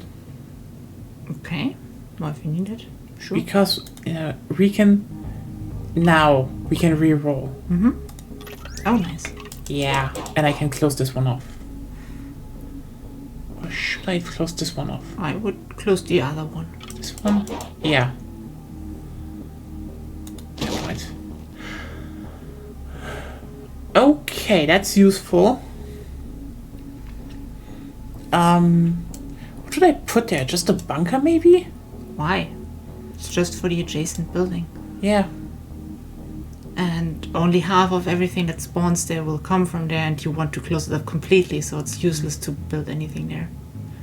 Currently looking where I could place it. Ah. That works in the long run. Funny placement, but yeah. Getting my artillery lined up perfectly. Actually not bad, the idea. Sure.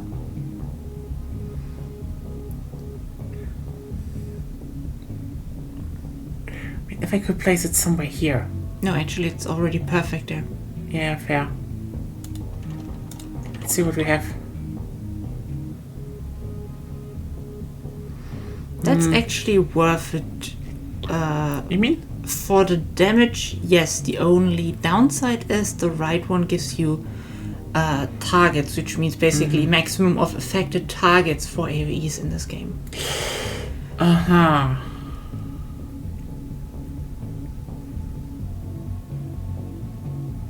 So I will wait for that, yeah. You can. Yeah. I think it's a bit more sensible and... Yeah, that's a good one.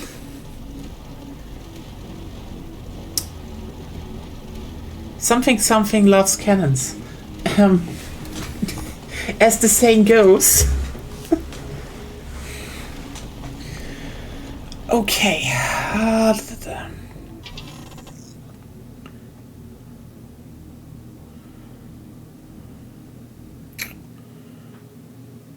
Do you need platforms? I could get some more bunkers. Sure.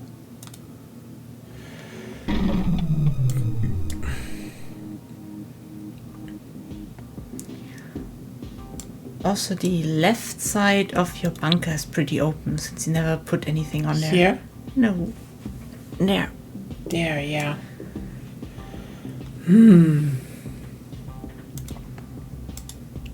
Could do this? Sure.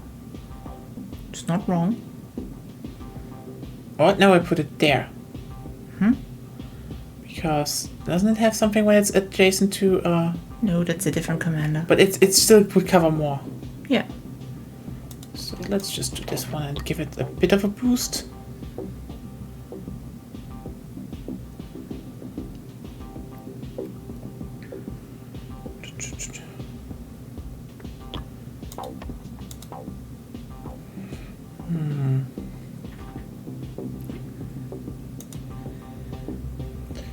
I want to place some up here at...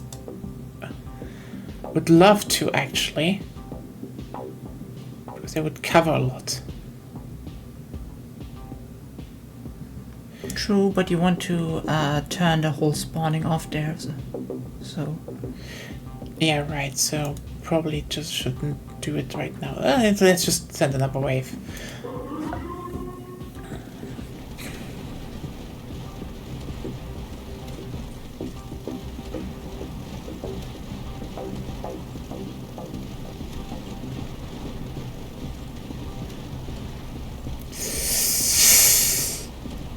Ouch. Well, just remember where most of the stuff came through, and then you know where to build stuff. More bunker?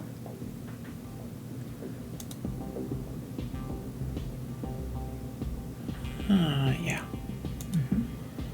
Okay. I should definitely start doing some distance here. It's not like you have a choice. I think a bunch of them came through here, but yeah. You can build another bunker there. They also came through here. Also here.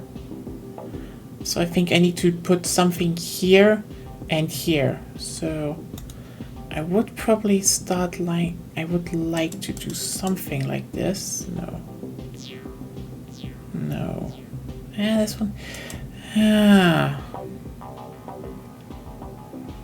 This one would work, at least. Kinda. Yeah. If you upgrade your bunkers to support team and upgrade them even further, then you should be relatively safe. So gun holds and support team. And then next round I do this one. Preferably in the next round, not afterwards. Yeah, fair.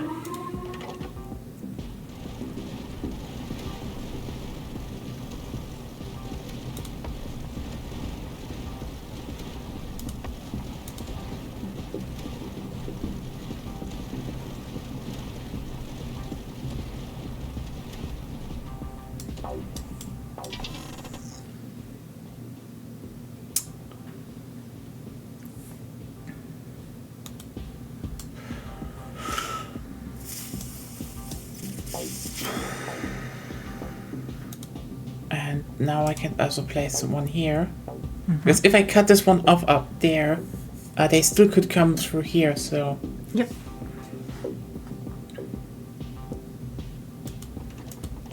And more buffs to the headquarter. Not yet, but... Yeah, later. Okay, I like that I have the howitzer and that shooting at the sloped part. You also see the level 3 high ground in front of your base. This one? Yeah, it's a good position for your super for the pulse cannon. Yeah, I should maybe even put that one down. If you get a bit of money now, yeah. A section cannon. Still not enough though. No, it's enough. Also, nice. Nice. Then you can build the pulse defense. Let's do this. So, bada ping, bada boom. Now I just need some. Yes, that's a feeling of power right there.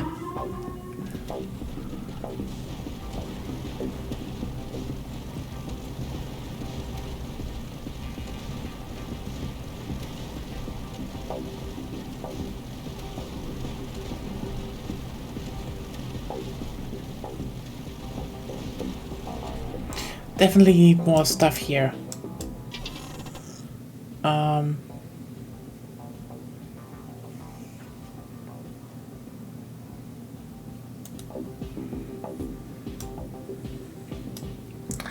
You could put yeah, that first, I guess. And you can technically go for the last upgrades of your bunkers. Oh, you mean stuff like here, the heavy? Yeah. They're pretty good in my opinion. Okay.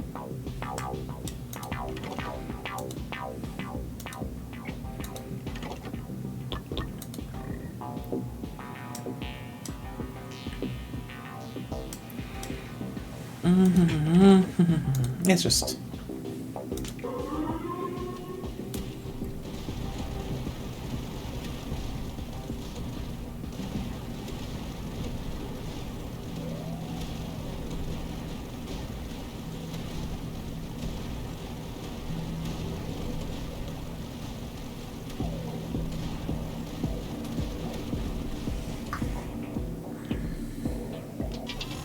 Yeah, the bottom left is... Ooh.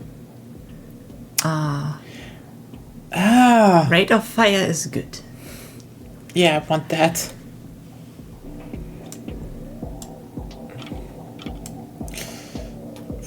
I could close something off here, but nah. In the long run, it might be good actually. You mean here? Fair point.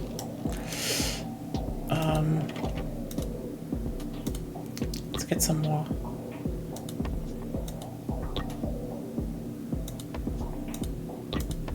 Let's just get some more firepower. Okay, but now we have some things to... I would go where the howitzer is actually. You mean here? Oh, you mean here?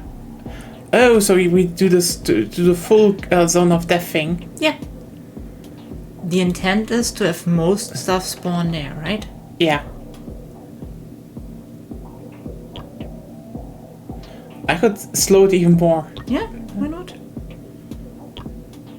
It's slow, that means they're longer in the zone of death, and you slow them.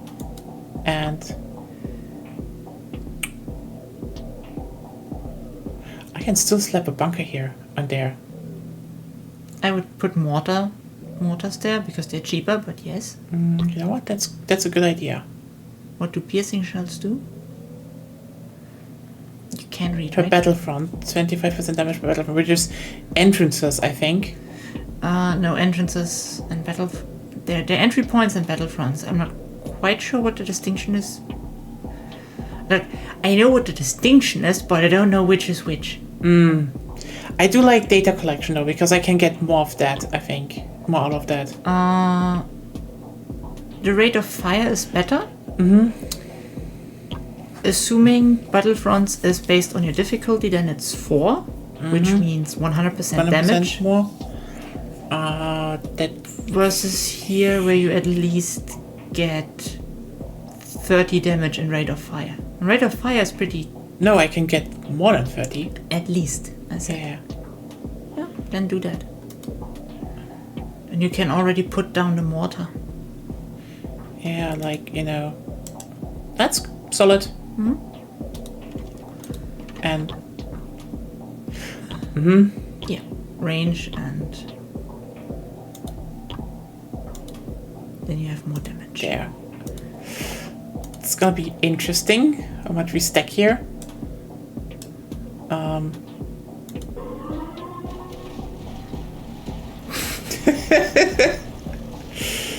mean, artillery. It works, TM. Yeah, the left side needs another Imperial barracks. Directly, Nope, I'm dead. Not yet. Okay. Not yet. Not yet. Ooh. Yeah. Yes. Okay. Yeah. I mean, another barrack here? Yeah. More anti-air. Yeah, fair. So... Let's do that. We definitely need some bunkers somewhere. You could put the Brook bunker there. The what? That thing. The bastion, I call it. I mean here? Yeah, I call it just Rook bunker because that's how it moves. Fair point, I could do that. I was also thinking if I could start building like a kill box here. Yeah, that would be part of that. Okay. So... that's level 2, so I would need to get the star-shaped one in this position. Then put a platform there. And another one.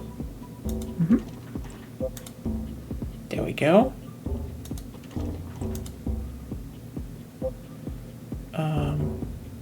Yeah.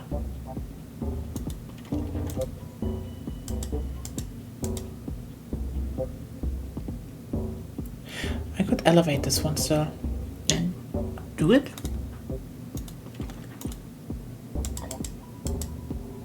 Then you're out of... Yeah. So in the wave, upgrade the middle one. Because those bunkers have a nice effect. Yeah. And Reaper cannons.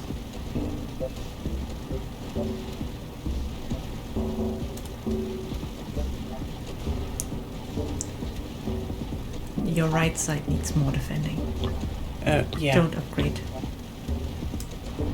As you see, the right side needs more, so maybe...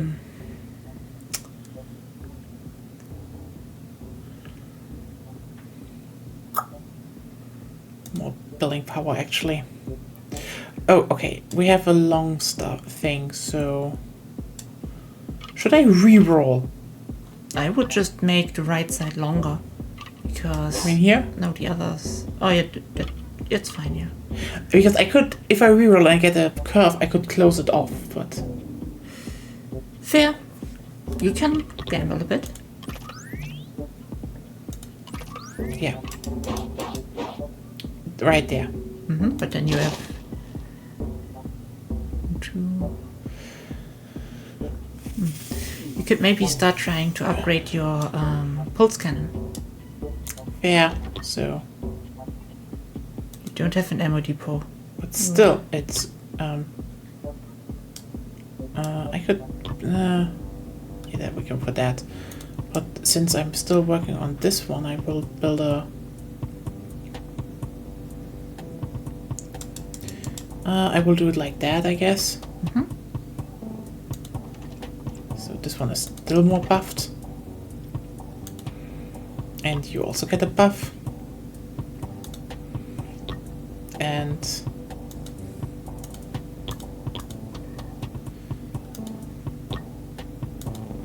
okay.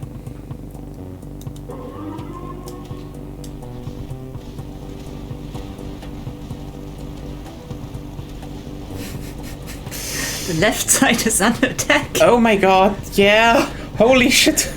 But the kill box is working too? It is working. It is working. That cross build of bunkers is just such a good tactic. It's the Imperial Barracks that do most of the job, but yeah. Okay. Oh, veteran garrison. Yeah. New threats spotted. What do we have? Okay, detection shit. Well, that's what you have your scout towers for. So I just need to see where I put them. Maybe before the sturdy bunker in front of your HQ.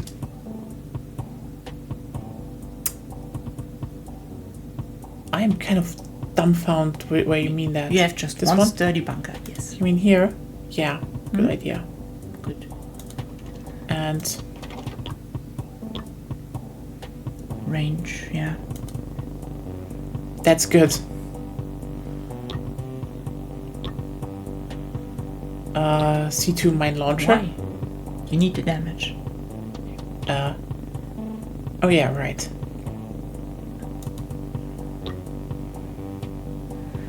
No. It's not that good. It's not worth it. Yeah. Build another. And this one I should place probably here. Wait, I could place it here, but that's stupid. Yeah, so... oh wait, not here. Adjacent is better here. Damage against shields especially, so... range per height level. And... local supply. Yeah. And now I can... That's what you wanted to save up yeah, for. that's definitely really good.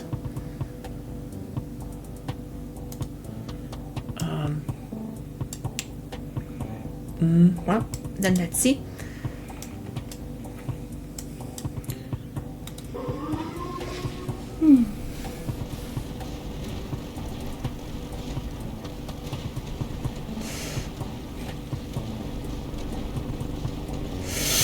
Look at all that DACA. Yeah, DACA. Oh my god. It is working. I mean, they haven't, the big one haven't shown up yet, so... yeah.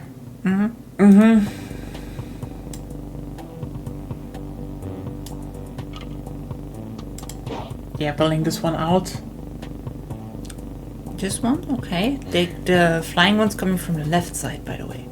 They can also come from the left. Do you think I should put it here? In my opinion, yes. Because I think if I put this one out here, there's more time for them to spread out. Nothing spreads out there. Nah. They're not as fast in the HQ is what I mean. That's what you mean, okay. So yeah. Sure. Okay, and I can put a bastion here. Not that effective, but effective enough, I guess.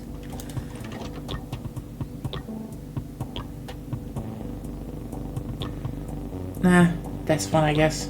I wouldn't even upgrade that one yet. I would upgrade the other one. This one, right. Detection probably in this case.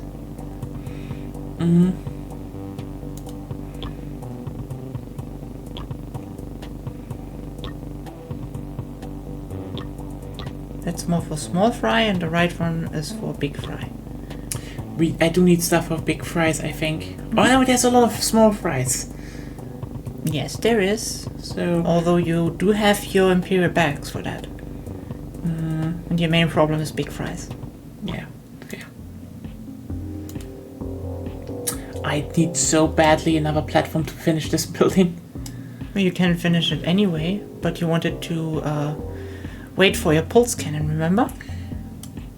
Yeah, right.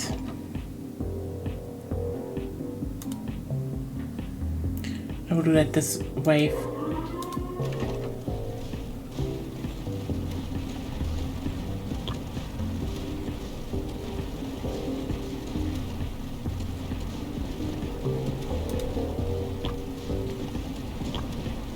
Yeah, sure.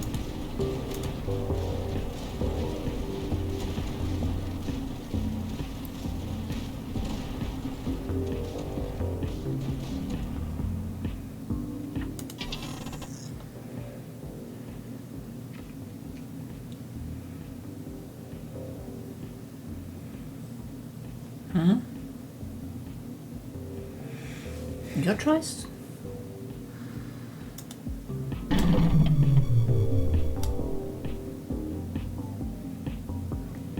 They look so like turrets. I mean, they are.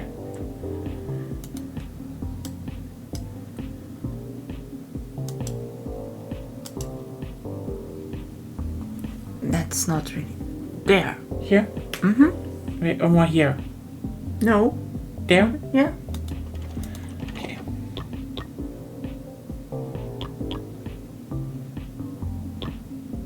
The right side is probably better. Yeah, especially the slow effect. Mm-hmm. There we go. But yeah, my idea is that, you know, it converts damage into... No, it converts height. Height into damage, so I could just place it here and have a lot of damage. A bit. It's height level 1. But if I get platforms... Which you won't. Not in that... to that extent. So I should probably just slap it down. Right now you're not in immediate danger. You can wait and see. You know what? I can also upgrade later. Shielded big boys. Yep, that's gonna be bad.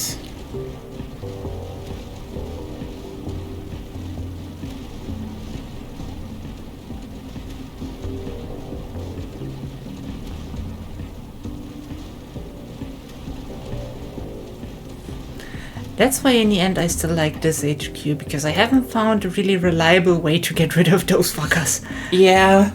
Oh god, I hate them. Oh. Yeah, that's good. That is fucking good. Okay.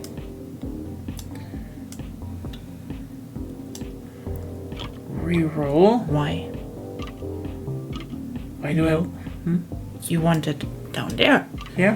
Why? The more entry points you have down there, yeah, the more enemies are potentially spawning there. Yeah, so I need to put it there. Yeah. And you have lots of slow there, and you want to upgrade other stuff there. I put it down, so... Let's see. Let's get more damage.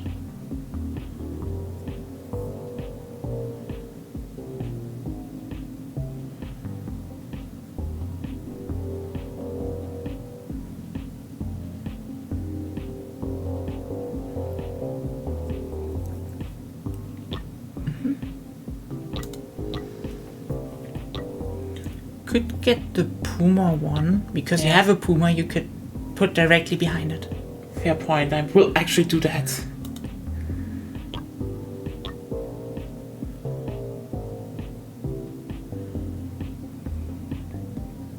That's not bad. Well, try it out.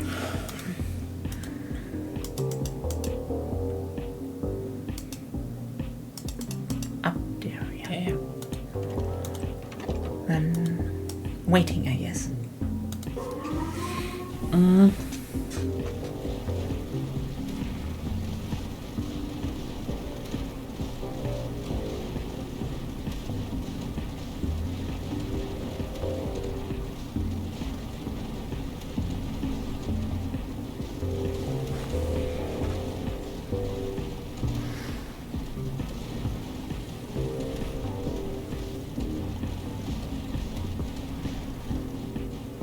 maybe I haven't unlocked the right thing yet, but except for the blue ones, I think they're the only ones, especially with the HQ guy, that can go for only one Myriador. Otherwise, you just need them to kill stealth units.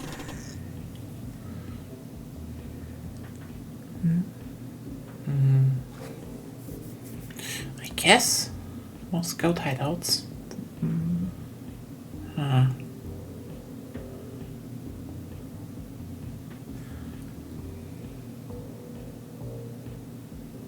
Yes? What?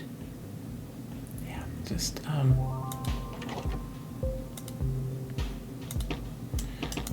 okay, I definitely need to see if I can upgrade some stuff here. Oh yeah.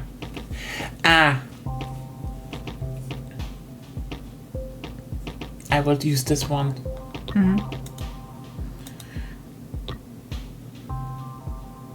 The tech one is good. The what? The one for tech. Yeah.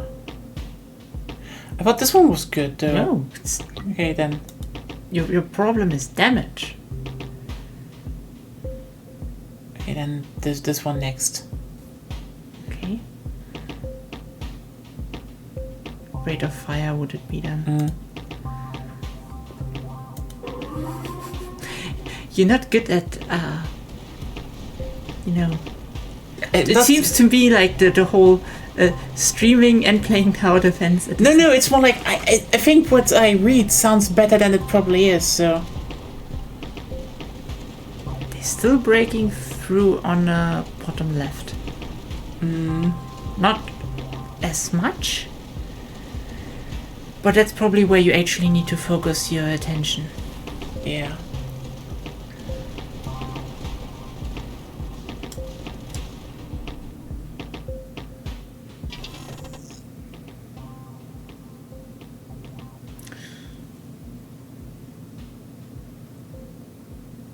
Oh, 5% damage increase.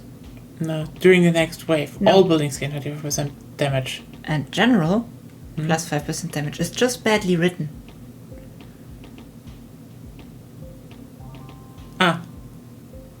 That's good, yeah.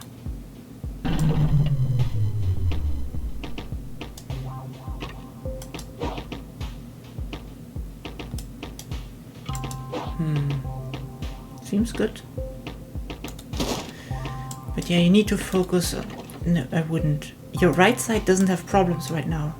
They still come through here to a degree, but yeah, I know I need more stuff here. Yeah, bottom left needs most. So, yes.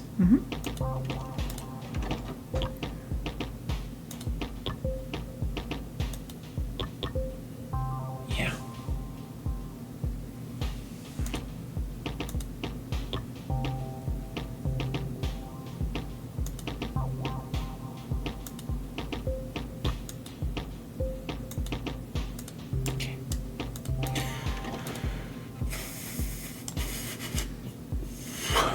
I need to start putting down my Durandal positions though.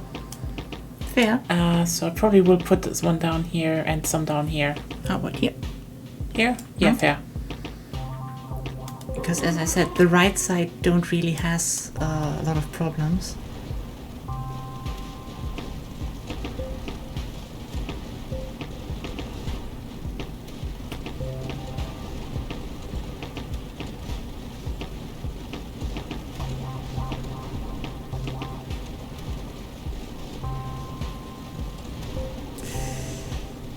It's the Yeah.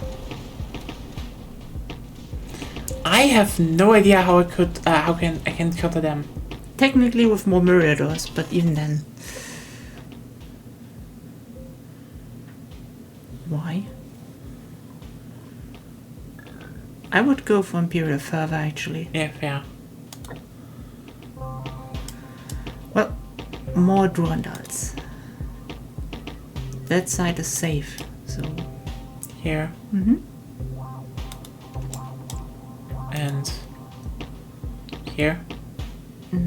Yeah, sure, why not?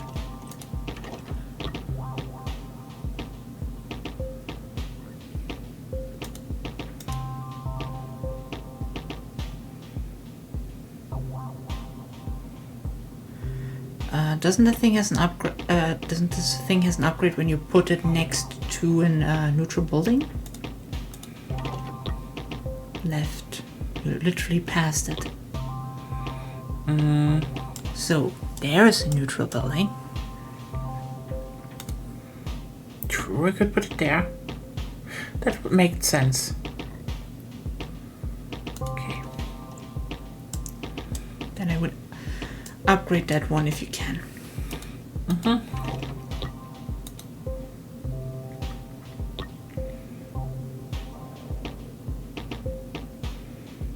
Actually, yeah. Why? 150% damage plus 1 target minus 2 range. I already have extra range now, so I can just make it normal again, but have a lot of damage. Fair point.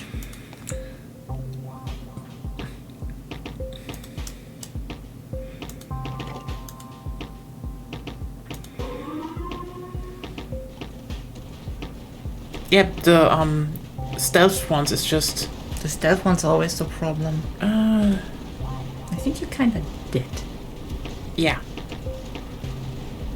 Nope, there I can survive that. I'm dead. Why didn't they focus them? Oh well.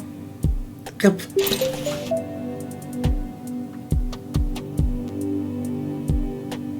You could have technically saved yourself a bit. How?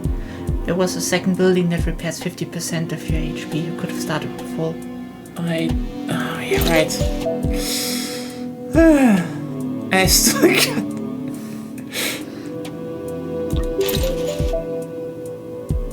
I mean, yeah.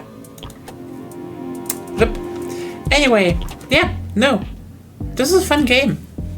I can recommend it. But, yeah, it can get hard. Now let's go back to the parlor. So, yeah. Oh well. I guess we can wrap this one up today, because I don't think we will talk a lot more. There's not a lot that happened, actually. Like, I have to be honest here. Summer Game Fest was disappointing. Yeah. It's... I don't even know how to wrap this one up, because, like... I'm still kind of confused. Like, the hype I see from outside, you know? About which one? About those shows in general, as if, like, every game there is revolutionary. I mean... As if the marketing buzzwords were reality, you know? Yeah. Honestly, I feel like the big part here is, like, actually trying to pretend it is, because, like, that's marketing, you know? Marketing has to... Yeah, I get the marketing, but... Like, the general atmosphere I get from the people who watch it is like, oh, it's the best new thing again. Like, you know? Impressed. What do you mean with that? They overhype everything. Yeah. Yeah, but, like, you know what? I checked a bit of social media here and there, and I know I have a... I have not seen a lot of people being like, oh yeah, this looks great. The best I see is, like, people are like, oh, it's Resident Evil 9, and, like, again, it feels very much like Jeff paid extra, so he had it on his show. Because else this would have just been another one in the state of play list of, holy shit, this is amazing. It is, yeah.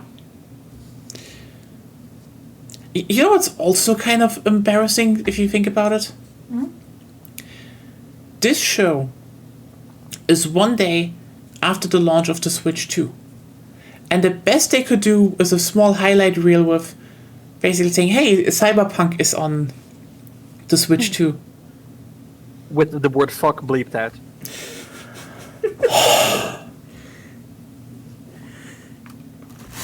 I'm gonna be honest with you here.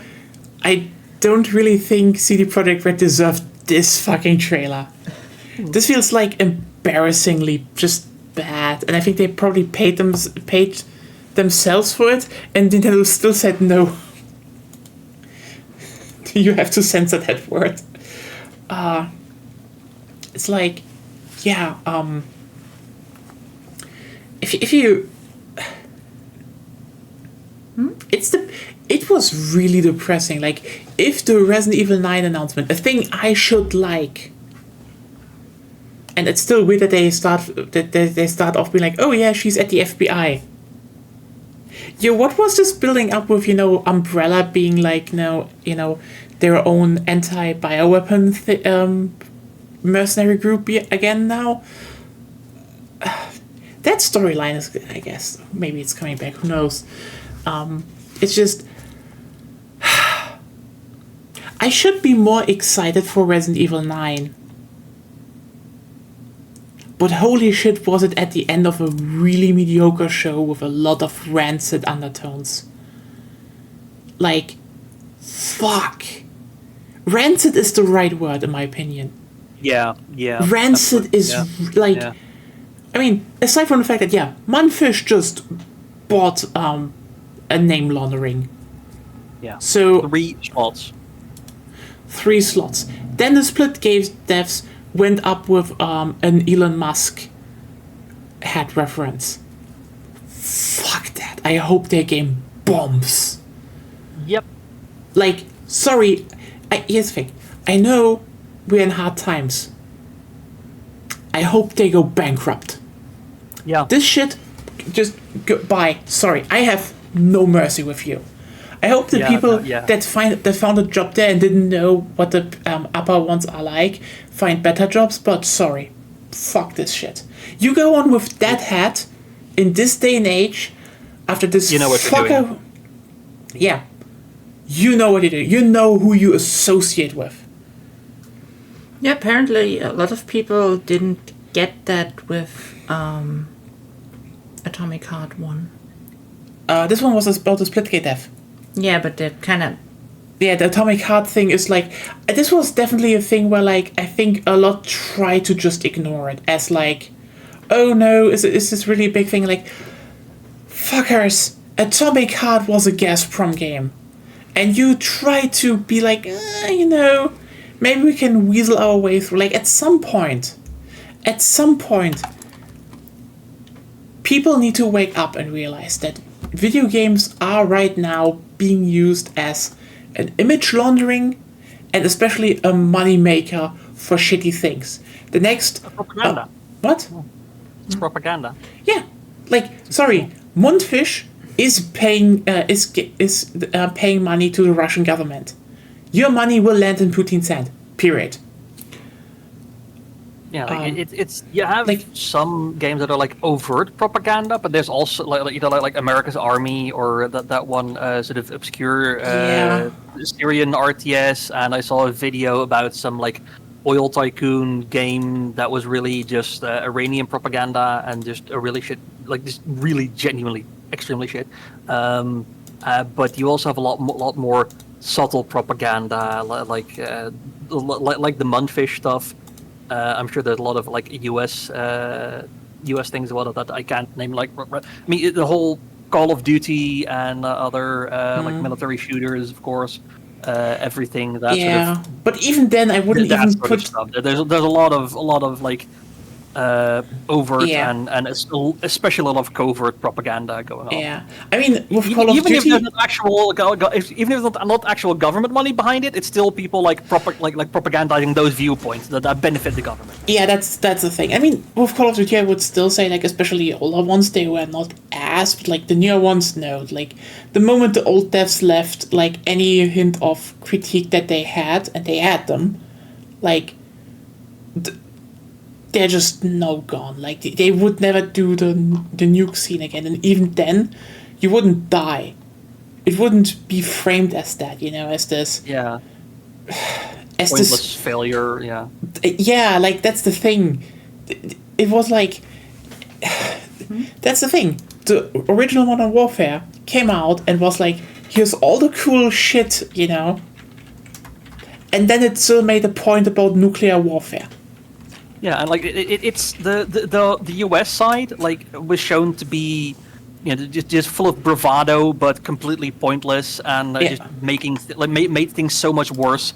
And in the end, all that happened was like a city got nuked, and who knows how many people died with zero fucking result. And then the SAS are the ones that they got results by like overtly torturing and assassinating people and doing all sorts of other fucked up shit that really shouldn't. Like they do bad shit. So like nobody in original Modern Warfare is a good guy. They're either misguided and dead, or they're fucking assholes. Yeah. And then what is the second game doing? Hey, the antagonist is a US Army general that felt they should do a little bit more war to honor the military. And you're like, I wonder what they wanted to tell us with that. I really wonder where that was coming from. But yeah, like, again, I will always say there are gradients. But the thing is, as of now, again, a lot of Western military games, they're like, yeah, I would not say they're fully propaganda, but it's like, at some point when you're like, hey, look at the US Marines storming, like I said, you're like, there's an AC-130, it's cool, but it's also like, appointing that. But it's still in stark contrast to, being funded by Gazprom. And if you're wondering now, why you make such a big deal? It's just video games. Here's the thing. And actually, this is one thing I hope that might actually happen. So, for everyone who is guessing, why were there 3 slots for Mundfish? Like, a big game, another game, and definitely a free-to-play game they're trying to push. Because video games are not sanctioned yet. Sanctioned? That's what you mean. Russia has a money problem. They cannot export a lot. And their shadow fleet is a problem. Because they're inefficient, the EU is clamping down more and more, and Russia needs more ways to make money. And they can still sell video games. So yeah, why the fuck did you expect... What did you expect them? Not try their hand at a free-to-play extraction game that can get some perpetual millions? Like, is it going to be enough to fund the military? Probably not. But again, they are struggling for income sources. So obviously they're trying to go into one market where people are gullible enough, and again, they are not sanctioned yet. So I do hope the EU maybe put some bans on Russian games. Would suck for some indies, but at this point, you saw what they're trying. I mean, not that I think it's that highly likely, but what you have to also keep in mind is, especially when you're in the EU, like, especially like big war contributors like Germany or France. Yeah. I wouldn't be surprised if they would use this free-to-play game for military purposes in the end. Oh, 100%. They're doing propaganda with that. It's something that people forget. Video games is not this thing, like, that's totally separate from reality. Yeah. Like, if I was quote-unquote playing Russia right now, that's exactly what I would do with this free-to-play game. Yeah, absolutely. I mean, again, in Atomic Heart, they already showed Ukraine as being part of Russia, just natural territory of Russia. Oh no, I mean actually Russia using this game to seed some spyware. Oh fuck yeah, obviously. That's like, what I mean. Here's the thing. I know people be like, oh, but the Chinese spyware shit that comes with some games. True. You know what? Here's the thing. China doesn't need that. Russia would like to do that. Just saying it here. And the only thing they're currently working on is that they have basically one brand that people would be gullible enough to fall for. So that's that.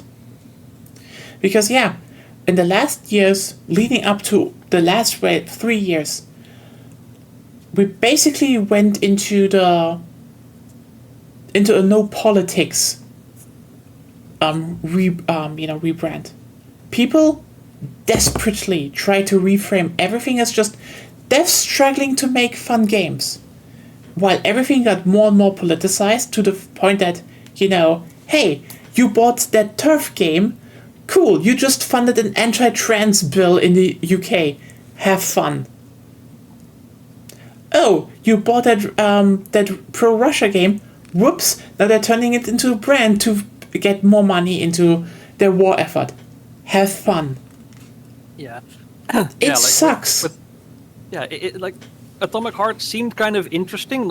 I don't think it's a game I would put very much time, but it was something that I would have been interested in trying out and or at least maybe watching some Let's Plays or anything. But then the stuff about the pro Putin shit came out, and I'm like, yeah, no, fuck it. Like, this might be an interesting as a game. This might be really great, but I do not want to be anywhere near that. Like, I do not want anything to do with that.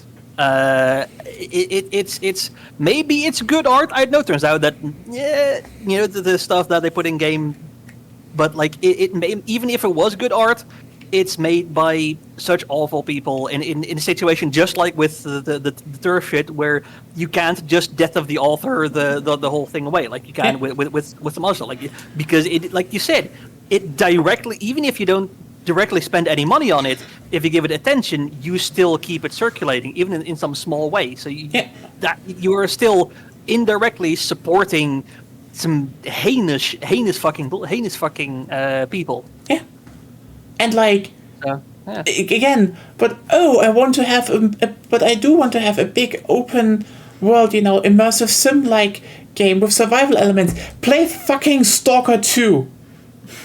Oh yeah, but this was made by Ukrainians. Yeah, under fire from the same people that want your money to bomb them to death. Yeah. So maybe give them some money. Yeah. Or just, I don't know, just don't play Atomic Heart. Yeah. Yeah. I mean, aside from the fact that, and this is another thing, Atomic Heart is kind of an ImSim game that is very much, as I said, inspired by Stalker, a game series that kind of set the whole fucking tone of modern, post-apocalyptic or, Russian survival, more like Slavic/Soviet survival style games. And, sorry, it's a Ukrainian game made from Ukrainian perspectives, and now some Russian devs try to cash in on that and try to claim it for them. Don't let them. In the end, make that distinction in your head. In the end, most people complain about what the state is doing with their taxes.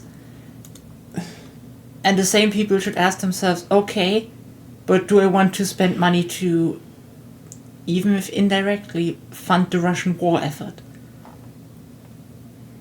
Like, if you can complain about stuff going to welfare, maybe complain about your money going to active warfare. In that regard, by the way, if you look at Slavic games, you will definitely have one part, one side definitely being more pro-Ukraine and one side being more pro-Russia. The thing is, devs definitely spend money on that, supported sides. The thing is just, which side do you want to support? And this is a question you have to ask yourself. Because, you know what? It's weird to me that I have to fucking point out, because, Trump just recently tried to do both sides do shit. And then fucking Friedrich Merz came in and was like, no, Ukraine demonstrably only attacks military targets and Russia demonstrably attacks civilians. There is a huge difference in that. Yes. So, keep in mind who you might want to give your money to. It's still weird that Friedrich Merz is the voice of reason there. It's easy compared to Trump. Yes.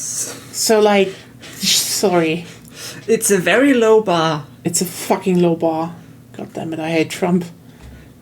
It's just shit. But Yeah, but the weird thing is right now, with the whole Elon thing, Trump might be the better alternative of like Trump versus Musk and Thiel. Yeah, that's gonna be bad. If you have to choose between the two, Trump might actually be a bit better because the guy is incompetent. Yeah, but it's not a good. It's not an endorsement, by the way. That's just no, like, it's not an endorsement. Holy shit! Everything is bad. How's it called again? It's a choice between what's it called? The two illnesses. Oh, you mean cholera and Ebola or something? Pest and cholera. Pest and cholera, and like, but no, they're both worse. But like, one is one is less lethal. It's a metaphor, okay? Fuck. You know what? Let's just wrap this up. Like, yeah, this show was like, it was mediocre. It really didn't have a lot of interesting new stuff. And then we just had rancidness all over it. And like, yeah, everyone who's still listening, really think who you give your money to. Because it might as well, it might land in Putin's pockets. And you have to ask yourself if you want to do that. And yeah, I do hope Jeff Keighley gets a bit of backlash there. Yeah, he probably should get a little bit of backlash of, just having Russian name laundering going on his show. So I doubt it, but maybe. So yeah, thanks everyone for being here. I don't know if we're gonna restream Microsoft. I doubt it because Microsoft. It's for Microsoft. Again, they actually have blood on their own hands. Yeah. So yeah,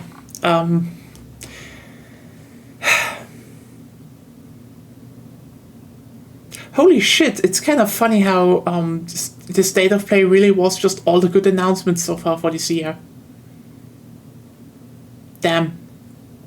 Have a good night, everyone, and see you all on Sunday for the final round of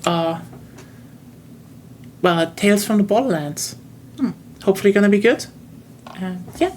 Bye. Bye. Good night.